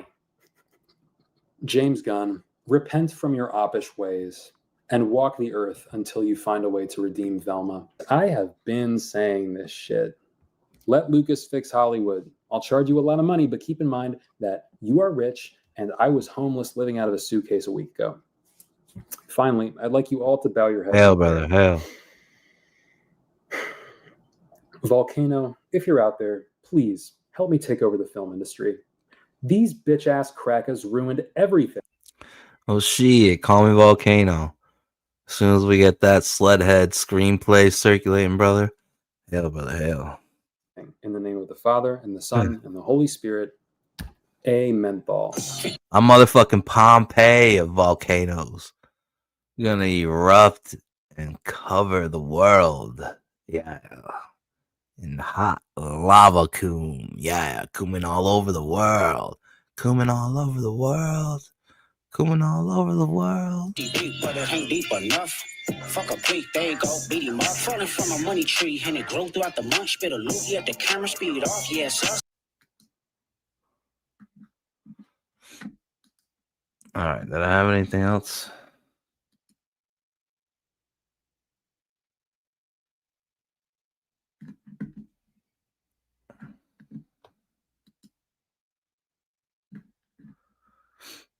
Let's see. The Terrifics was DC Comics' shameless ripoff. Oh, yeah, we're definitely watching that. Alright, let me see.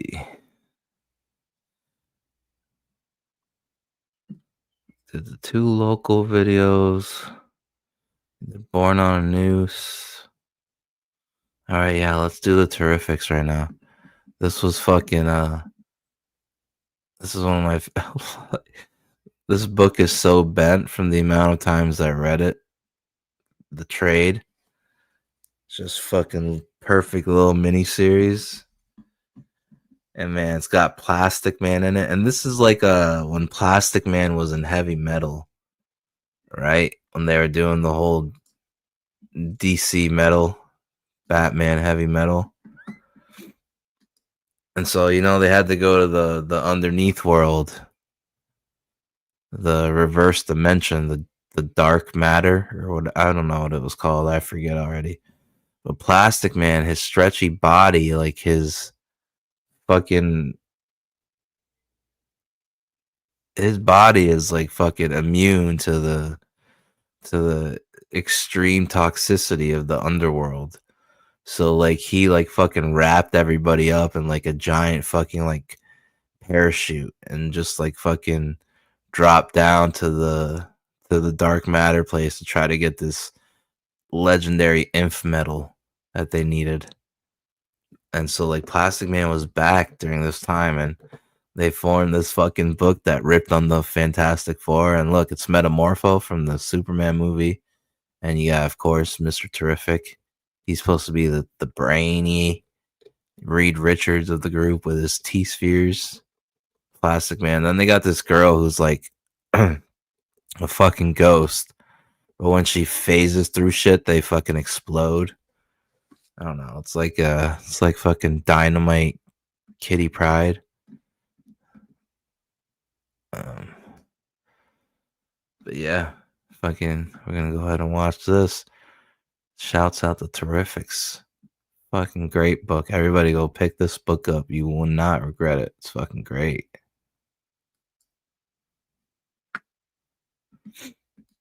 The Terrifics was DC Comics' shameless ripoff of the Fantastic Four, and it's hilarious. I love this comic so much, especially Dr. Dread. That dude was so goofy. So this picks up with Mr. Terrific showing up to Stag Industries, right, and meeting with Java. Now, there is some history here. We'll talk about that here in a minute.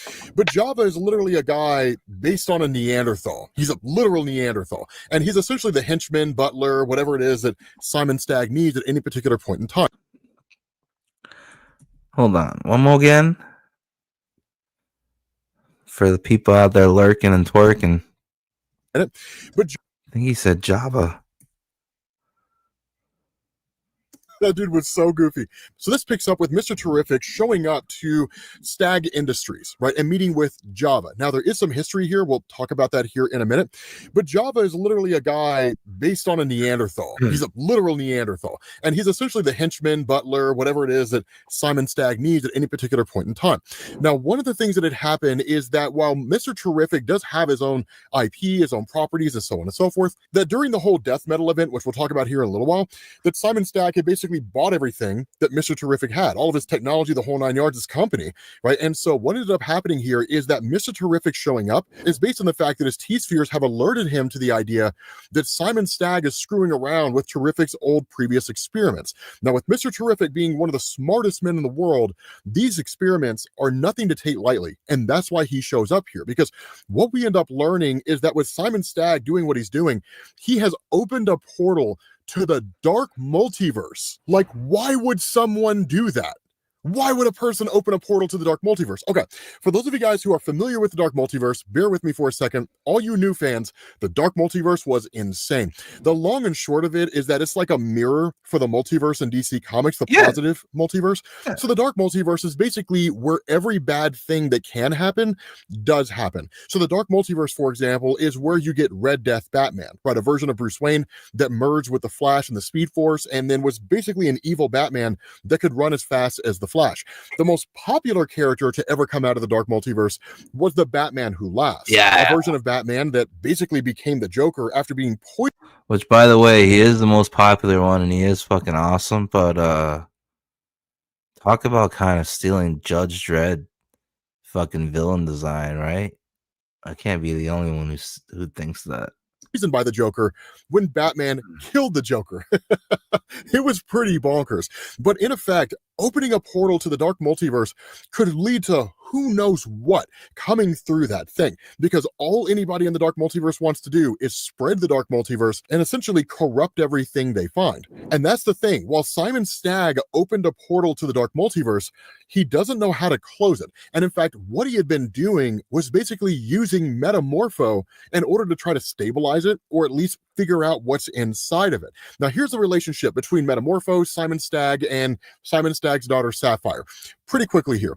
Metamorpho was a guy named Rex. He was basically Indiana Jones in DC Comics. He was also the love interest of Sapphire Stagg. Her father's a dick, and her father tried to kill him by leaving him in a temple that housed something called the Orb of Ra. That when the Orb of Ra was taken by Jabba, who betrayed Rex on behalf of Simon Stagg, that Rex was hit by the powers of the Orb of Ra, and that's how he became Metamorpho.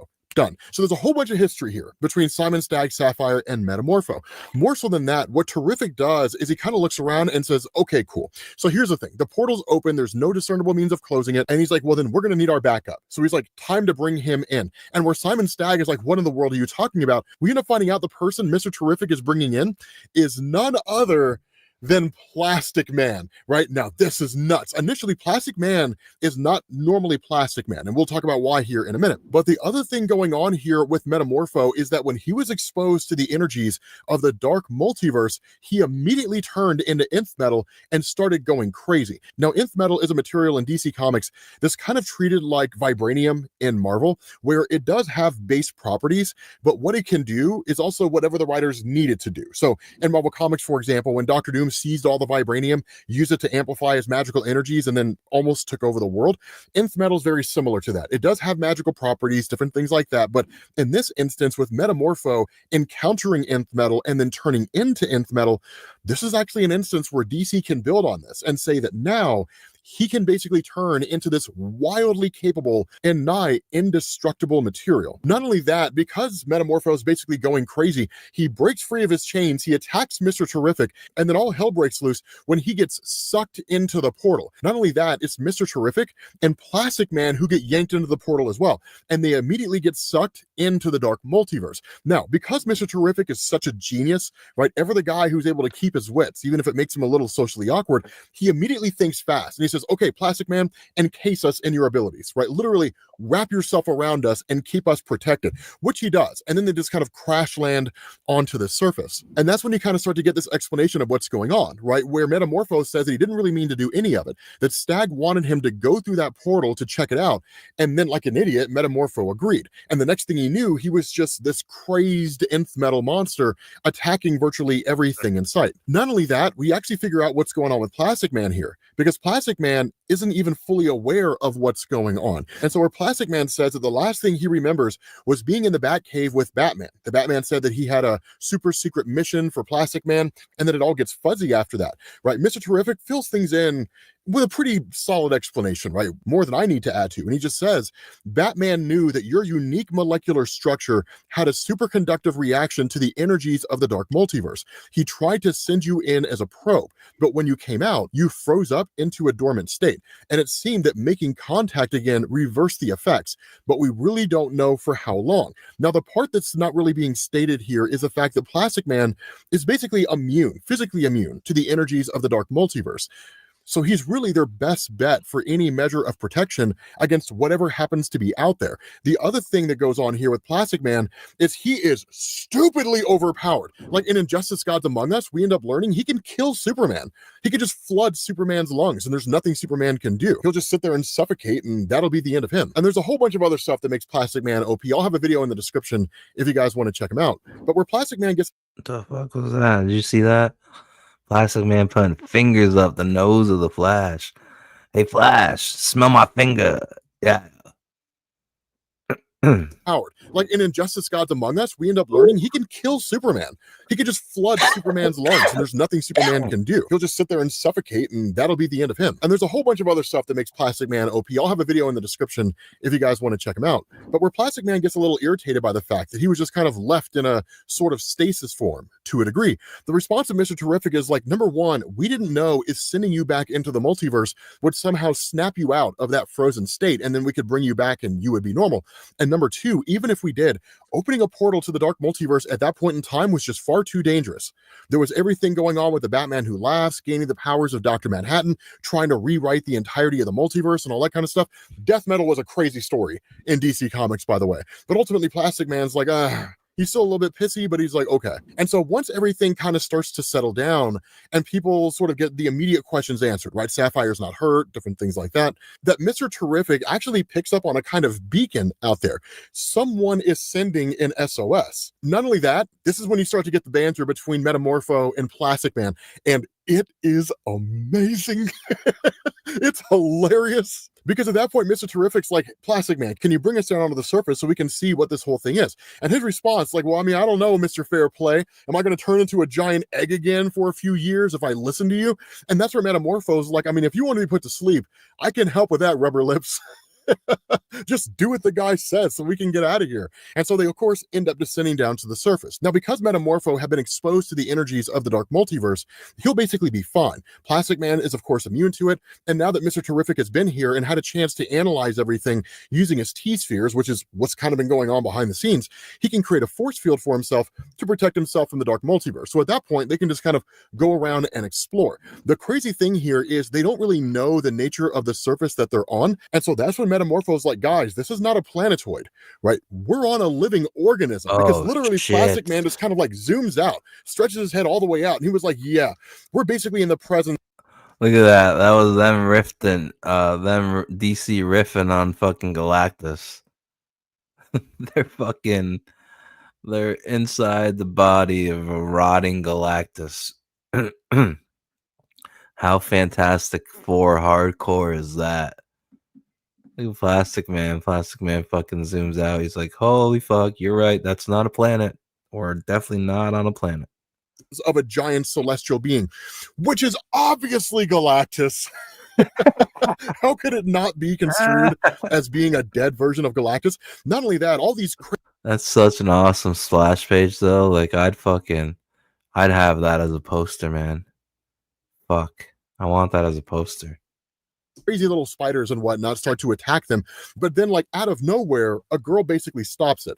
Not only that, she's shocked to see that everybody's here, right? There's like other human beings here, and that's when you kind of start to get her story. And it's really a bit of a tragic one, because she's like, I've been here for a long time. I don't really know how long, because this place is funny when it comes to time. I'm in my intangible form. Everybody on my planet can do that. It's not really a big deal, but ever since I got here, I have not been able to turn back into my tangible form. So I've just been stuck like this, as basically a being floating through. And so she's obviously an allegory for Susan Storm on the team.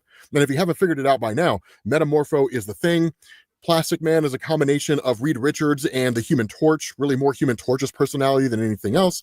And Mr. Terrific is the personality of Reed. Not only that, this girl says her name is Lenya, and she's from a planet called Begitzel, which is kind of a weird name. But when they talk about the distress signal that she sent out, her response here is, I never sent a distress signal. I never sent an alert to anybody, right? And that's where Terrific is like, well, it's coming from that machine over there. And she's like, look, I mean, I couldn't have turned that thing on even if I knew how to, because I'm intangible. I can't physically touch things. And so what ends up happening is that when Mr. Terrific turns it on, they're met with a broadcast from Tom Strong, right? And he says, if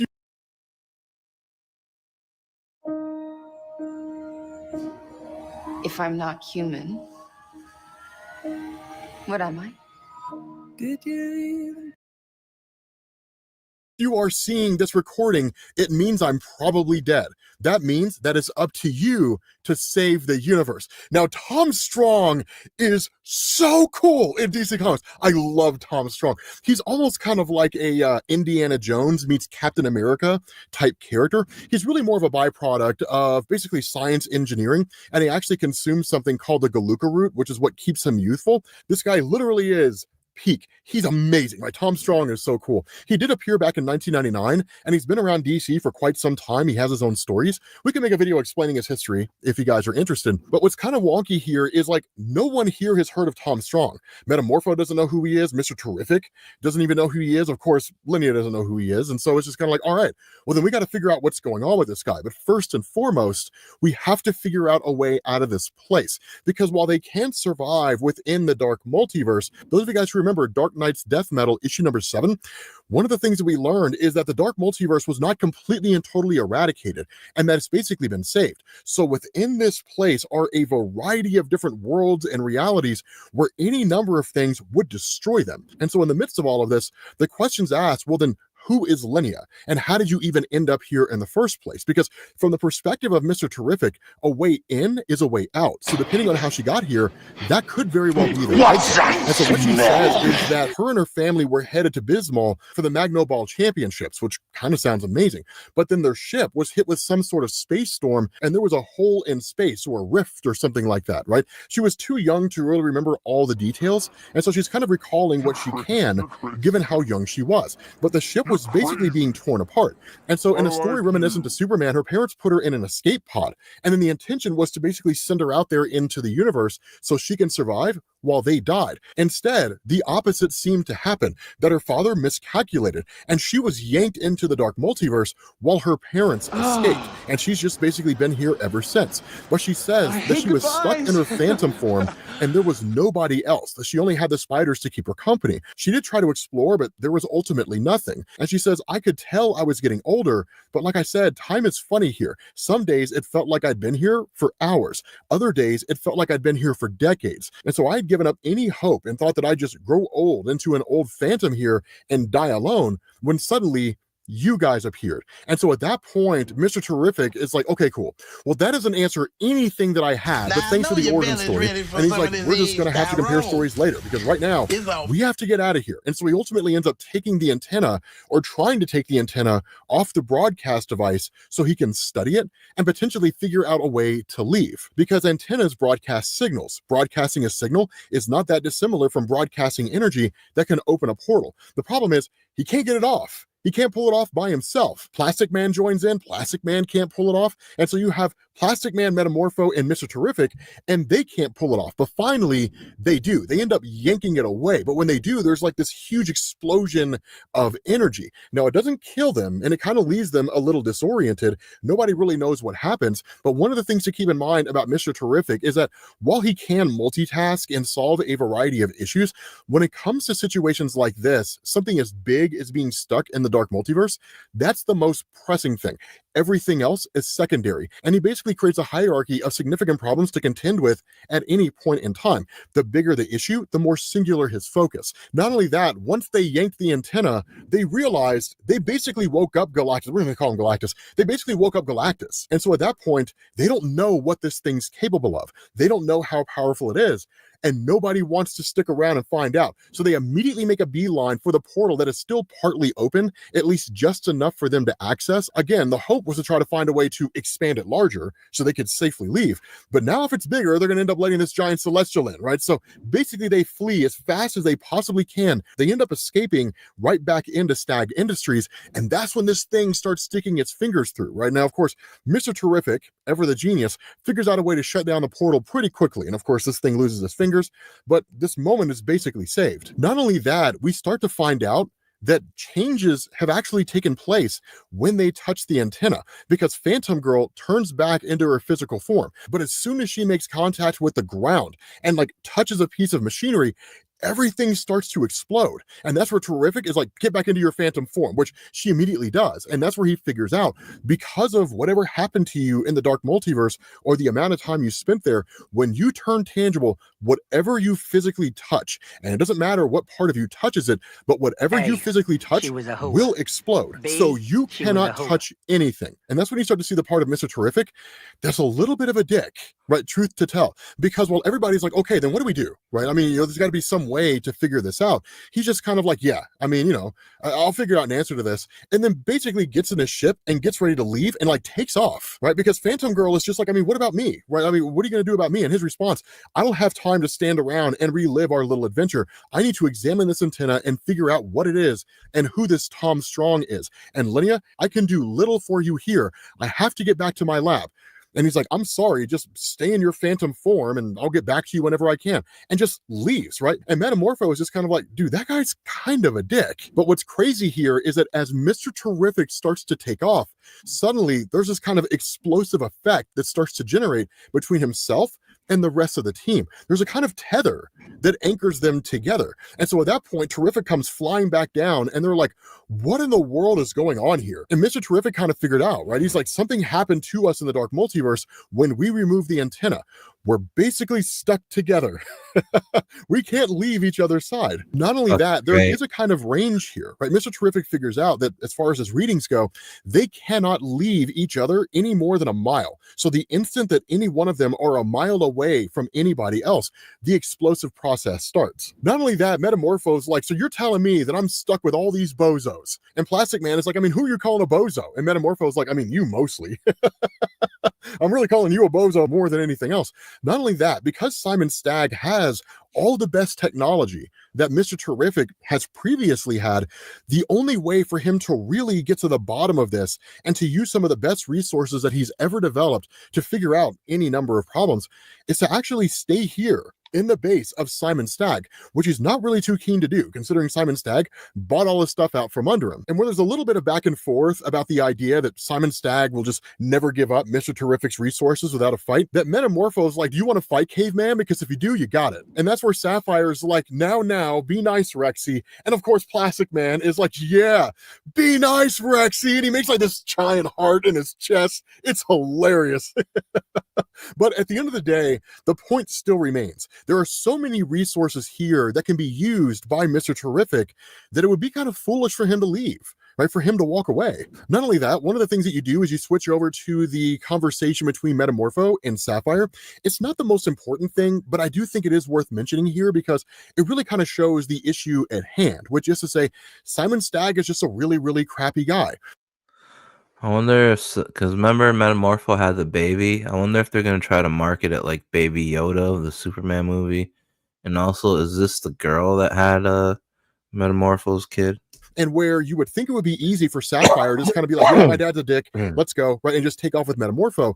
The reality here is that he's convinced her, and she's convinced herself, that her father needs her, right? So she has to stick around because family's so incredibly important, and her father doesn't have anybody else. And so at that point, right, and so it kind of illustrates this idea that for someone like Metamorpho, who's deeply in love with Sapphire, and for someone like Sapphire, who refuses to leave the side of her father, that's why Metamorpho is always there being manipulated by Simon Stagg and so on and so forth. But in the midst of all of this, right, the team kind of figuring itself out and coming to an understanding about other individuals and stuff like that, this just like gigantic death wheel just comes like rolling towards the whole place. And what's kind of crazy about this is it shows that these guys don't really have the kind of connection that you would expect with like a team like the Fantastic Four. The Fantastic Four were family before they were teammates, right? So they knew each other, they loved and cared about each other. These four have just kind of been thrown together. So their team-based aspect is really more clumsy than anything else. Because when this wheel comes just like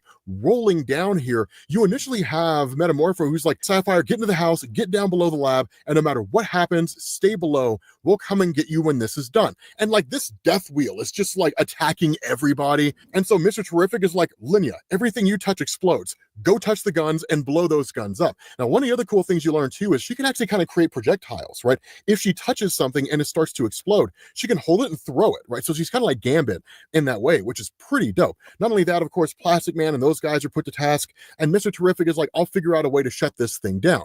Now, this is where things get kind of wonky and just shameless copying of not just the Fantastic Four, but Marvel as a whole. Because there's this point where Plastic Man turns himself into a giant slingshot, which really is just nightmare fuel. And then Metamorpho turns himself into a ball. And then Linnea, kind of working as a distraction, helps them out so that Plastic Man can fire Metamorpho into this giant death wheel. And what do they call this maneuver? you may ask? The hardball special. The only thing we're lacking here is Colossus throwing Wolverine and just calling it the fastball special, right? So it's just kind of like, okay, this is clearly hilarious and just shamelessly ripping off Marvel, but it's absolutely awesome because at that point they end up destroying this giant wheel only to find out that it was actually created by Simon Stagg and it was his war wheel. It was a contract that he had set up with the US government. This thing's going to cost $300 million to remake. But the question that's asked here is, who turned it on? Who activated this thing and sent it towards everybody? Now, of course, we don't immediately get an answer to that question. Instead, it's just kind of like, okay, right? The team basically consolidates. They end up going back inside, but it's also small little things that Mr. Terrific starts to pick up on, right? Analyzing the entirety of the situation, how all of this went down. The idea that Phantom Girl doesn't need to eat or anything like that. This is the nature of Mr. Terrific. It's always these small little things, right? That he's always looking around and he's always observing his environment. And so all these little bits of information he just kind of stores away. And then at some point along the line, it'll become relevant for him. And he'll realize, yep, this is where this fits. It doesn't usually take him by surprise. It's almost like just kind of putting together a puzzle in a lot of ways. But with that being said, guys, we're going to bring this video to an end. Let me know if you guys want me to cover the rest of this, right? I mean, this first part is only 3 issues. Volume 1 is split into 2 3-issue stories. So let me know if you guys are interested in me covering the other half of this, specifically with Dr. Dread, right? Like the clear ripoff of Dr. Doom. I think it's hilarious. But thank you guys for watching. Hopefully you enjoyed this video. If you did, drop a like, and I will catch you all later. Peace.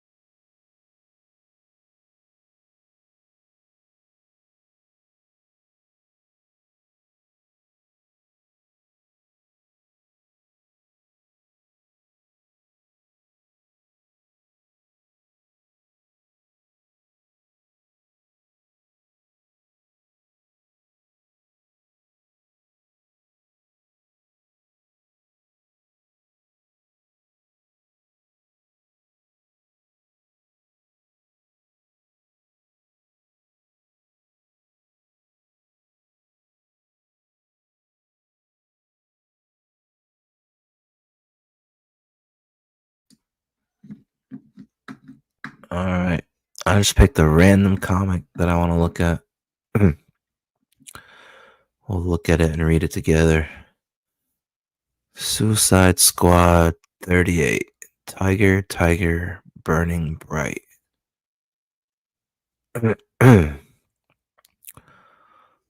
This issue had Bronze Tiger on the cover, so I was just like, yep, we're doing that one.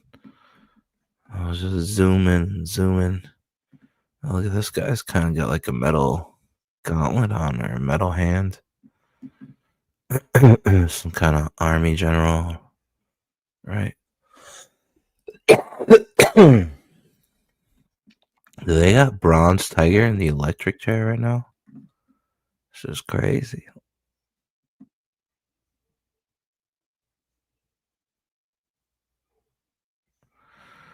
Ostrander, Greenberger, McDonald, Isherwood, Suicide Squad, cool little logo, Court of the Light.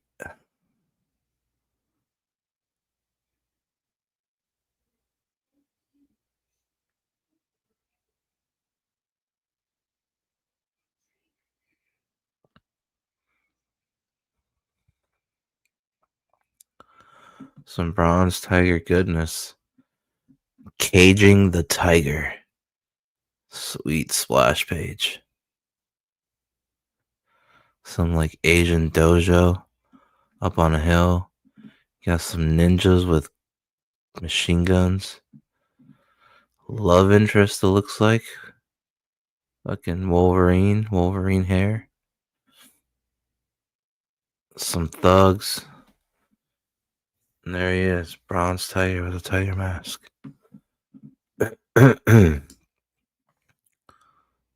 Ooh, yeah. Bronze tiger's got a cool old school design. I dig it.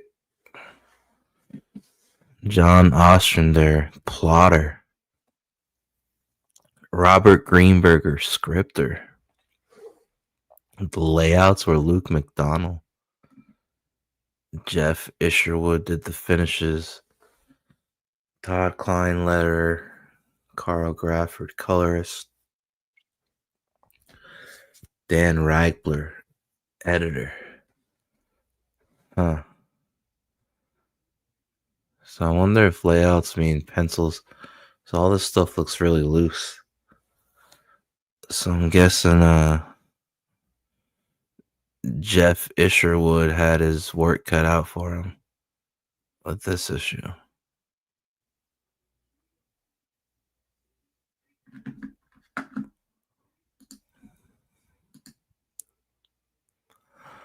Ooh, Louisiana.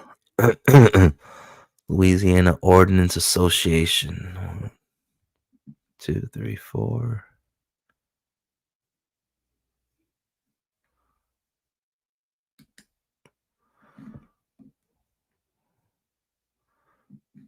They did their thing with the perspective. What the fuck is this little fingernail moon? Yes, ma'am. The material is all genuine. Yes, ma'am.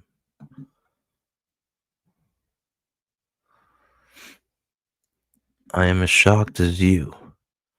Amanda Waller fooled everyone into thinking she stepped down, when in fact, she still runs that Suicide Squad.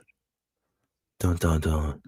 Oh, I am certain you will do the right thing with the information, Miss Trent. I am only too glad to help our fourth estate. The final documents are on the way. On their way. The material has her convinced. It might even run into tonight's edition if the final corroboration gets there in time. See to it, Doctor. Look at that tiki mask on the wall. Once again, the Suicide Squad is tied to the United States government. We but make one telephone call, and there will be scandal again, Bond. Bone. Maybe that was some Louisiana talk right there. Oh, what is this? Man's got the coke baggies. Is this cocaine from our laboratory with tetrodo? With the tetrodo toxin added? Yes, Excellency. Oh, shit. Gypsy woman pushing that snow here on Friday Night Snow with your host, the most froze and CEO of Glacier Mountain Comics. Of course, it's Glacier. Hell, welcome to the Ice Age. Yeah.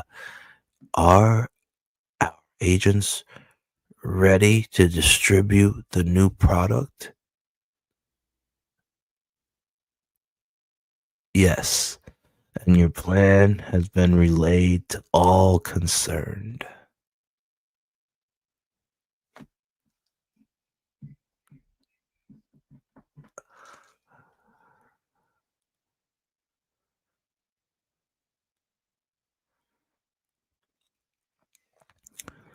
We'll give away over 100 kilos in major cities around the country, starting tomorrow, as the schools let out. This will get us maximum saturation. Then, in just a few hours, they will learn that it has higher than normal addictive properties. Oh, shit.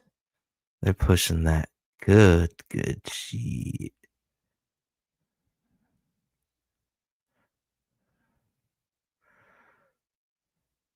Holy shit, they're gonna give away 100 kilos? That's kind of a big fucking... What the fuck? Okay, well, give away 99 instead. I'm taking one. You know what I'm saying? Actually, I'm taking two. Fuck that. Give away 98 degrees in this bitch. We'll give away over 100 kilos in major cities around the country starting tomorrow as the schools let out. This will get us maximum saturation. Then the extract will also turn them into mindless slaves, Zavembi, for us to call upon as an army. Your army, Dambala. Damn, an army of fucking crackheads. I think this gypsy woman has some flawed logic. Fuck it. An army of fucking crackheads just cost you a kilo. I mean, 100 kilos, no big deal. You don't think that gypsy woman is skimping off the top? She's got her nose all in the business. Within a week, we'll have thousands of users in America to call upon. Oh, Jesus Christ. The cokeheads are coming. Until then, of course, our financial resources will be seriously strained. Should anything interfere, we'll be in serious trouble. So be it, Bokor. We have need for an army. The government has declared war on drugs. Bien. They shall learn that drugs can also make war on them. With their own children, we shall assassinate their leaders, their judges, their police, anyone who opposes us. And by fear, they shall learn not to oppose us. Damn. And Dambala's not fucking playing. Army of cokeheads. I mean, maybe he's on to something, you know what I'm saying?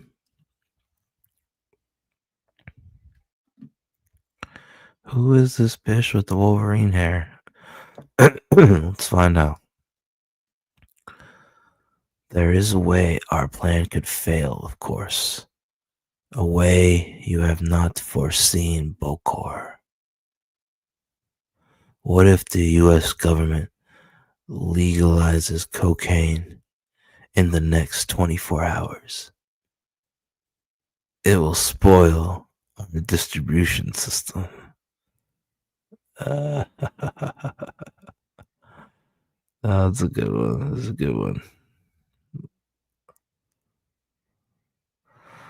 I feel like this panel could be good usage for a meme. This is a good ass panel. Whoa, look at the way they drew that rain.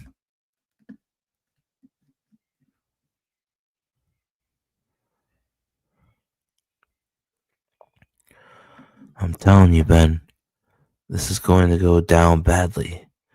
Steel wants your head. Hush, Marie. Steel wants to yell. I'm going to let him. Oh, shit. I got the team back from Apocalypse. Now I can go tear up the Loa for Steel. So he'll yell. And the NSC will sleep easier. We'll see, Ben. Yeah.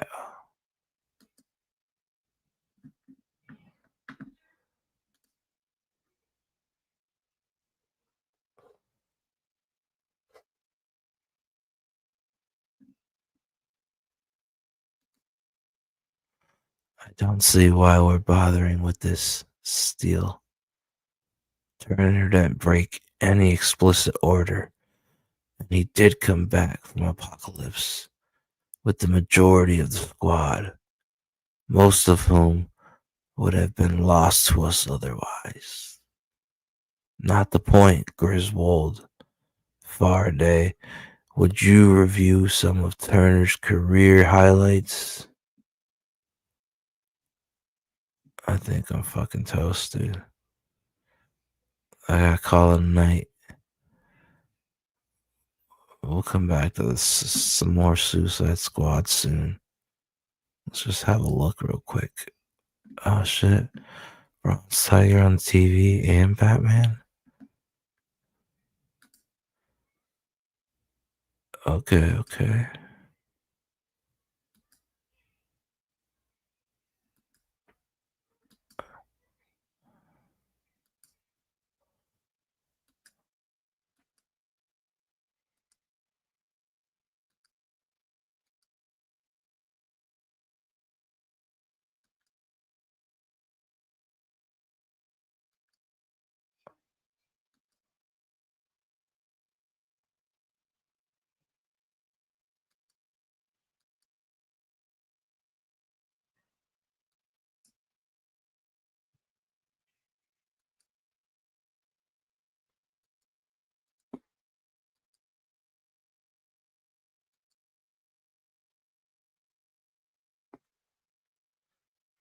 Yeah, I'm fucking cooked. And then this stream. Let's get out of here.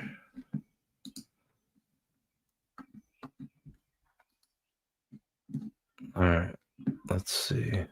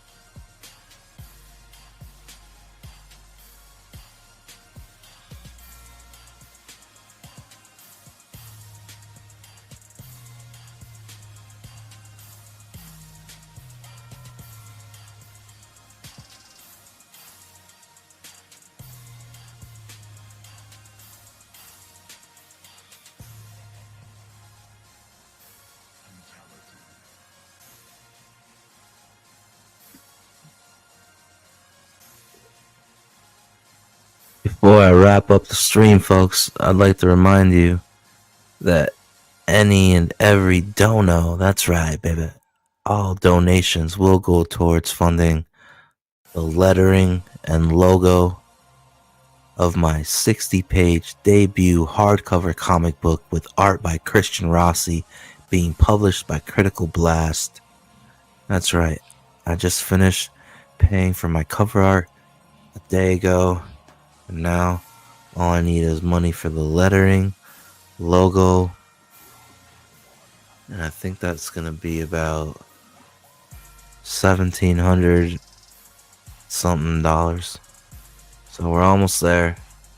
As soon as I get the lettering and logo covered, this thing will be available for purchase in the Critical Blast Publishing bookstore. Yeah.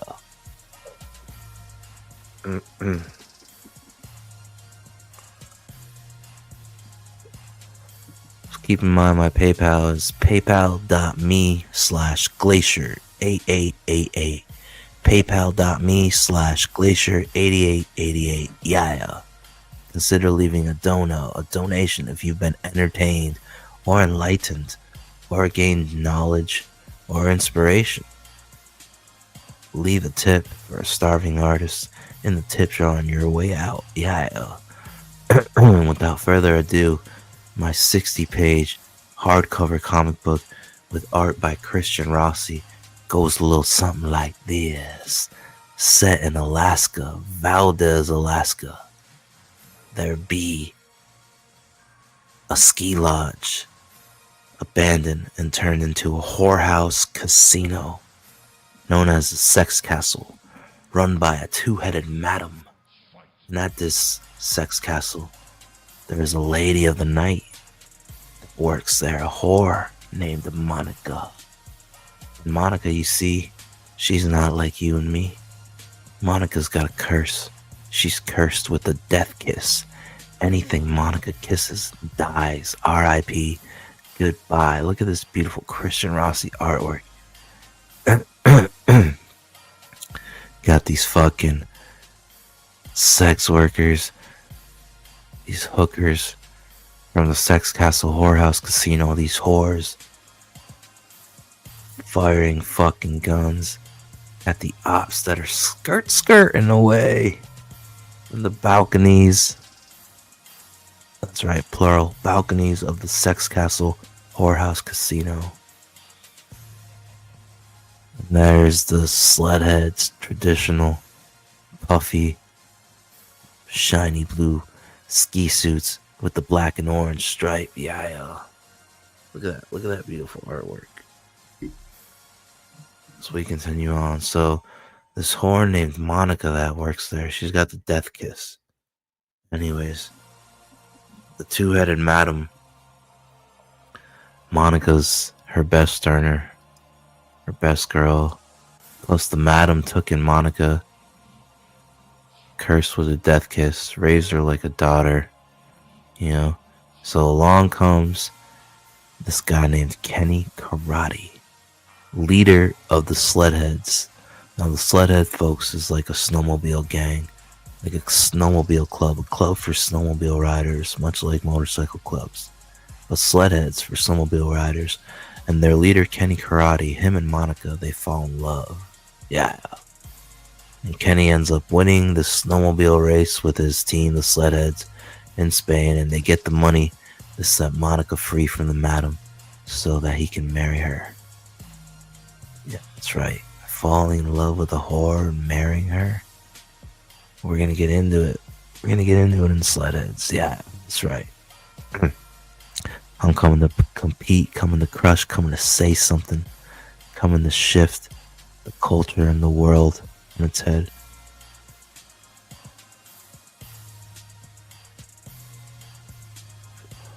Now, you know that Monica, the lady of the night that works at the Sex Castle, she's cursed with a death kiss.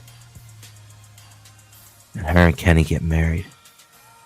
At the beginning of my story, Sledheads, No Money, No Honey, with art by Christian Rossi. At the beginning, Monica and Kenny are sharing a dance to their song, and they kiss. and they're spotted kissing by the henchmen of Jumpin' Joey. Jumpin' Joey, crime lord of Alaska.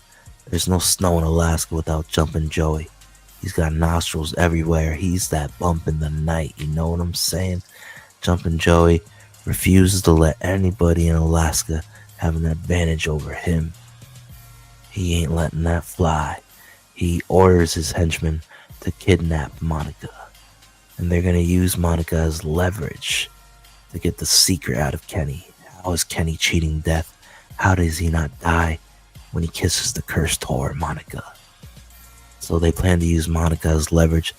They tell the Sledheads to meet them in the rotting forest. In exchange for Monica, the Sledheads would divulge their secret to Jumpin' Joey. How does Kenny cheat death? Jumpin' Joey must know.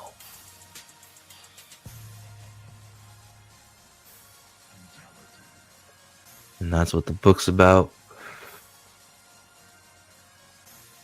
Here's Sledhead, Ginger, Sledhead, Hilo. And you got the blonde with the fur hood, Crash. They're fighting the henchmen. As you see, Kilo's been shot in the shoulder. Here's Zara, one of the whores at the Sex Castle Whorehouse Casino. And Prosty, the prospect. He's prospecting to be a member of the Sledheads Snowmobile Club. So he's in a ghillie suit. And they're both going crazy, opening gunfire on the henchmen. Here's Goose telling them to fucking stop shooting. And then here's Zodia and Rusty. Rusty, another Sledhead. The Sledhead that wears the cowboy hat with the Jerry curl mullet. Curly mullet. Zodia bashing a henchman with the fucking fire extinguisher. Rusty doing the kung fu, you know, because this is a gun fu. That's right, pew pews and karate. A gun fu, supernatural, super sentai, rom-com. Yeah, you heard those words right. The blaxploitation, gun fu, supernatural, super sentai, rom-com. Sleeper hit of the year, home run, future blockbuster franchise. Beautiful Christian Rossi artwork. I mean, look at the red, the choice to use red as a color for action panels. Look at the traditional gunfire. Studied under the tutelage of Eduardo Riso. Christian Rossi is an absolute murderer. I'm so blessed and so lucky to have him working on Sledheads. That's right, baby. We're coming. And so Jumpin' Joey has the Sledheads outnumbered, outgunned, surrounded in the rotting forest.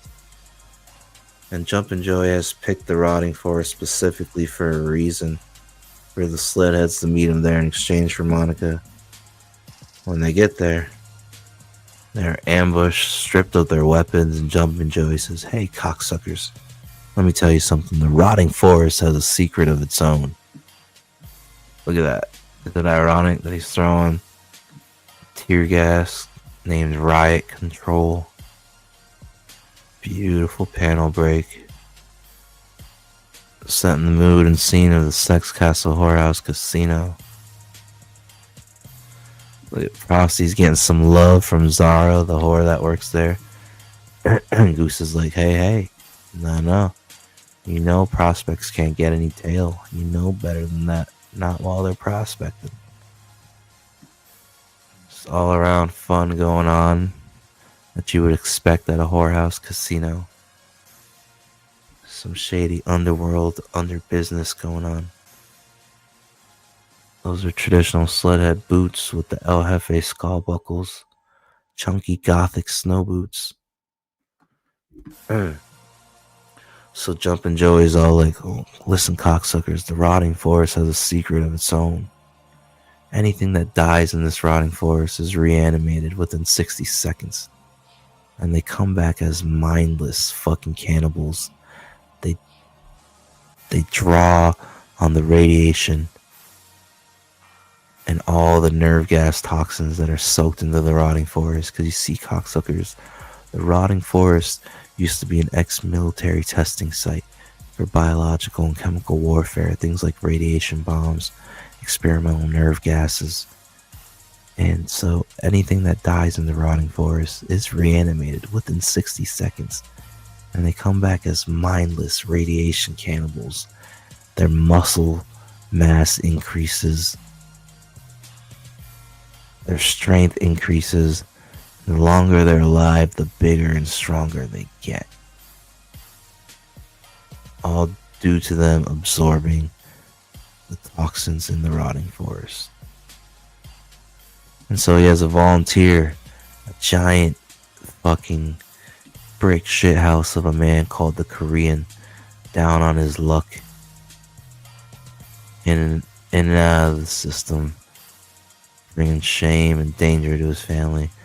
He decides to self-sacrifice to show the Sledheads, so Jumpin' Joey can show the Sledheads the secret of the rotting forest, to demonstrate it to them, and to have an ace up his sleeve.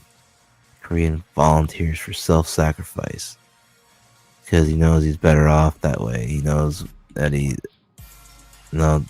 family's better off if he just like leaves them chunk of money, takes care of them by going away like that. So the Korean volunteers, he's reanimated and chained up before he's reanimated. So you got this fucking monstrous boiled up radiation fucking cannibal looming, chained up to trees, and he's like a threat. They're gonna feed Monica to him. They're gonna let him go. They don't get to the secret. And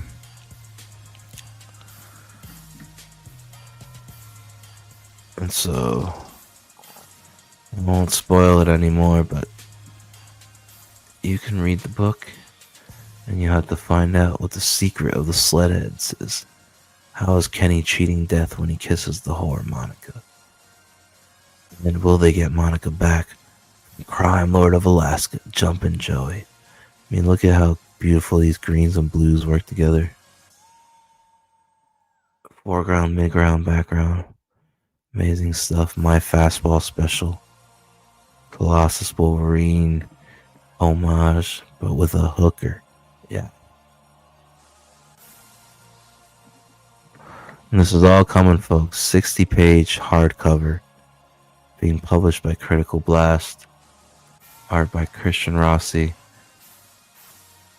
Everything's paid for and done except for the lettering and the logo. We're almost coming. If this is something you're interested in, bet on me. Believe in me. Sometimes you gotta believe in the crazy, because they're the ones that are really gonna move the needle. They're the ones that really care. They're the ones that are really using all their brain. It's not all about money right now. It's about making greatness. The greatest ideas will rise. No matter what, the work will speak for itself if you put it in proper. Yeah. Learn you something. If you go back and watch this video, you can learn my simple formula for generating fucking hit after hit after hit. Be a generating machine. You can be your own generator. Learn how to remix. Learn how to create properly when your back's against the wall, when you're all out of creativity, down on inspiration, motivation. You pick 4 of your favorite stories, or 4 of your favorite movies, 4 of your favorite comic books, 4 of your favorite novels, whatever. 4 of them. And then you put each of those 4 in a category. 1 movie for genre, 1 movie for plot, 1 movie for character, 1 movie for theme. And then you remix it and tweak it to fit the story that you want to tell and your characters. And you have yourself something unique and ready to go. And you rinse and repeat, and you get greatness. But keep in mind that the theme should always coincide with the plot, and the theme should also complement the characters. So let's say you choose Buffy the Vampire Slayer for genre, and then you choose fucking Pokemon for characters, and then for plot you fucking choose Supernatural episode 7, and for theme it would have to be something that's like Supernatural. So for theme you pick fucking Vampire Diaries episode 11. Boom.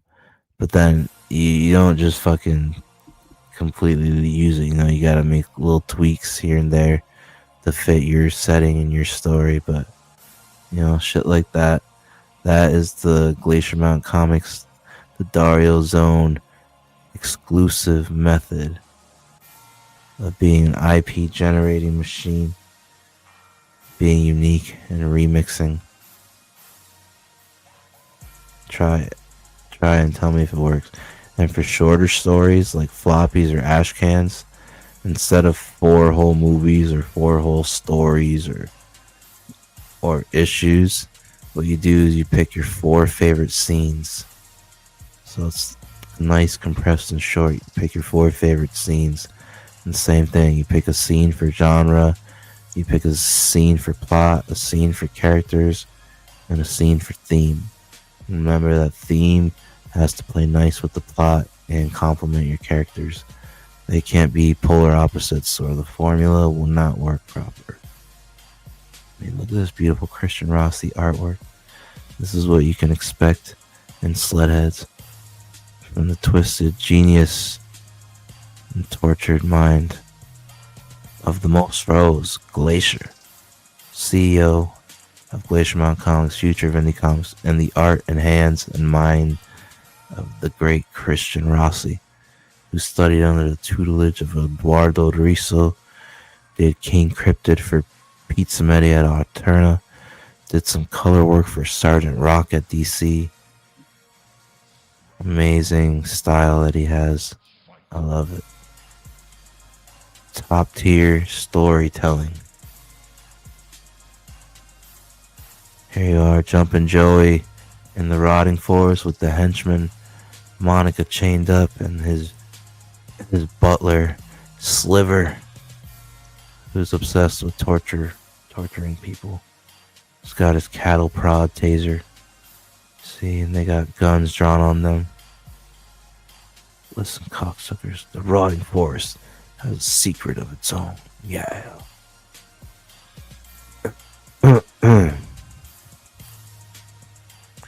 Here's the Korean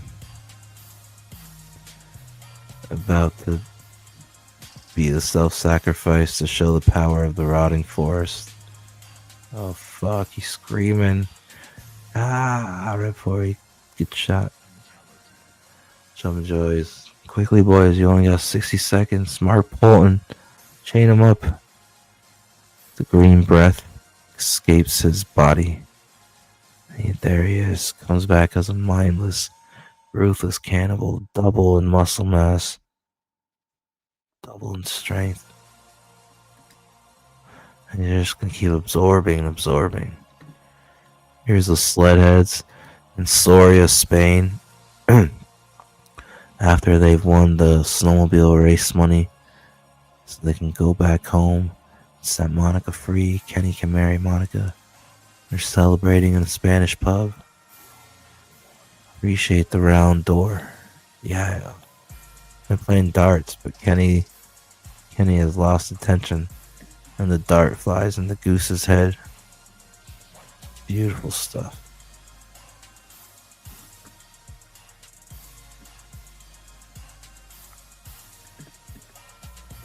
This is the artwork you're going to be getting, folks. Gotta love it. Believe in me. Take a chance. Everything I've paid for is out of pocket. And I'll let you know. Stay alert. Announcements coming soon when you will be able to purchase this book. It's going to be fantastic to hold this 60-page hardcover in your hand and be able to put it up to your face and taking this beautiful Christian Rossi art pulled out of my head. I mean, just take a look at this, folks. Tell me this ain't top notch, top quality, good. Yeah.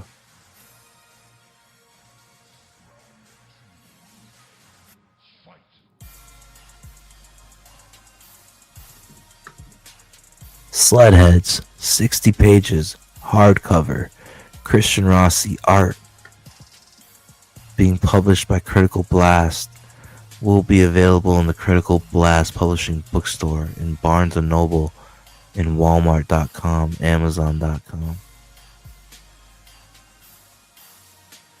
Will be turned into a screenplay by Local and circulated through guilds. Will be guerrilla marketed, Jackass style.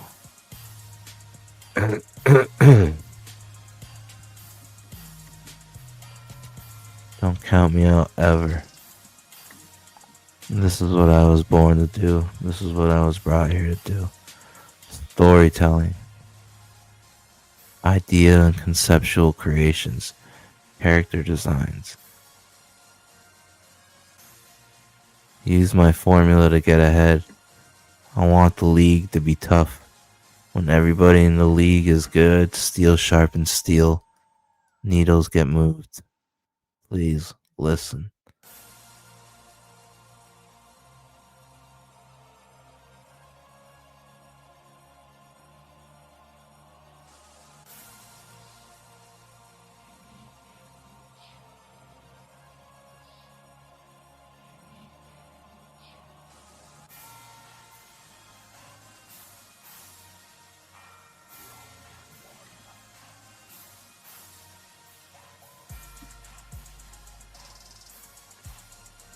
Alright, that's gonna wrap it up.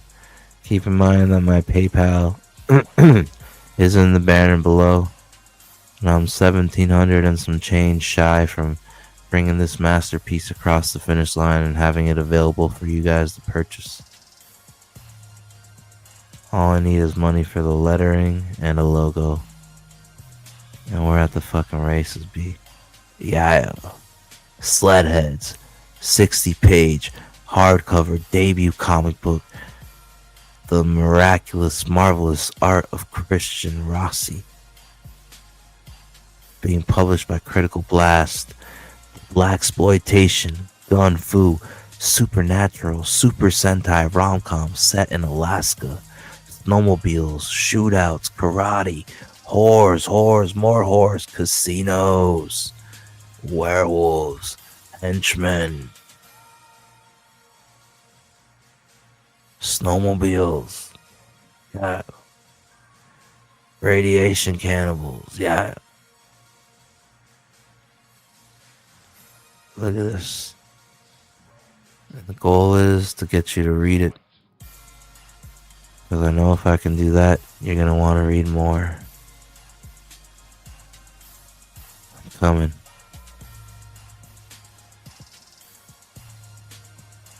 New gen.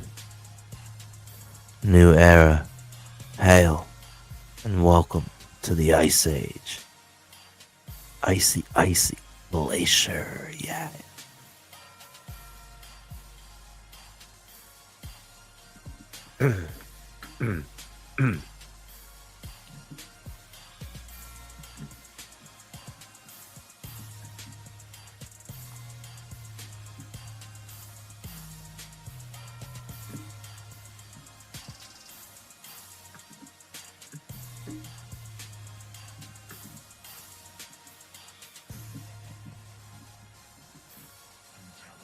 Until next time, folks. Glacier out. Leave a like. Leave a comment. Hit subscribe. Tell a friend, tell a friend, tell a friend. Until next time. Take care. Ciao. Yeah.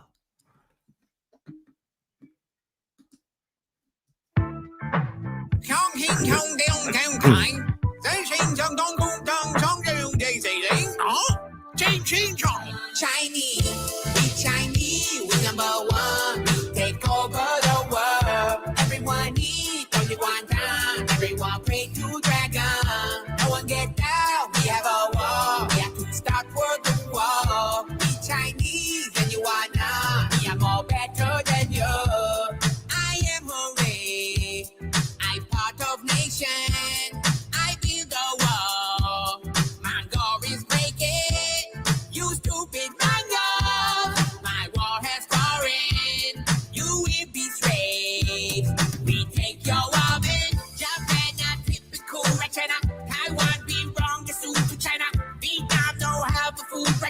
Our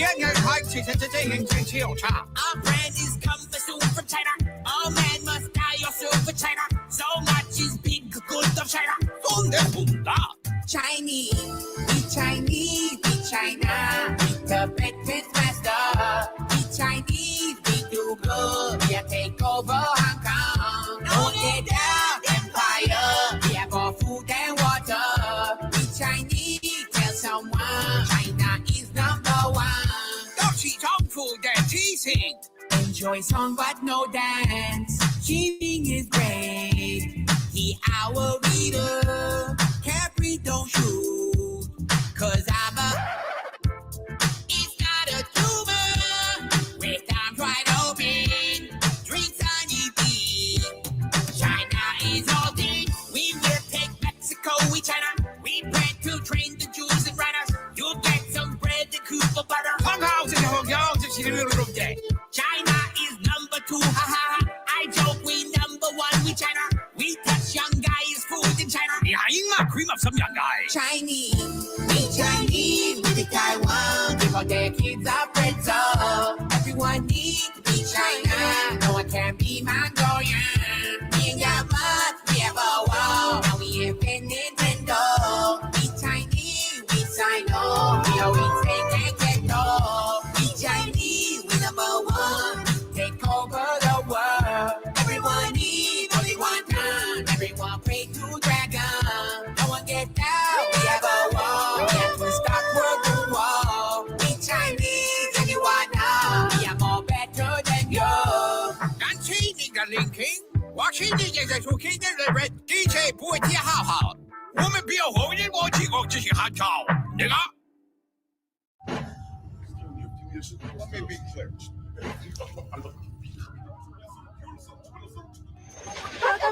Ali. Ali. WhatIsWorld.com.